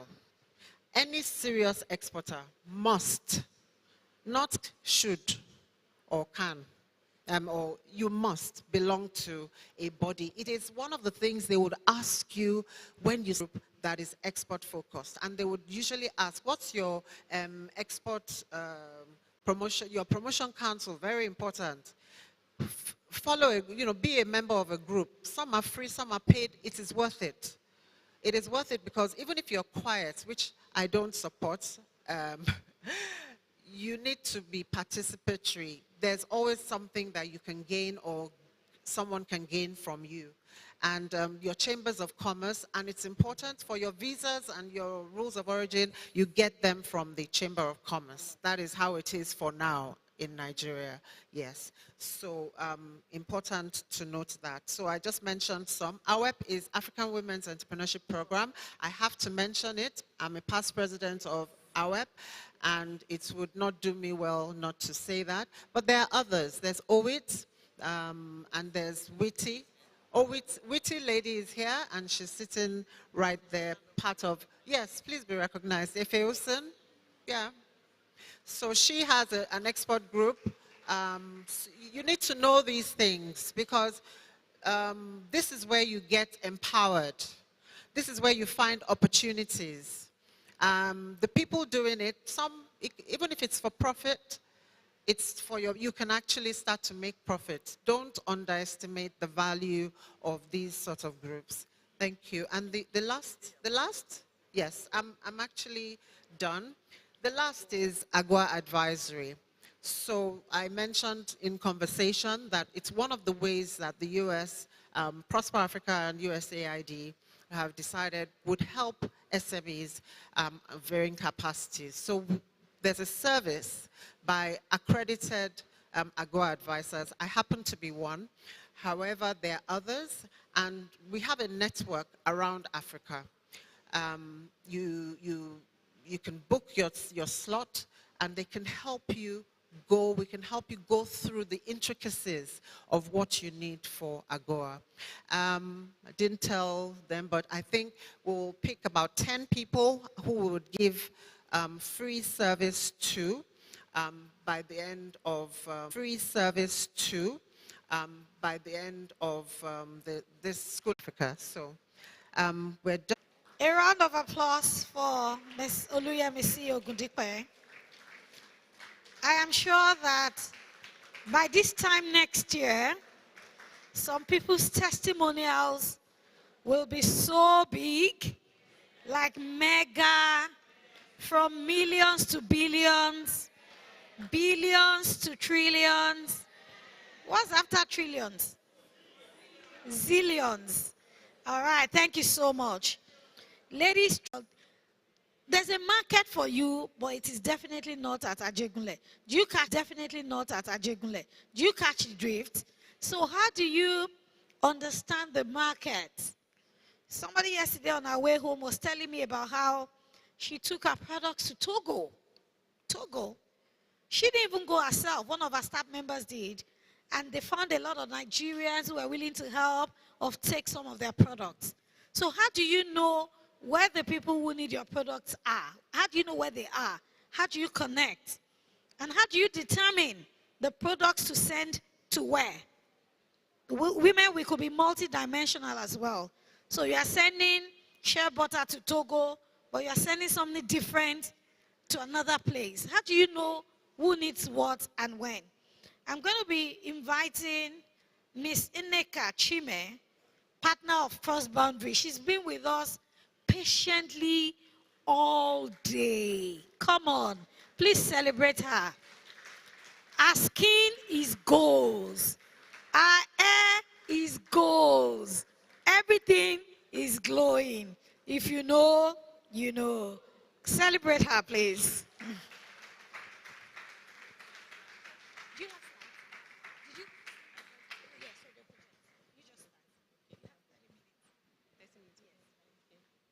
Hello everyone, good afternoon and thank you for having me.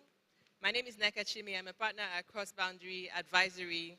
And so who we are an investment advisory firm and we focus on really helping investors to bring capital to underserved markets. So Nigeria is one of the countries we have an office in and we're in 10 countries across Africa and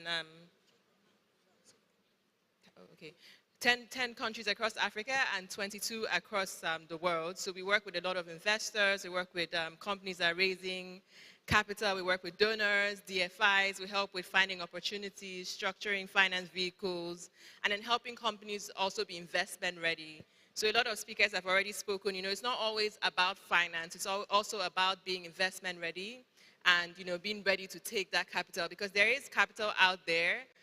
But skills, training, and being ready are also part of the equation. So I'm actually going to talk about market research and investment planning. So Dr. Ini and I were chatting and we determined that it would be actually more relevant to speak about investment planning and business planning, given the spectrum of different type of companies we have here when we have different products. So we're zooming out a bit to give some tools and some training that hopefully will be relevant and you all can take forward and use moving forward. One thing I also mentioned, so my company also advises Prosper Africa, so they're one of the groups we work closely with. And so we're advising on the initiatives to really increase two-way trade and investment between African countries and the US. So running a platform that kind of serves as an entry point for companies to really access tools from 17 different US government agencies that are really out helping to really promote two-way trade and investment. So at the end of my presentation, if there's time, I'll give a brief overview of what some of those tools are and some pointers on how to tap into that. Yes, okay, but so why trade, why now? And there's really is this sense of it's time for Africa. So if you look at what's happening on the global stage, so Africa is really having a moment, getting a lot of attention globally. So in 2023, 43% of all music streamed on Spotify was Afrobeat. So think about the influence that has, like far beyond music, influence in terms of culture, raising interest in African fashion, cuisine. So Africa is really having a moment, and I think that there's scope for some of the companies in this room to really seize on that moment, and hopefully I'll give you some tools to help you do so. So in terms of fashion, so the fashion industry is also having a moment. Already $15.5 billion worth of fashion exports annually. So still very fragmented, but lots of opportunities to consolidate and scale. And you can see some clippings to the right. So we had Vivo Africa recently opened up a storefront in Atlanta. We have West African restaurants opening up all across London. We have Burna Boy selling out stadiums in New York and where else. And we have even food as well. So Yolele Foods is a company that we've worked with. So they're out of Mali. And, they're really doing well, selling on Amazon, really penetrating the US market. So I think there's lots of global attention and, scope to really scale up, really driven by, this cultural phenomenon that really started with Afrobeats but has positive externalities. So we've touched on it. Trade and investment are very linked, so which is why I'm here talking today about investment planning. So without investment, you really can't drive trade. And, while you're trading, you need investment to really fuel that trade. And the more you trade, the more it can lead to more investment as well. So I really want to focus on, business and investment planning. We've talked a lot about investment and capital, so leaving you with some tools to help you on that front. And this is just one of my favorite quotes on the right. So regardless of size, complexity, or location, so all businesses really need capital. And there are three main types of capital we speak about. So there's intellectual capital, so which is really the know-how, how to manage your business, how to run your business, knowing where to find resources if you don't have everything in-house, where to tap into what. Human capital as well. So generally an intangible asset, but critically important, as I'm sure you all know. And then there's physical capital as well, so natural resources contributing to a physical good or service, things like land, water, so sort of inputs that go into your production process. Also, critically important, and, the exact nature will vary depending on what the nature of your business is. And then financial capital, so this is one we've talked about a lot today, so very important. So it's an economic resource measured in terms of currency that really enables you to fuel growth, enables you to achieve your business plans and your business hopes. And so it's used to purchase real capital, typically such as equipment that can help you scale up your production. It could be in the form of trade finance as well, working capital, loans. You might need to actually drive your exports or trade. So I'm not sure if you can read this, but don't worry too much about the specific details on the slides. So I'll cover the different types of capital that is available for businesses to tap into. So we have venture capital, private equity, project finance, and then also credit tools. And it's important to kind of know the difference between each type, so you're able to have a tailored strategy when you're raising capital for your specific needs. So VC is a form of PE investment. It's usually for early stage sort of high growth companies, mostly in the tech space. So I'm sure most people in this room have seen what's going on in the Nigerian tech space. So lots of early stage VC activity. PE, so more mature businesses typically with cash flow. So in VC businesses, they might not necessarily have cash flows yet because they are typically earlier stage. And PE is typically used for expansions, acquisitions, Typically, we have a longer investment horizon. And so one thing about both VC and PE is that it usually requires you to give up equity in your business, right? So that's one thing that businesses should also be familiar with and set out on that journey with an understanding of, what sort of equity you're willing to part with in exchange for that capital. And then project finance is more suited for specific projects with defined cash flows. So in this case, you're not giving up equity in your parent company, but you're really trying to finance a specific project. So examples of where this could come into place, things like infrastructure, energy. So I know we talked about mini grids, for example, earlier on. So that is kind of pretty well suited to project finance. And then credit tools, so very important for SMEs, things like loans, working capital financing, trade financing, so a range of debt instruments. In this case, we've had a lot of discussion today about interest rates, so critically important as well, especially when it comes to SMEs. So this is kind of the landscape of the different types of capital. So just good to know, what sort of capital suits your specific situation. So you're really approaching the right group of investors and going in with the right knowledge. So we also have, basically like two broad categories. So there are greenfield raises and operating enterprise raises. And so different investors will want different things. So not everyone would want to fund greenfield projects. And so when we say greenfield, we refer to fundraising for a new project or a new venture, basically still like maybe idea or post-idea stage. So not really like generating revenue yet. So in that case, I don't think banks are typically, very willing to fund a lot of greenfield projects. So, we typically would require significant upfront investments, might have a longer time frame and higher risk, depending on what the business is specifically. I'll cover the different pools of capital that can be tapped into in the next slide, so don't worry too much.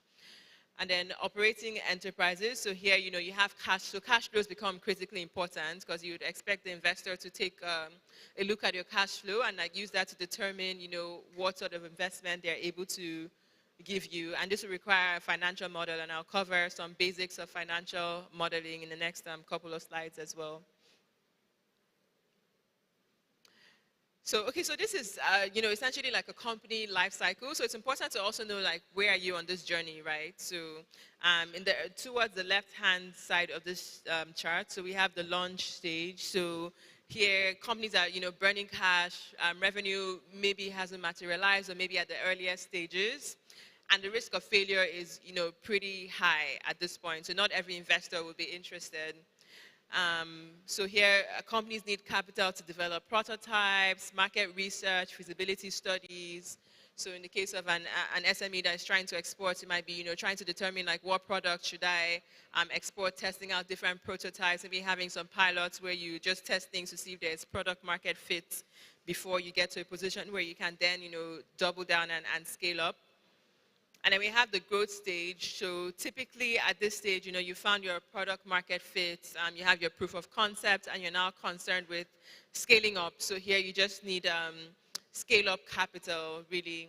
And here, you're becoming more cash flow positive, which means you're now appealing to a different set of investors.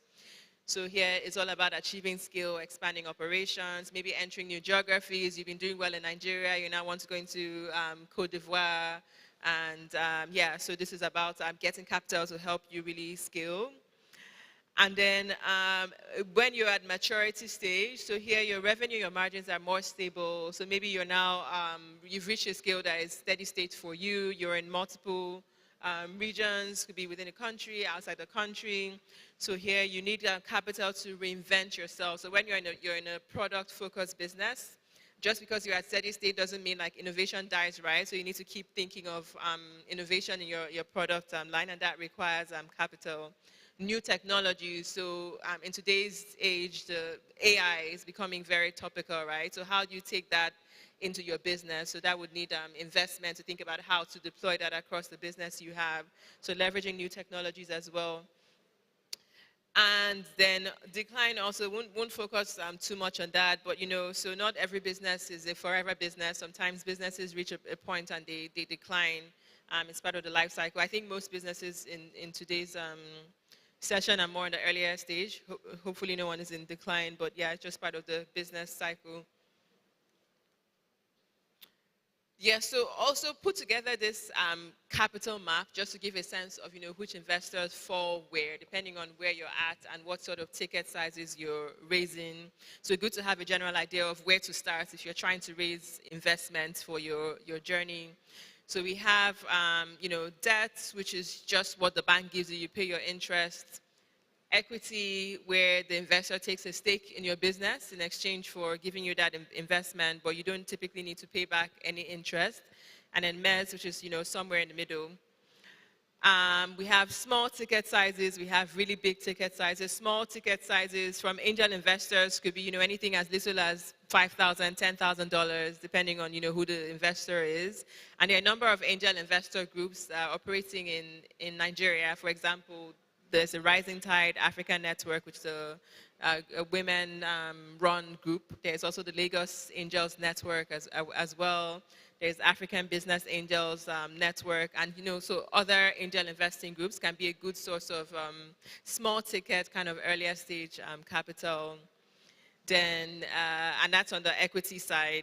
So one thing to note is the earlier you raise funding, the earlier you are in your business journey, the more equity you typically will have to give up, right? So if you come with an idea, you haven't really demonstrated proof of concept, you haven't really demonstrated that the market will accept your product. So if anyone is believing in you at that stage, they're typically going to demand a bigger slice of the pie, right? So they would want some ownership because they're taking the most risk. So, it's not always the right time to raise funding. That's something to think about. So if you really have enough money to get going and you don't want to give up equity in your business, you might want to consider waiting until you have more traction before you approach investors, and that helps you keep more of your company to yourself. Yeah, and then as you increase in your ticket size requirement, there are different investors that might be a better fit. And then all the way on the right, when you're dealing with the DFIs and the PE investors, that when you're raising, upwards of 10, 15, 20 million dollars. So for pretty mature and late stage businesses. So then on the debt side as well, so banks, we have banks as well, but we also have crowdfunding, accelerators, and there are also private debt funds as well. Who act like banks, but they have a different process. They might not, require collateral, but they might require, something else. And then, commercial banks more for larger deals. So this is the landscape of capital providers. So good to know. So as you go through your, business stages, you figure out where best to plug in. Yeah, so I'll just talk you through some of the stages. So for folks that are thinking of, raising equity capital. So thinking of, what are some of the stages that you might go through. So, and it's all about preparation and just having the right knowledge that can really help you. So the first is to know your funding strategy. So what percentage of your business are you willing to part with? So you should have this at the back of your mind. So you go into discussions with that knowledge. And then prepare your business details. So basically, this is kind of your story. So investors will want to know about the market potential. So you must have done your research, what's the market size? How much of that can I capture? Why do I believe I can do that? Your business model, your financial model, budget. So the more information you have, the better for you. And someone spoke about this earlier this morning when she talked about, her meeting with CBN and how she was able to access that loan. So just knowing what you're going there to ask for. And then if you're using the bottom-up approach, so it's the opposite. So you start from the bottom. So you look at local sales data. For example, you say okay, how many, how much did, I don't know, Tasty Tom make last year? And then you kind of use that and you estimate, okay, maybe they have X% of the market. And then use that to triangulate to kind of figure out what is that bottom-up market size. And so that way you have two different data points.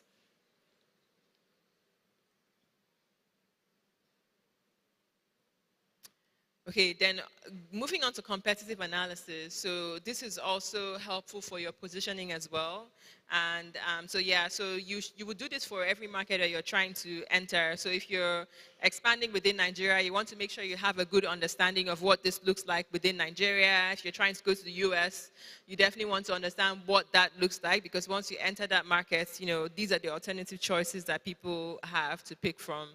So yeah, so create a competitor overview.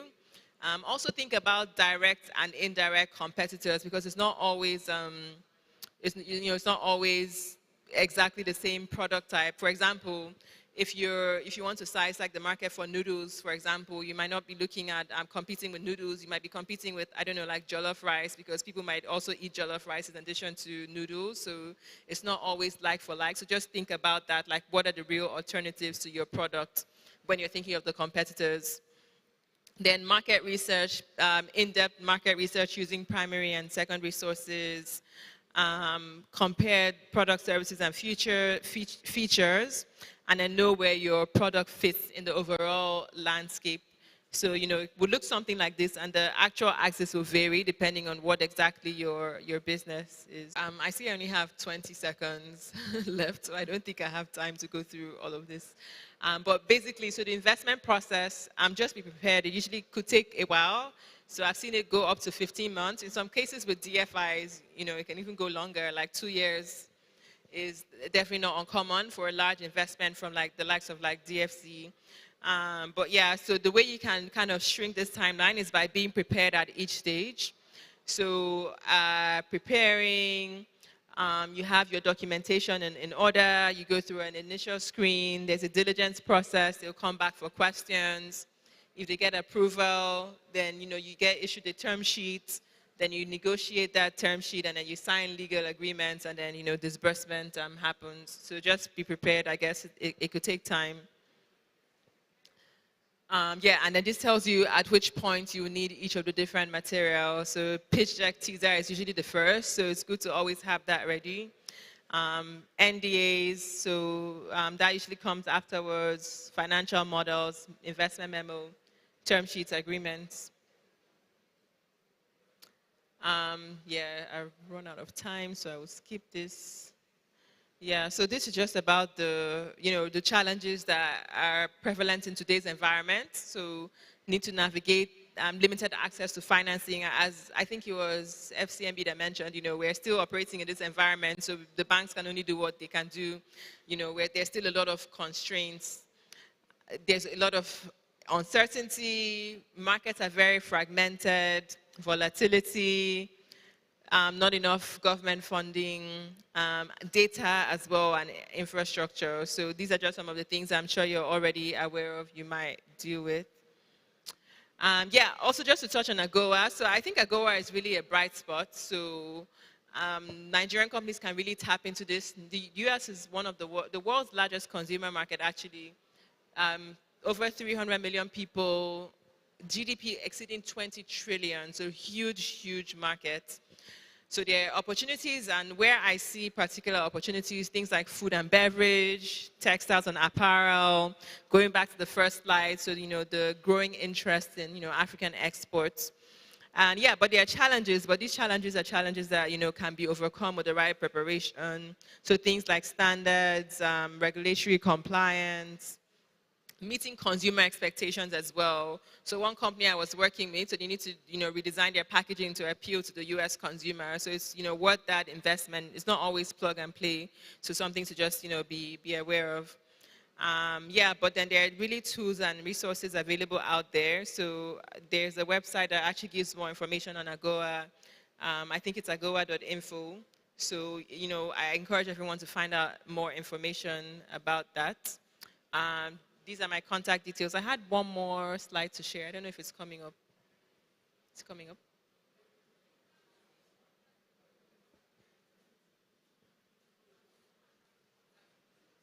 Yeah. Sorry, I know I've run out, but just one more slide. Okay.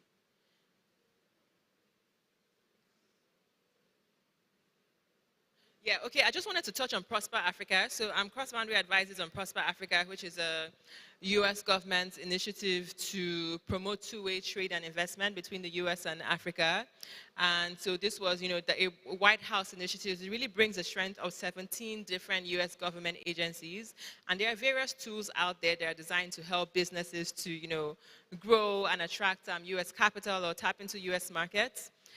So I won't really touch on, why Africa, large growing population, low median age, why not Africa? But yeah, so for these reasons, so this initiative has been launched. I encourage everyone to, find out more about Prosper Africa. The website, I don't know if you can see it, it's at the bottom right there. It's prosperafrica.gov. So just log on and see the different tools available. There are also market studies that also help with, breaking down those information barriers. So Prosper Africa has done a study on African healthcare, the creative sector, for example. And these studies are really free to download and, just read and see what that helps you with. There are also different tools. So there are financing tools like DFC, EXIM, USAID, USADF, SBA. Sometimes there are grants. Sometimes there are also subsidized financing available. Also advisory services as well through different U.S. government agencies. And then also through commerce. I know Julie will be speaking here tomorrow. USAID as well. So convening, access to information, access to advisory services, access to financing.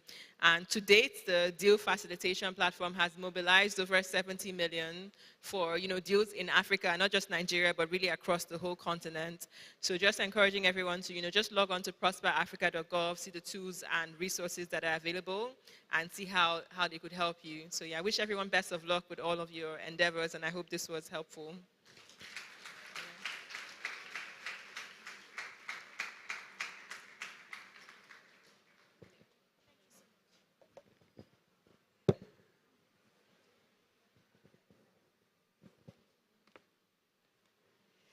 Wow, wow, wow, wow, wow. Before I begin to sound like an ambulance, that was so insightful. Let me tell you, if you were to pay for a master class for this particular session, it would be a hefty sum of money. And these are some of the very, very important things that we need to know. She touched on different important areas: how to raise funding, the types of funding, the records you should have, your financial statements, and much more. I advise you, when you get home after the conference is over, please replay that session and all the other sessions, of course, on YouTube. It would give you an insight. Some of us, when conversations are ongoing and you start to hear equity capital, PE, VC, we start to think that they are speaking in tongues. But these are very, very important things that we need to bear in mind. Thank you so much once again, Miss Ineka Chime. God bless you. Please clap for her once again. She did it so effortlessly. And all right, we are still going ahead in this program. I'm sorry to bust your bubble. We still have 2 more sessions, interesting sessions for your benefit, free of charge. Right now we're going to have like a Q&A session. How many of us enjoyed Barrister Kolawe's session yesterday? I did. So we're bringing him up for a session to be moderated by Dr. Olori Boay Ajayi. Dr. Olori Boay Ajayi, we need you here, and Dr. Ken. They will be taking practical questions and having an insightful conversation on building export capability. They'll be touching on identifying and addressing gaps in your production process, strategies for improving product quality and consistency for US regulations, import regulations, labeling, and certification requirements. Some of us, somebody is going to the abroad, you pack your products for them. You be like, just let me take it. And you think that is a sustainable way of scaling. No way. If you want to scale you have to bear these things in mind. We'll also be talking about understanding U.S. customs procedures and clearance processes, identifying efficient and cost-effective shipping and logistics solutions, and of course, how you can get your funds remitted back to you in Nigeria if you have not registered your U.S. business. You know your plug. You know we are here to help you. So ladies and gentlemen, please welcome with me Barrister Kolawe to the stage. Clap, clap, clap, clap, clap, clap. Let's welcome Dr. Ken as well. Thank you. We had a tester earlier today. Please continue to clap if you want your questions to be adequately answered. Dr. Olori Boy, where is she? She is coming. Clap, clap, clap, clap. Keep clapping until she gets here. Continue to clap. Clap. The more you clap, the more your blessings, the more the insights, the more the revelations, the more the money. Come on. Clap, clap, clap, clap, clap. Thank you.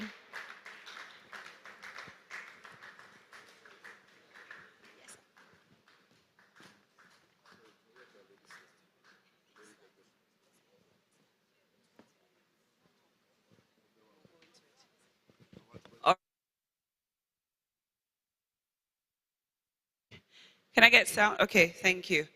Yes.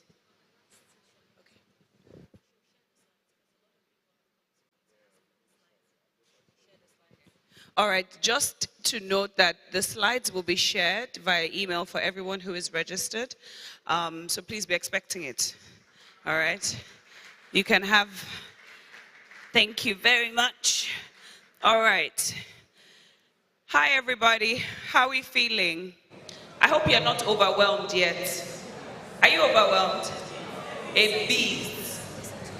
A bit. Okay. So here's what we're going to do.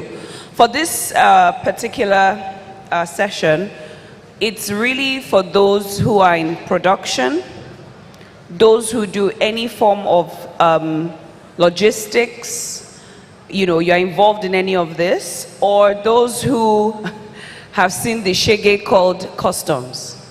Do you know them? You know them? I really wish they came. I really wish. So for us, it's not really a presentation. This is your opportunity to have your answers regarding particular problems around the areas I mentioned earlier. So it's really about helping you build your export capabilities. I told someone the other day, because she was saying to me, oh, you know, she has a business, it's already running, and she wants to do export. I said, export can send you back to the drawing board. Yes, you will almost feel like, I need to start some things again. You need a business plan and an export plan. They are two separate things. Those that, you know, we're going to be talking to today, you need to understand import regulations, labeling, certification requirements. Don't be scared of that grammar. Just take it as, these are the things I need to put in place in order for me to be able to carry out export. All right. Compliance is a big issue. To my left is Barrister Webb. And, you know, as we had the discussion yesterday, I realized that we might need to give you the microphone to ask him questions. How do you feel about that? Good. I see a lot of nods, all right? So we'll do that. And to my right is also another barrister, Barrister Ken. And, you know, I love the synergy here because they are both exporters in practice. Do you see? So it's not just head knowledge, they actually practice. So I'm going to give them both 5 minutes each to speak around these topics, and then we will throw open to the audience. I'll let Barrister Ken go first. Okay, thank you very much. Thank you, Lori. Yesterday when we came in here, I think it's better to start this way. I was just sharing a concern that I had with my good friend, Kolawe. We were sitting down there. So I was constantly receiving messages from my clearing agent. I have 3 containers of inputs, raw materials for my factory. By the way, I produce shoes. Okay, thank you very much. So, and I produce for export. And I was telling him, look, because of the new customs policy, I'm sure many of you know that customs now, they are basing their tariff on dollar. I'm sure you know. So as at the time my goods came in, it was 491 naira per dollar. So by the time I calculated that, I had to pay 18.4 million per container. So if you multiply that, it was giving us roughly 60 million. And I was telling him, I said, look at what I'm going to cough out now. And what I'm producing, how much am I selling? Even though this is meant for export. Now, turn it the other way around. And, we shared this. I think it was this afternoon. We were asking ourselves, okay, if I'm going to sell in the Nigerian market, what's the purchasing power of an average Nigerian to buy this at the rate now? That means my business is collapsing already. So, however, you see the beauty of this kind of discussion, this kind of meeting. He gave me an idea immediately. My brain opened, whoom. It was like, boom. I will share that later. You will pay. You think everything in Freetown is free? No. No. Now, I will also call your memory down to the fact that when I came here yesterday and I saw women filled up here, almost 99% of the audience composed of women. I asked myself a question. If government or the private sector can assist, or even corporate bodies can assist these women that I'm seeing here in the whole hog of trade, which means agriculture for raw materials, then industry for production, and then trade, market. Why should we be dancing around poverty? Right. And you see the volume of people here that are interested coming here to learn. Yeah. But let me tell you some practical things now. Let's dig in. How many minutes do I have more? 5. 5 minutes more. We face quite a lot of challenges in export. It is not my. If anybody tells you, come, it is good. Good. It is gold, it is platinum, it's no. Watch out. Last year, when we had the non-oil export, 3 of us were there in Abuja. Yes. 5 men came to me and said, oh, please, can you, after my presentation, they said, can you please mentor us? Then among them were 2 ladies. So, and I gave them my card. The discussion started. I tried helping some of them. Some of them were already into export. Some of them were trying to come in. So, but the 2 ladies were just, building up. I remember one of the ladies, blessing, she was into this egusi. She grinds it and she tries to export in Uganda. I tried to encourage her. I said, this is a good market. She said she doesn't have money. I said, where are you at this point? She said she produces, but, she sends in Uganda, raising the whole odds that, the customs give her, and quarantine also. I said, what concerns quarantine with Egusi. She said, I wonder, oh, that's exactly what she said. I wonder, oh, they are giving her troubles over there. I said, okay, don't worry. When you finish the next one you want to then, call me. And she did. Now, the reason why I'm giving you this story, we're in a practical session. Yep. The next time she wanted to, she called me. What I did was to use my logistics person. And this is where practically my Oga here comes in. I called my logistics person at the airport. I said, please, look at this. This belongs to me. Can you help this lady? Groupage.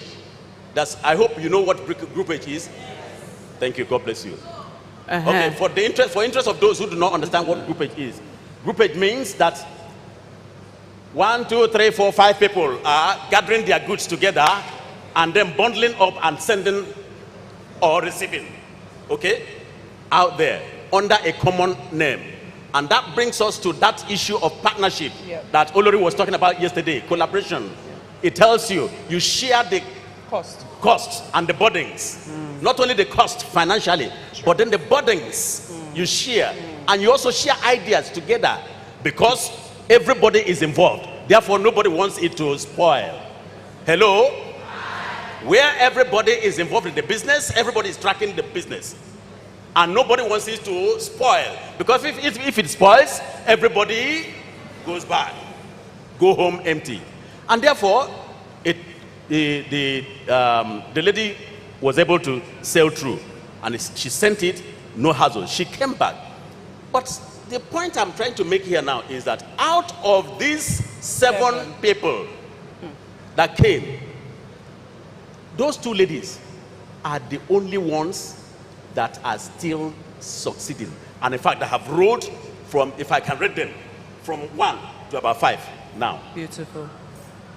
So it tells me something, that women have more of that particular gene and commitment to do business.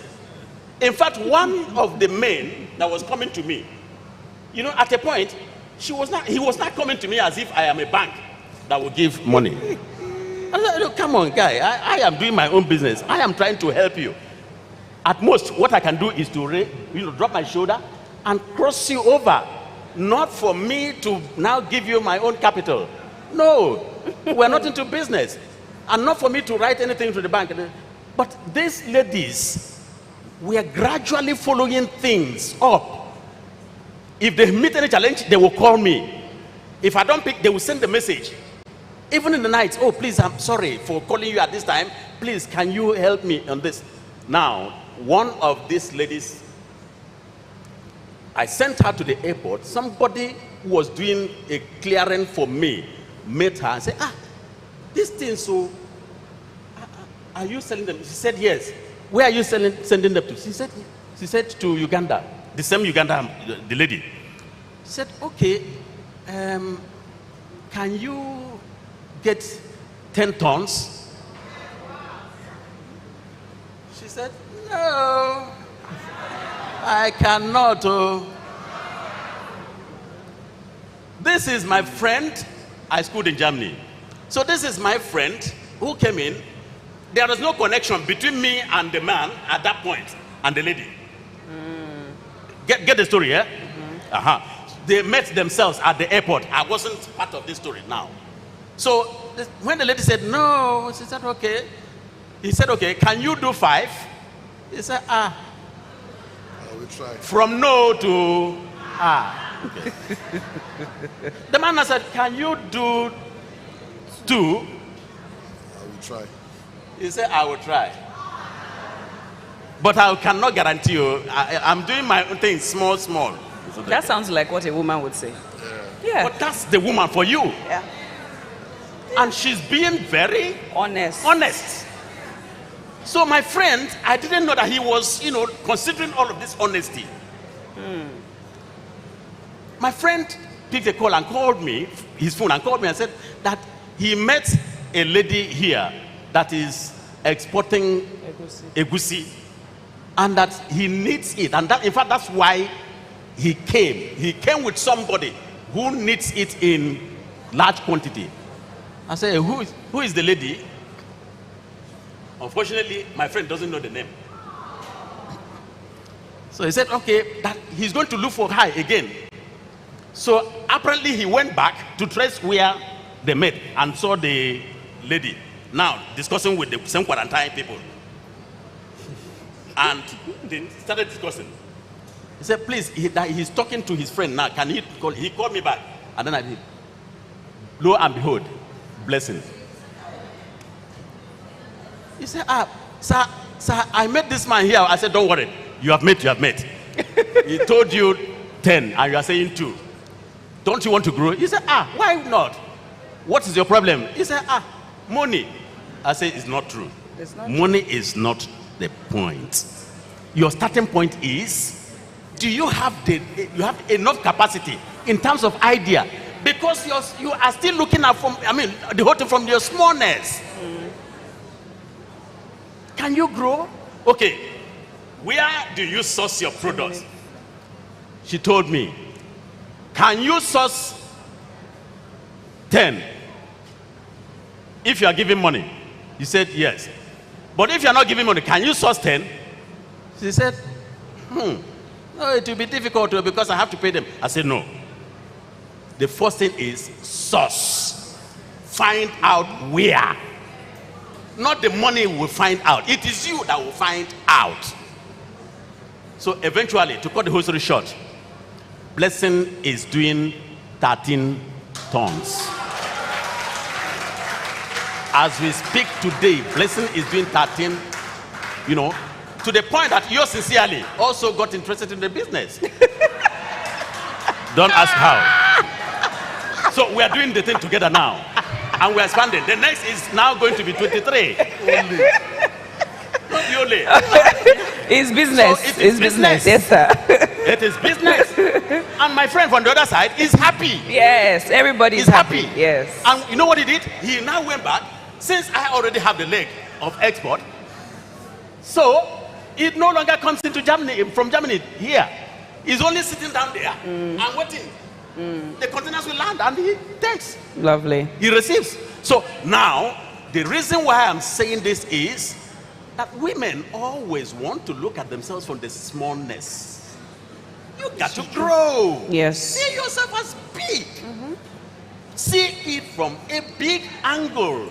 Whatever you meet along the line should not be a challenge, but a stepping stone to your growth. Yes. When I started exporting my small shoes to Ghana here, hey, I see where, but because I now told myself, after all, you're a lawyer, you got to speak. I went, if any customs stops, I will quote the law. In fact, I had to go and print a booklet, summarize the ETLS law, summarize all the CET law, summarize all the trade laws. If you thought, I will quote it. If they quote, I will. Once they now see me, they say, now that will get back. Now get lawyer back. So knowledge is one other key thing. Yes. You got to know it. Yes. So I'm ready to answer any question that comes up. Awesome. Thank you very much. Guys, please, Dr. Ken Ukaoha, I hope I got that right. Yes, please. He's the president of the National Association of Nigerian Traders. So it's not just a small something. His session is tomorrow.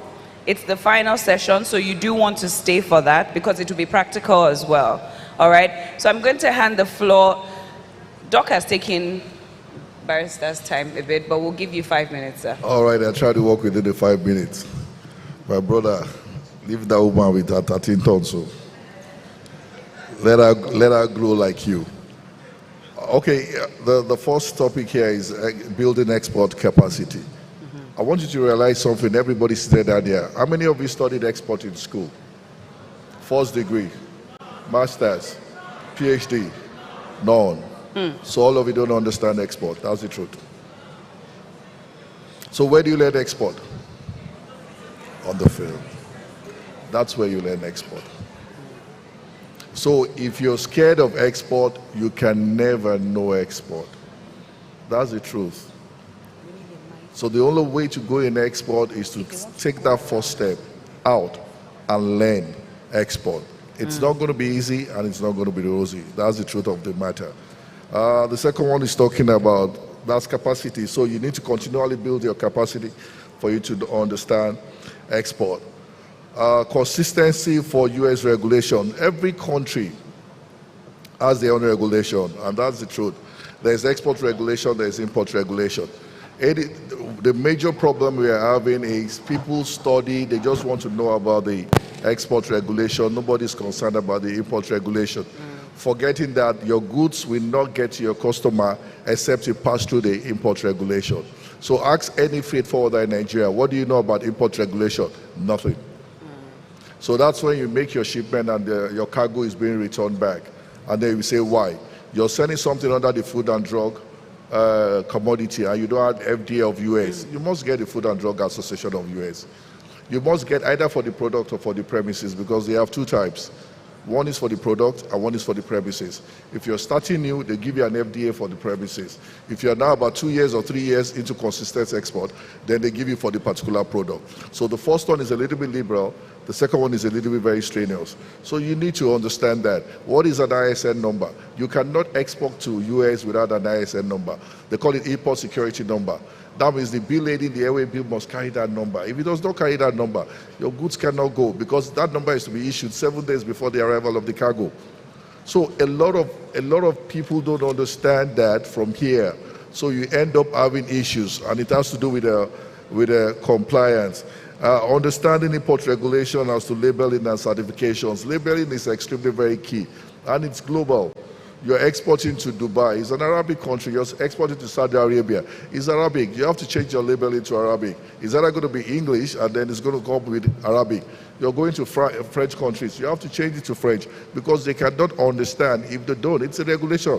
You have to do it there. It's not good enough that you have your NAFDAC certification. I've done my best before. I've done my this is a barcode number. My barcode number is there. My best before number is there. My NAFDAC number. That's not enough. Those are for local. This is for Nigeria. Nigeria says you need to have NAFDAC before. Is NAFDAC certification accepted in the UK? 0. Is it accepted in the US? 0. So what is the acceptable? They have their own certification that they require for you to get before you can get into those places. And it's even more than that. For example, now, for snails, people doing snails, how many of us are doing snails? Snails, vegetables, and stuff. You cannot export them to the EU and even to the US except you are registered with NAQS.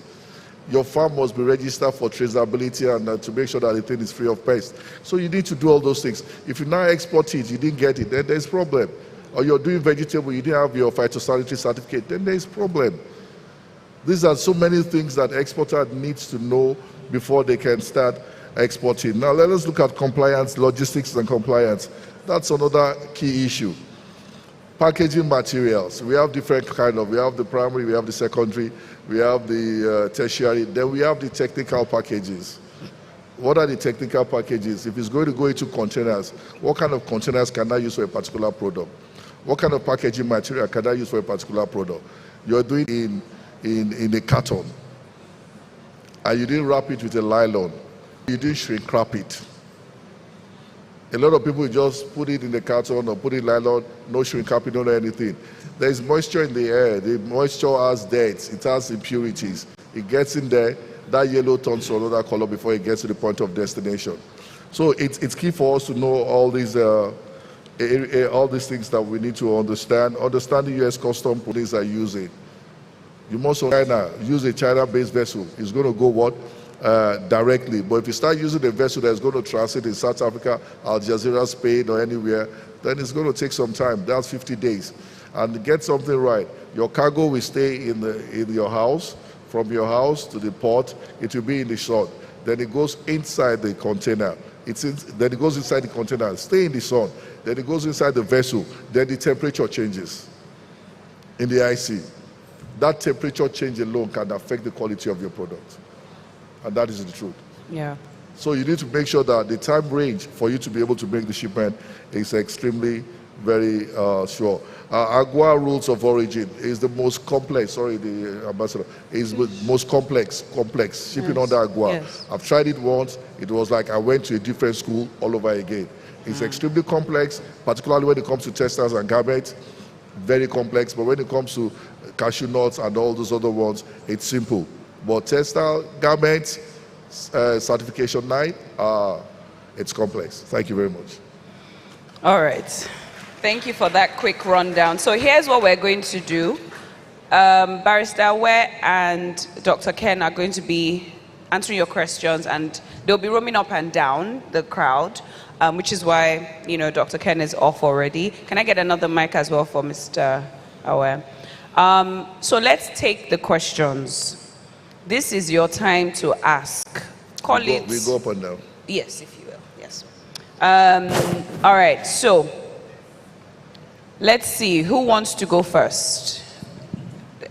All right. So we have like 6 already. Just tell us who you want to. Okay, sir. Dr. Ken wants to go to the back. So I'll let Dr. Ken go first. Please hold on, my dearest. Please, warning first. Warning. Yes, sir. Look at my height. Don't ask me a question that is taller above than it. Did we agree? Do we agree? Thank you. All right, Dr. Ken, over to you, and then Mr. Boay. We have just 20 minutes for this session. Yeah, good afternoon, everyone. Good afternoon. My question will have to do with exporting meat products. Even though we do it informally, yes, we export, but we have challenges sending it from Nigeria, definitely.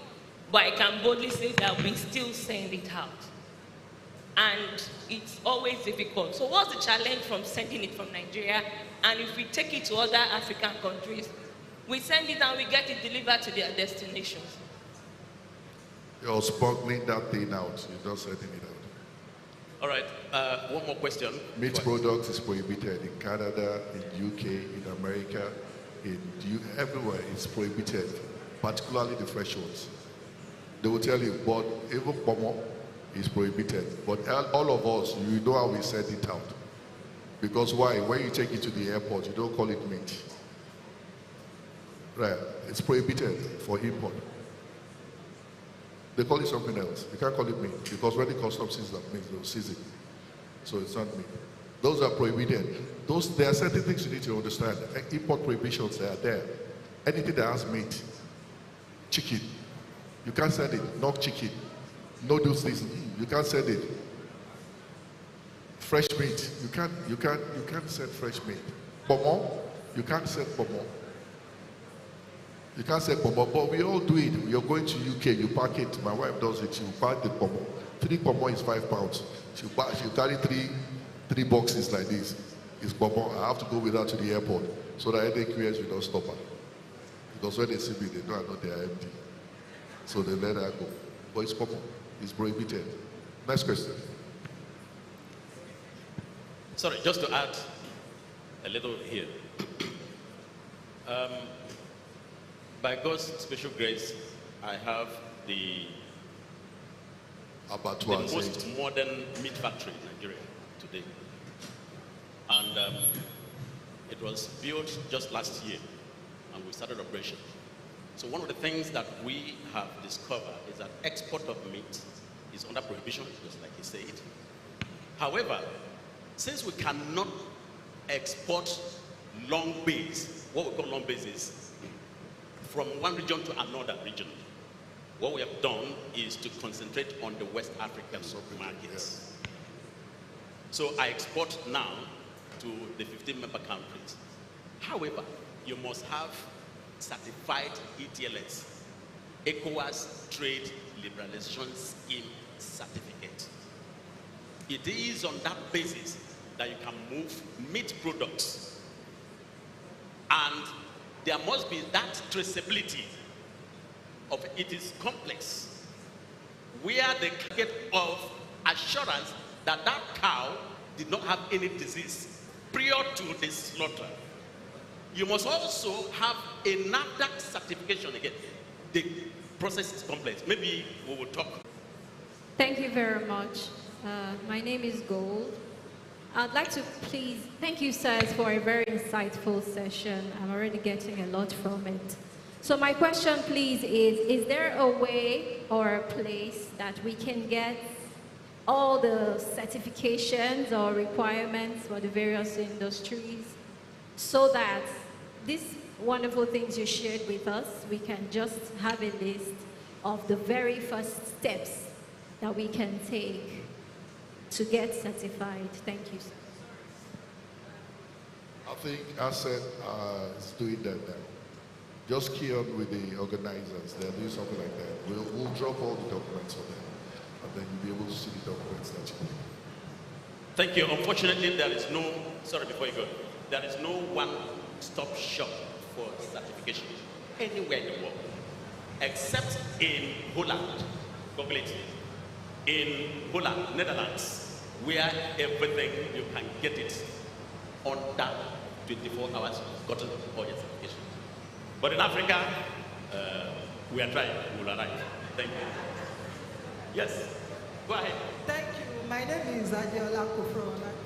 So I would like to ask, first, please, is there any arrangement, for example, a group where we can export all our things together in one name, like we said, for the partnership? So how does it work in export? Is there any how you can help us? For example, we have a community of women in agriculture, different biology. So we need help as to how we can do that groupage. And secondly, I also want to be like Blessings now. So please, is there any training or anything? Because I would like to jump into that anointing, sir. Wow. The anointing you're already receiving here. Since I've been sitting down since yesterday. In fact, I'm overflowing. All right. He who has ears, let him hear. This is the most practical place of training for exports that I have been. And I think we owe some good thanks to the organizers. Yeah. So she said something about coming together to do groupage shipment or groupage export. I said it yesterday, if you can learn how to work with each other, yes, you can achieve. Yeah. All you need to do, people will be saying in similar industries can come together and talk about themselves. You're complementing, you're not competing. So you complement each other because what we enjoy is economic of scale. You drop your price, and you can drop your price as much as 35%. Go and check it. Go check it. If you come together, your cost of production will go down as much as 35%. Yeah. Give me an example, packaging material. We don't produce packaging material, so we import. If you want to import 500 units, you know how much they're going to charge you. But if you're importing 5,000 units, there's a difference. Then the price drops because you're much. So you can spread the packaging material among yourself, and your cost of production is lower. Same also across board for raw materials. All your raw materials, glycerin on everything, buy it in bulk. Instead of going to Ojota to go and buy 1 kg, 4 kg. So those are the things, and as an SME, let me say it to you here, it's only those of you that your husband have reached that will succeed. Those of you that your husband have not reached, don't come together, it will be difficult. I'm not sincere. True. If your husbands are rich, I've been in the industry for some time and I've worked with women, the one that succeeded, that me I know, that I've seen, their husbands are what? They are doing well, and they are backing them up. For those of us that were on our own, OYO, please come together, and then you can break. You eliminate yourself when you come together. If I can now scale, I'll leave. Somebody else scale. Then you stand on your own, then you're okay. Otherwise, how do you want to cope here in Nigeria, here? Exchange rate is oscillating every day. How do you want to cope? You're selling 10 naira today, then tomorrow, the exchange rate goes to 1,500. How do you sell? By the time you sell, you find out your losses, because when you want to go back to buy the raw materials, you don't even have, maybe you bought 10 kg before. The money can only buy 4 or 5 kg. And the only way is you guys are beat what? Cost of production. The export is competitive. You're competing with Ghana, you're competing with Sierra Leone, you're competing with Angola, you're competing with, and then your cost of production, infrastructure deficiency in Nigeria is 35%. Yes. So already you're losing 35%. So what's your export competitiveness? You're in trouble. And you don't want to come together. That's why we have more people trying to struggle. When they can come together and scale and be the whole thing. And that's what we're trying to do in Makes with yes. That's what we're trying to do, just to show you that it can happen. What do we do in Makes? We set up the water plant, right? And they sell water at 1,000 something for 4 kg. We're selling it for 400 there. We're selling the water, treated water, that's what deionized water. It's for 400 there. If we get the permission, we're going to drop the cost of almost everything so that women in business can breathe. I have an addition to that question. So I know some people in the room have been burnt by export training companies, right? I know so many of you have paid, you've done all of that. I'll say this to you. Zero to export trainings are not something you should dive into anyhow. If it's not attached to a bank, a credible platform that you can, because now I know that people are using it as a money-making venture, right? The people even teaching are not exporters. They just lent one or two, put it together. So my advice to you is this. Amina, where are you? Amina. Raise your hand now, you're looking at me. Is your name not Aminat? Hello, can I just come in? Yes, sir. So let me say something here, not for my sake. I just want to say, when I started trading, I wasn't into trading, I was an exporter. But I go to trading section and I sit at the class. And I listen to people call to teach trading. And I ask them, and these guys, do they understand what export is all about? I've done it about 2, 3, 4 times. So when it comes to questions and answers, I raise up my hand and ask questions and they're all lost. So at the end of the day, everybody follows me. They started begging me, teach us how to teach. I delayed for a very long time because of what I was doing. I was busy. Then one day, I told them, pick 10 of you, free. I'm not going to charge you. Free, I'll train 10 of you on export, from zero to export. I have not started. NEPC came and said, come and do the zero to export for us. Since 2018 till date, I'm training for zero to export. It takes 8 weeks. Rigorous word, 8 weeks for you to understand. And I see people advertise export 2 days. What do you want to tell them? And then you go and read the slides. Then when they get to the field, they put the slides on the ground. They can't even see the slides. I'm not saying I'm tired of doing zero to export right now. But what I'm saying is that check the person that is training you and make sure that this person actually understands what the business. It's very important. I know you have to continue to study because nobody has a PhD in export. Even me, I don't have a PhD. He's a lawyer, I'm a lawyer. Yeah. We got into the export by what? By chance. And then we're there. And that's why Nigeria today, when you look at the top 5, they're not much. I want to say something, sir, about what you said, because I'm speaking as a woman now. The major reason we find is because this US export route is entering our eye. So they use that to convince a lot of women that we can get you into the US market. Calm down. No. They don't own the customs in America. Are you getting my point? But I brought out Amina because she's putting a list of people together that eventually will receive. Now, it's not training, but obviously you're beginning conversations, what next? Sir, can you tell us when the next zero to exports training is and where? Please beg Mr. Awe not to retire. He wants to retire. You're not going anywhere, sir. I don't understand. With the work is much now. Guy don't go nowhere. Who said that? Mr. Ken. Okay, yeah, they follow. What's going to happen is this, let's make it easier for anybody.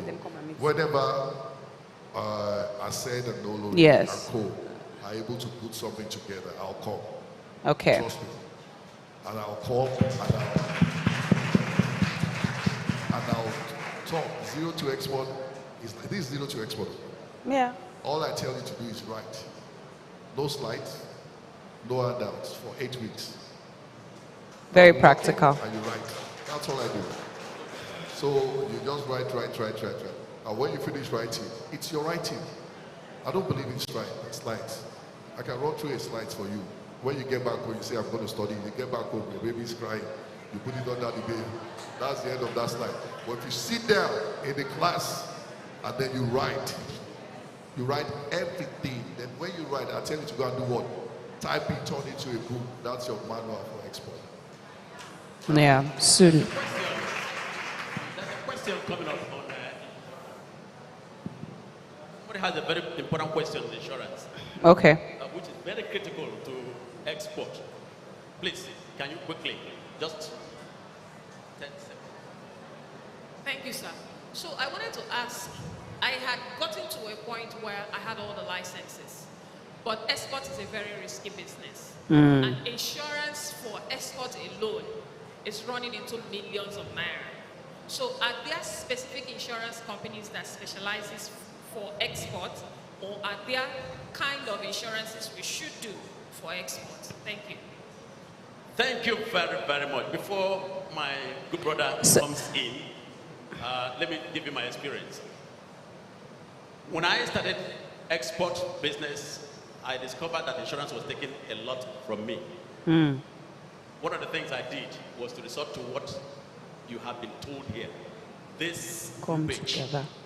So when you do groupage, you reduce the burden, share the loss, share the risks.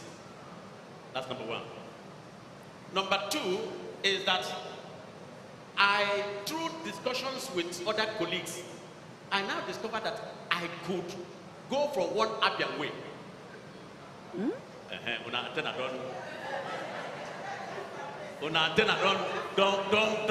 That's Abia way. So the Abia way is through the shipping company. So you release your burden, the burden of that particular risk on the buyer. So I now went and had an agreement with Mask. You know what Mask is? Mask Life. Mask. So they now take over that one from me. It's a special arrangement. So since my goods and I have become a customer to them, they bear that particular part of it. And by the grace of God, God has been helping us. God has been helping us. Okay. Let me just thank you, my brother. Insurance. When you're going by sea or by air, if you look at your airway bill, if you look at your airway bill, at the back of the airway bill and the bill lady, you see some things written in tiny that you need magnifying glass to read them. What it simply says that cargo has a third-party charter insurance. But if you look at it very well, they will state the value there. They might say 100,000 naira or 200,000 naira. So if you are giving them goods worth 1 billion naira, they have taken the liability to what? 100,000 naira. So what you need to do is just to put additional insurance, a third-party insurance for yourself. And I don't think it's into millions. It's not into millions. You can even go to Nexim Bank. Nexim Bank acts what they call export credit insurance. They have what they call export credit insurance. So you can take an export credit insurance from Nexim Bank. Then like he said, there's some shipping line. They give you a particular rate. If you're picking your goods like CMA, you want to pick your goods from Kano, and you want to bring it down to Lagos, and you do booking under that particular product, they will cover your insurance from Kano down to what? Lagos. Then they will now put you on the charter insurance that will cover. And please, insurance will not run into millions, that I can tell you. With I do agro commodity, the value of one container is about $48,000. So it can't run into millions. $48,000? 48. No, sir, sorry. 48,000 USD. Yeah, for one container. You heard it. You heard it. Okay, there's a groupage question. There's a community. There's a community here that wants one person to represent them. Okay. Groupage. Please. It's a groupage. A groupage question. Thank you very much. Good evening, everyone, and thank you for the insightful section. My name is Mojurade. I run an organization where we produce the best plantain chips. We want to export. We've been on it for the past 3 years, trying to export. We have a lot of customers outside. So I want to find out, zero to export for plantain chips. I tried to enroll in one school, like some weeks ago, some days ago actually. It was running up to, I think, 1 million. Please, let's dance together for them. Thank you very much. So please, 0 to export for plantain chips. Thank you very much. Thank you very much. Thank you very much. Our time is winding down. Correct? See, Yes, can I say something else to you guys? The groupage question, have they asked? Yes. Already there are, Is the one there in are pink. companies. The one, come. There are companies that run groupage. They run groupage shipments. I know that some of them might be a little bit expensive. They charge as much as $5 per kilo. Yeah, but you can start off with that. That if you want to go on your own, you can start off with what? A $5 per kilo. That's what they charge. And if you discuss with Asset and Olori, I can make it $4 for you. Okay, thank you so much, sir. I will quickly add that groupage, collaboration. That's the word. When you have any question, let these two words come up in your mind always. You will find solution if you do. I'm grateful. The way Weti came into being was because of this. And then we now have a logistics company that does air for now. And it was also because of this. We wanted to go for a conference, for an exhibition, and we found that the people that were supposed to lift the goods were charging terribly high. And yet we had a partner that was giving us very little amount. So we opened it up. And today we're a logistic company. Okay, so always think of those two words, my question. And I'm grateful that my husband is rich. So I know that I will succeed. Thank you, sir.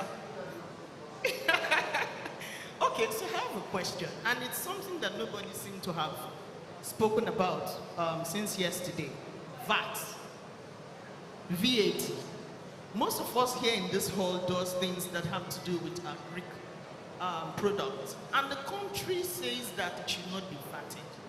And then most of us here are SMEs, right? And the country also says that we should not be fatted. But in almost everything we do, sir, we are fatted. Yes. So once we process, it must be vetted. Yes. Are you serious? Yes. Thank you for the answer.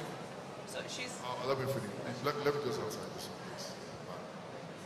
You see, the moment you add value to agro produce that comes from a natural source, if it's from a natural source, you don't have to pay VAT. But the moment you add value to it, you pay VAT. Value addition, it's what will make you pay VAT. But there's only one place you don't pay VAT. You don't pay VAT in export. So don't let anybody charge you. No, when you're exporting that product, you don't pay VAT. No, zero. Export is zero VAT. Tell them nobody can charge you VAT in export. Export is what? All over the world. Some of you travel abroad, right? Then you go to the shop, to the malls, you buy clothes. On your way out, they charge you VAT, right? When you get to the airport, you go to the custom side. You do what? You drop those clothes. They pay you back what? Your VAT. Because export is what? VAT is local consumption. VAT is consumption. You're not consuming it. You're taking it what? Out. So the VAT is what? Off. Good afternoon, everybody. When we are talking about the groupage, the last one I did, because the highest challenge you will have here is having buyers for all products when we are doing groupage. The last groupage I did to US, the container went to New Jersey, and one pallet of my product was going to Oakland. And when that container got to New Jersey, they charged me $1,000 to move one pallet from New Jersey to Oakland. So when I calculated the $1,000 from my profit to get it to Oakland, and it was not successful, and I had to beg them to look for buyers of my products in New Jersey. It was like a burden, because the person in New Jersey didn't have that space and the buyer. So she now had to start looking for buyer while that product is there. So the highest challenge I want to ask is, if we start the groupage, how do we get buyer? Let's assume that 5 of us here, like where I am, about 2 of us are doing plantain chips. My mommy here is doing fish. Another person, this person is doing bag. If we now come together and send, even if we don't add the bag, Even if you now do the groupage to US, maybe I'm the leader of the groupage Oakland, and her buyer is in Houston. How do we calculate the distance, the logistics, the buyers together? That's the highest problem in groupage. So if they can help us We've heard you. Thank you, sir. Now, we've heard you. May God help you. Now, how God will help you is that you must also avoid simple mistakes. Are we listening? When we say groupage does not mean you will mix salt and tomato and pepper and... That's the problem. That's the problem. You confuse the tax laws. You confuse export laws. Now, what are you going to write in your manifest? Those are the problems. Now, there are some ethical... who would have done more. Let me just say something for Madam. Please. I understand what you're saying. If all of you are not going to the same destination, but you're in the same ward, in the groupage, I don't know the kind of groupage company you're using. If I'm using a groupage company and I tell them my goods is going to where? Maybe Texas, but it's going to land in what? In BWI, Baltimore. The thing there is that I have told you my goods is going to where? You must deliver to where it's going to. It's not my business to tell me in the middle of the road that my cargo is in BWI, that I should come and pay extra. No, all those things will have been charged there before you take my cargo. So if we're doing groupage is not for destination. Groupage is to meet your cost here. It's to meet the freighting cost, because you're giving the person 1 ton, 2 ton, instead of what? 50 kg, or instead of what? 100 kg. So we just put it under one invoice, because already you don't have invoice now. They are just because they're going to prepare only one invoice for you. So the moment all of you put your goods together, madam, how much is your tonnage? They don't know you are 10, 20 people. They say my tonnage is what? 50 or 1,000 kg. Okay, we can reduce the price by $20, by $15 because you're bringing one. That's what groupage is all about. The destination will be negotiated. You tell them this one is going to this one, this one is going to this one. Then you give them the destination. They will deliver to your destination. Okay. If the freight forwarder is irresponsible, they will take Baltimore and take to Texas. They bring Texas and put it Baltimore. That does happen. All right. So Dr. Ken has one person on his end, and we have one person in front. Because of time, ladies, we can't sleep here now. Eh? Yeah. So. We actually understand that we can continue tomorrow. Yeah, we continue tomorrow. I'm joining a man and a woman in the very holy matrimony. Good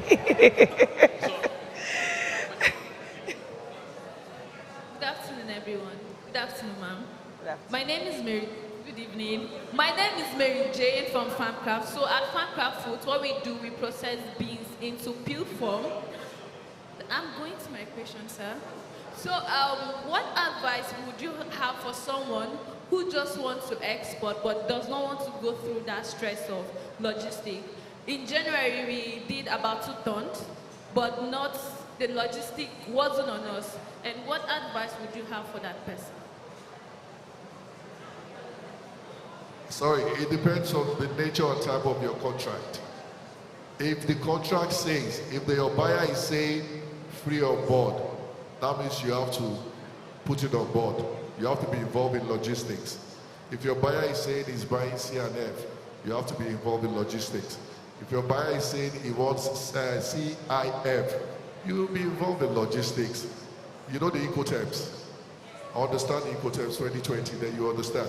But if the buyer is saying, I want it X works, then you don't have anything to do with logistics. So when you want to sell, you can tell the buyer, I can only sell what?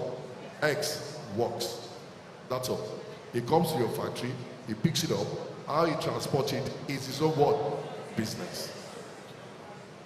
Okay, thank you. 2 comments. First comment is on the tax. I ran into such challenge, I think that was 2 years ago, with tax bodies. On VAT, they just saw my turnover in the bank and wrote a tax liability to me. So when I saw the tax liability, I went straight to FIRS. I got there, I discussed with them. I'm an export person. I export agro commodity, unprocessed. I'm not vatable. They said this. I said it is export. So, but at the end of the day, what we arrived at was that even if it is not vatable, you must do monthly VAT remittance. So you will do your VAT remittance, do nil VAT remittance monthly. So that covers you for the period. So you'll be able to do that. Please take time out and read the company income tax. You see exemption of what? Tax. Products, goods that are exempted from what? Tax. You will see there. All exports. They put it like that. All exports. So if you go somewhere, you bring out your book and show him that I'm not supposed to pay what? Tax. They can calculate tax for you. It's time for you to say, I'm an exporting firm. None of this is locally consumed. Everything has been what? Exported. And the law says that there is no law. It's just like your grant. How many of you pay tax on your grant? There is no tax on grants. When government give you grants or you collect grant from DFID and it goes into your account, you prepare your statement of account, they want to tax you. You tell them, no, this one is a grant. Why? There is no tax on grants. You don't pay tax on grant. Okay, the second comment is on Export Academy. I personally run an export promotion academy. It's called Trade and Export Promotion Academy. Maybe a few persons here have met me before. What I do, I've done exports for almost 10 years before I started running an academy. I started that early this year. I've run first cohort. We are starting second cohort by July. We don't just teach exports or talk, just the talk. We do the talk, 5 weeks classwork, then we start mentoring. And the mentoring involves that you go for processing and you witness them. You follow us through to the export because that's what we do. So we don't give you stories. We follow you through. Even when you are doing your own, what we do is we walk side by side with you and see that you succeed. So you need to profile people and be able to know who and who is the right person. Thank you. Don't worry, you will pay me tax for this advert. Yes. Pay directly to SOT. To me, because I gave you the mic. Thank you very much. All right. Okay, before we close, that is our final question for today. Please make it very quick. My name is...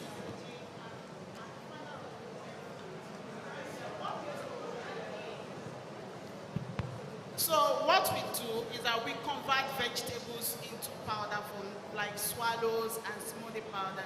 And then recently, before I start, I'm totally new into export. I've not done it. Welcome on board. So I'm really very grateful to Wetty and also to SOT for this great opportunity. Thank you very much.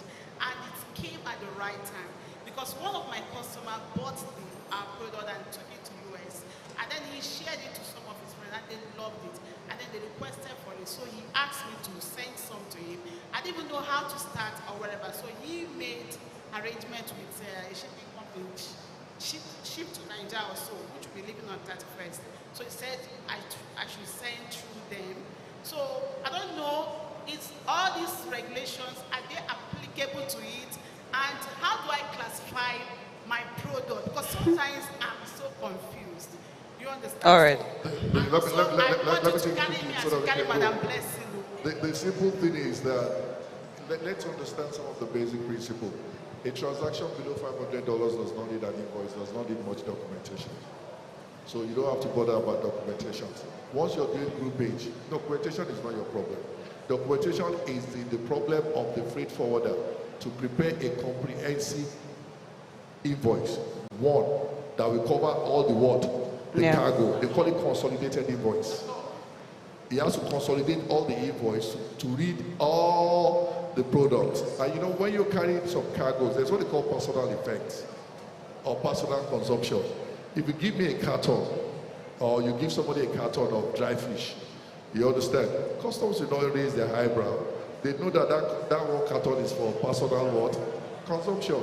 Even though you're selling it to the person, they believe the person is buying it for what? Personal. It is when you start scaling up to big cargoes, commercial cargo, that's when they will start raising their eyebrow that where's your FTA?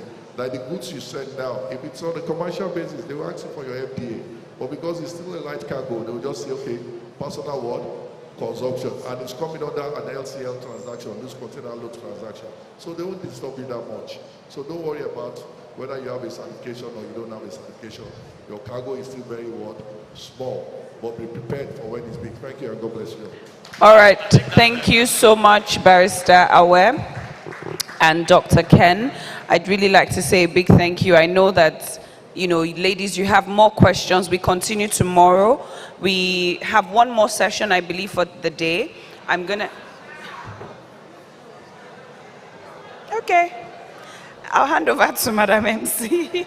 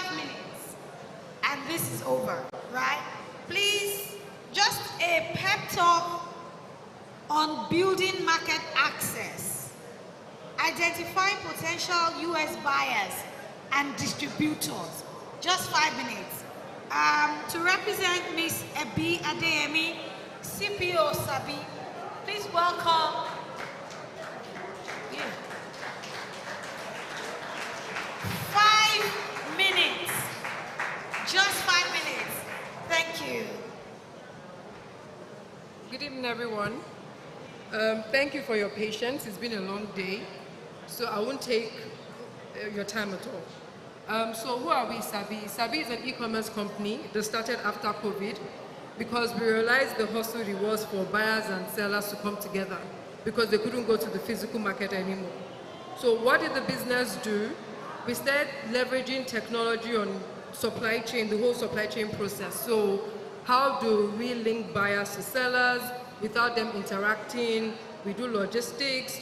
Okay, we have sellers that want to buy goods. They don't have financing. We help them with financing. So we're actually a platform business. You come on our platform, you meet your buyers, sellers, you do interactions. If you need help with financing, we come in. So we currently also export to the US. What we did differently with that was, for us to identify our potential buyers, we had to do a lot of research. We can't take that for granted. You need to understand what the laws are, what the requirements are. So some of the things we actually export are hibiscus because we noticed that there's this new fad with Zobo drink. It's healthy. A lot of people are looking for it, so we do that. There's vegan diet that just came up as well, so we export soya beans. What that has helped us to do so we don't fail is because we know the current trend in the US market. And we're trying to tap into that. In terms of participating in trade shows, don't take it for granted. Because even for myself, I've learned a lot. I've been chatting with my CEO. She was meant to be here, but I came in place of her. And it's interesting to see some of the things we do as a business and some of the things that, you know, is being said here. So whenever you get an opportunity to join these conferences, please make sure you go there. You will learn a lot, you meet people, you're able to collaborate, it gives you more business ideas, and you're able to build partnerships. For us, we have a product which is called Trace. Trace is for the export market. So on Trace, we get buyers, we get sellers. One of the things we had done recent was before the cocoa prices went down, we linked a potential buyer, the cocoa aggregators in Nigeria, to a buyer in Germany, and it was successful. Like they have said, you have to make sure you have all your requirements because you need to have money to fund it, which we also play a part in. So I'm going to use the opportunity to thank the partners, the people that brought up this conference. They did well. I'm going back with a lot more than I came with because I'm in human resources. I'm the group HR director of Sabi, but it's been worthwhile. So thank you for your time and your attention. And if you need to join our platform, you can reach out to the organizers and we'll get someone to talk to you. Thank you.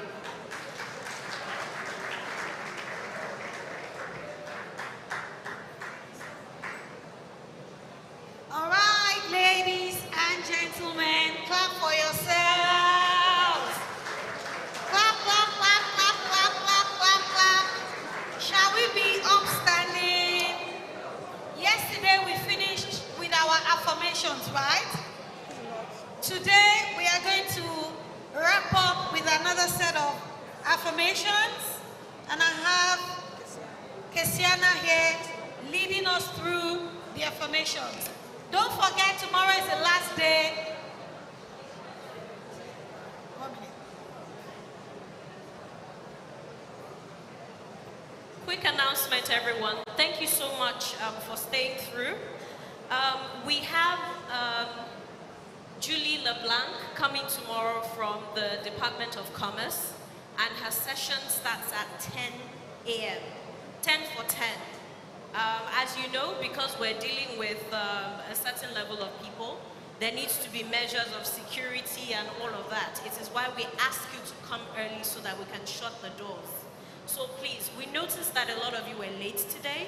We started well yesterday, but by today, as Nigerians, as we always do, we're already coming in late. Please, maintain the early times that you, throughout this program, because that's what we expect.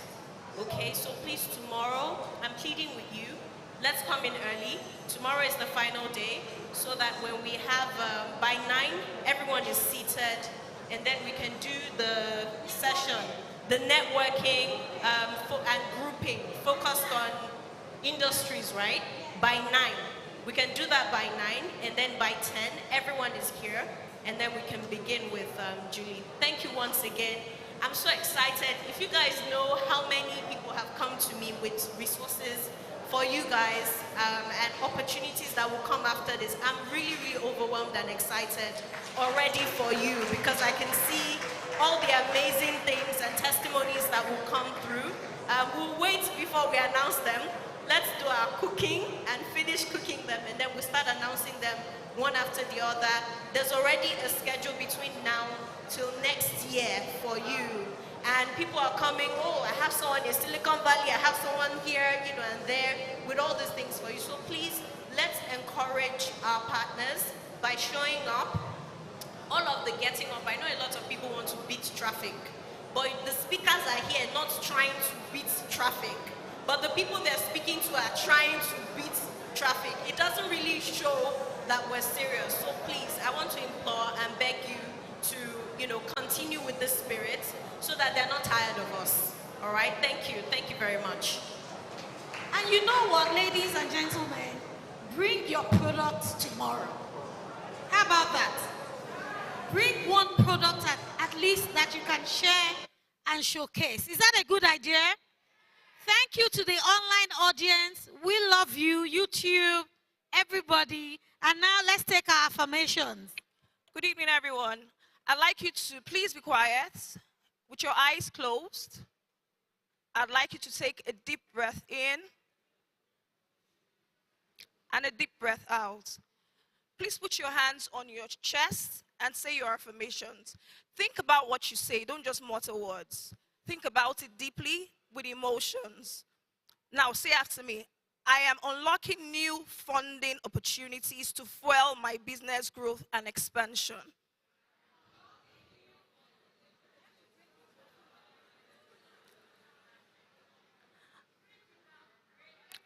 I am unlocking new funding opportunities to fuel my business growth and expansion. I Our innovative ideas and strategic plans are coming to life through effective implementation. We are mastering the art of finance. Ensuring the sustainability and profitability of our ventures.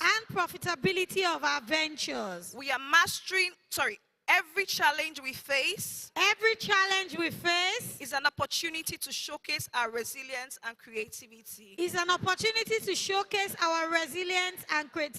Think about what you're going to say next. We have the resources. And support. To turn our dreams into reality. Our commitment to excellence. Drives us to implement best practices. In all aspects of our businesses. Think about this. We are building strong financial foundations. That will support our long-term successes. Collaborations and partnerships. Open doors to new possibilities and growth. We are confident in our ability. To navigate the complexities of trade and finance. And this is the last one. And I'd like you to think about where you see your business in the next 5 years while you take this. Our vision is clear. Our goals are attainable. And we are ready to achieve them. So help me God. Thank you, Coach Kasaina. She's an affirmations coach. Please follow her on Instagram, Kasaina. Bless you and see you tomorrow. Safe journey. Take your photos and tag Accent Studios, tag Dr. Ian, tag Oloriboye Ajayi, tag Shola _Adeshaki.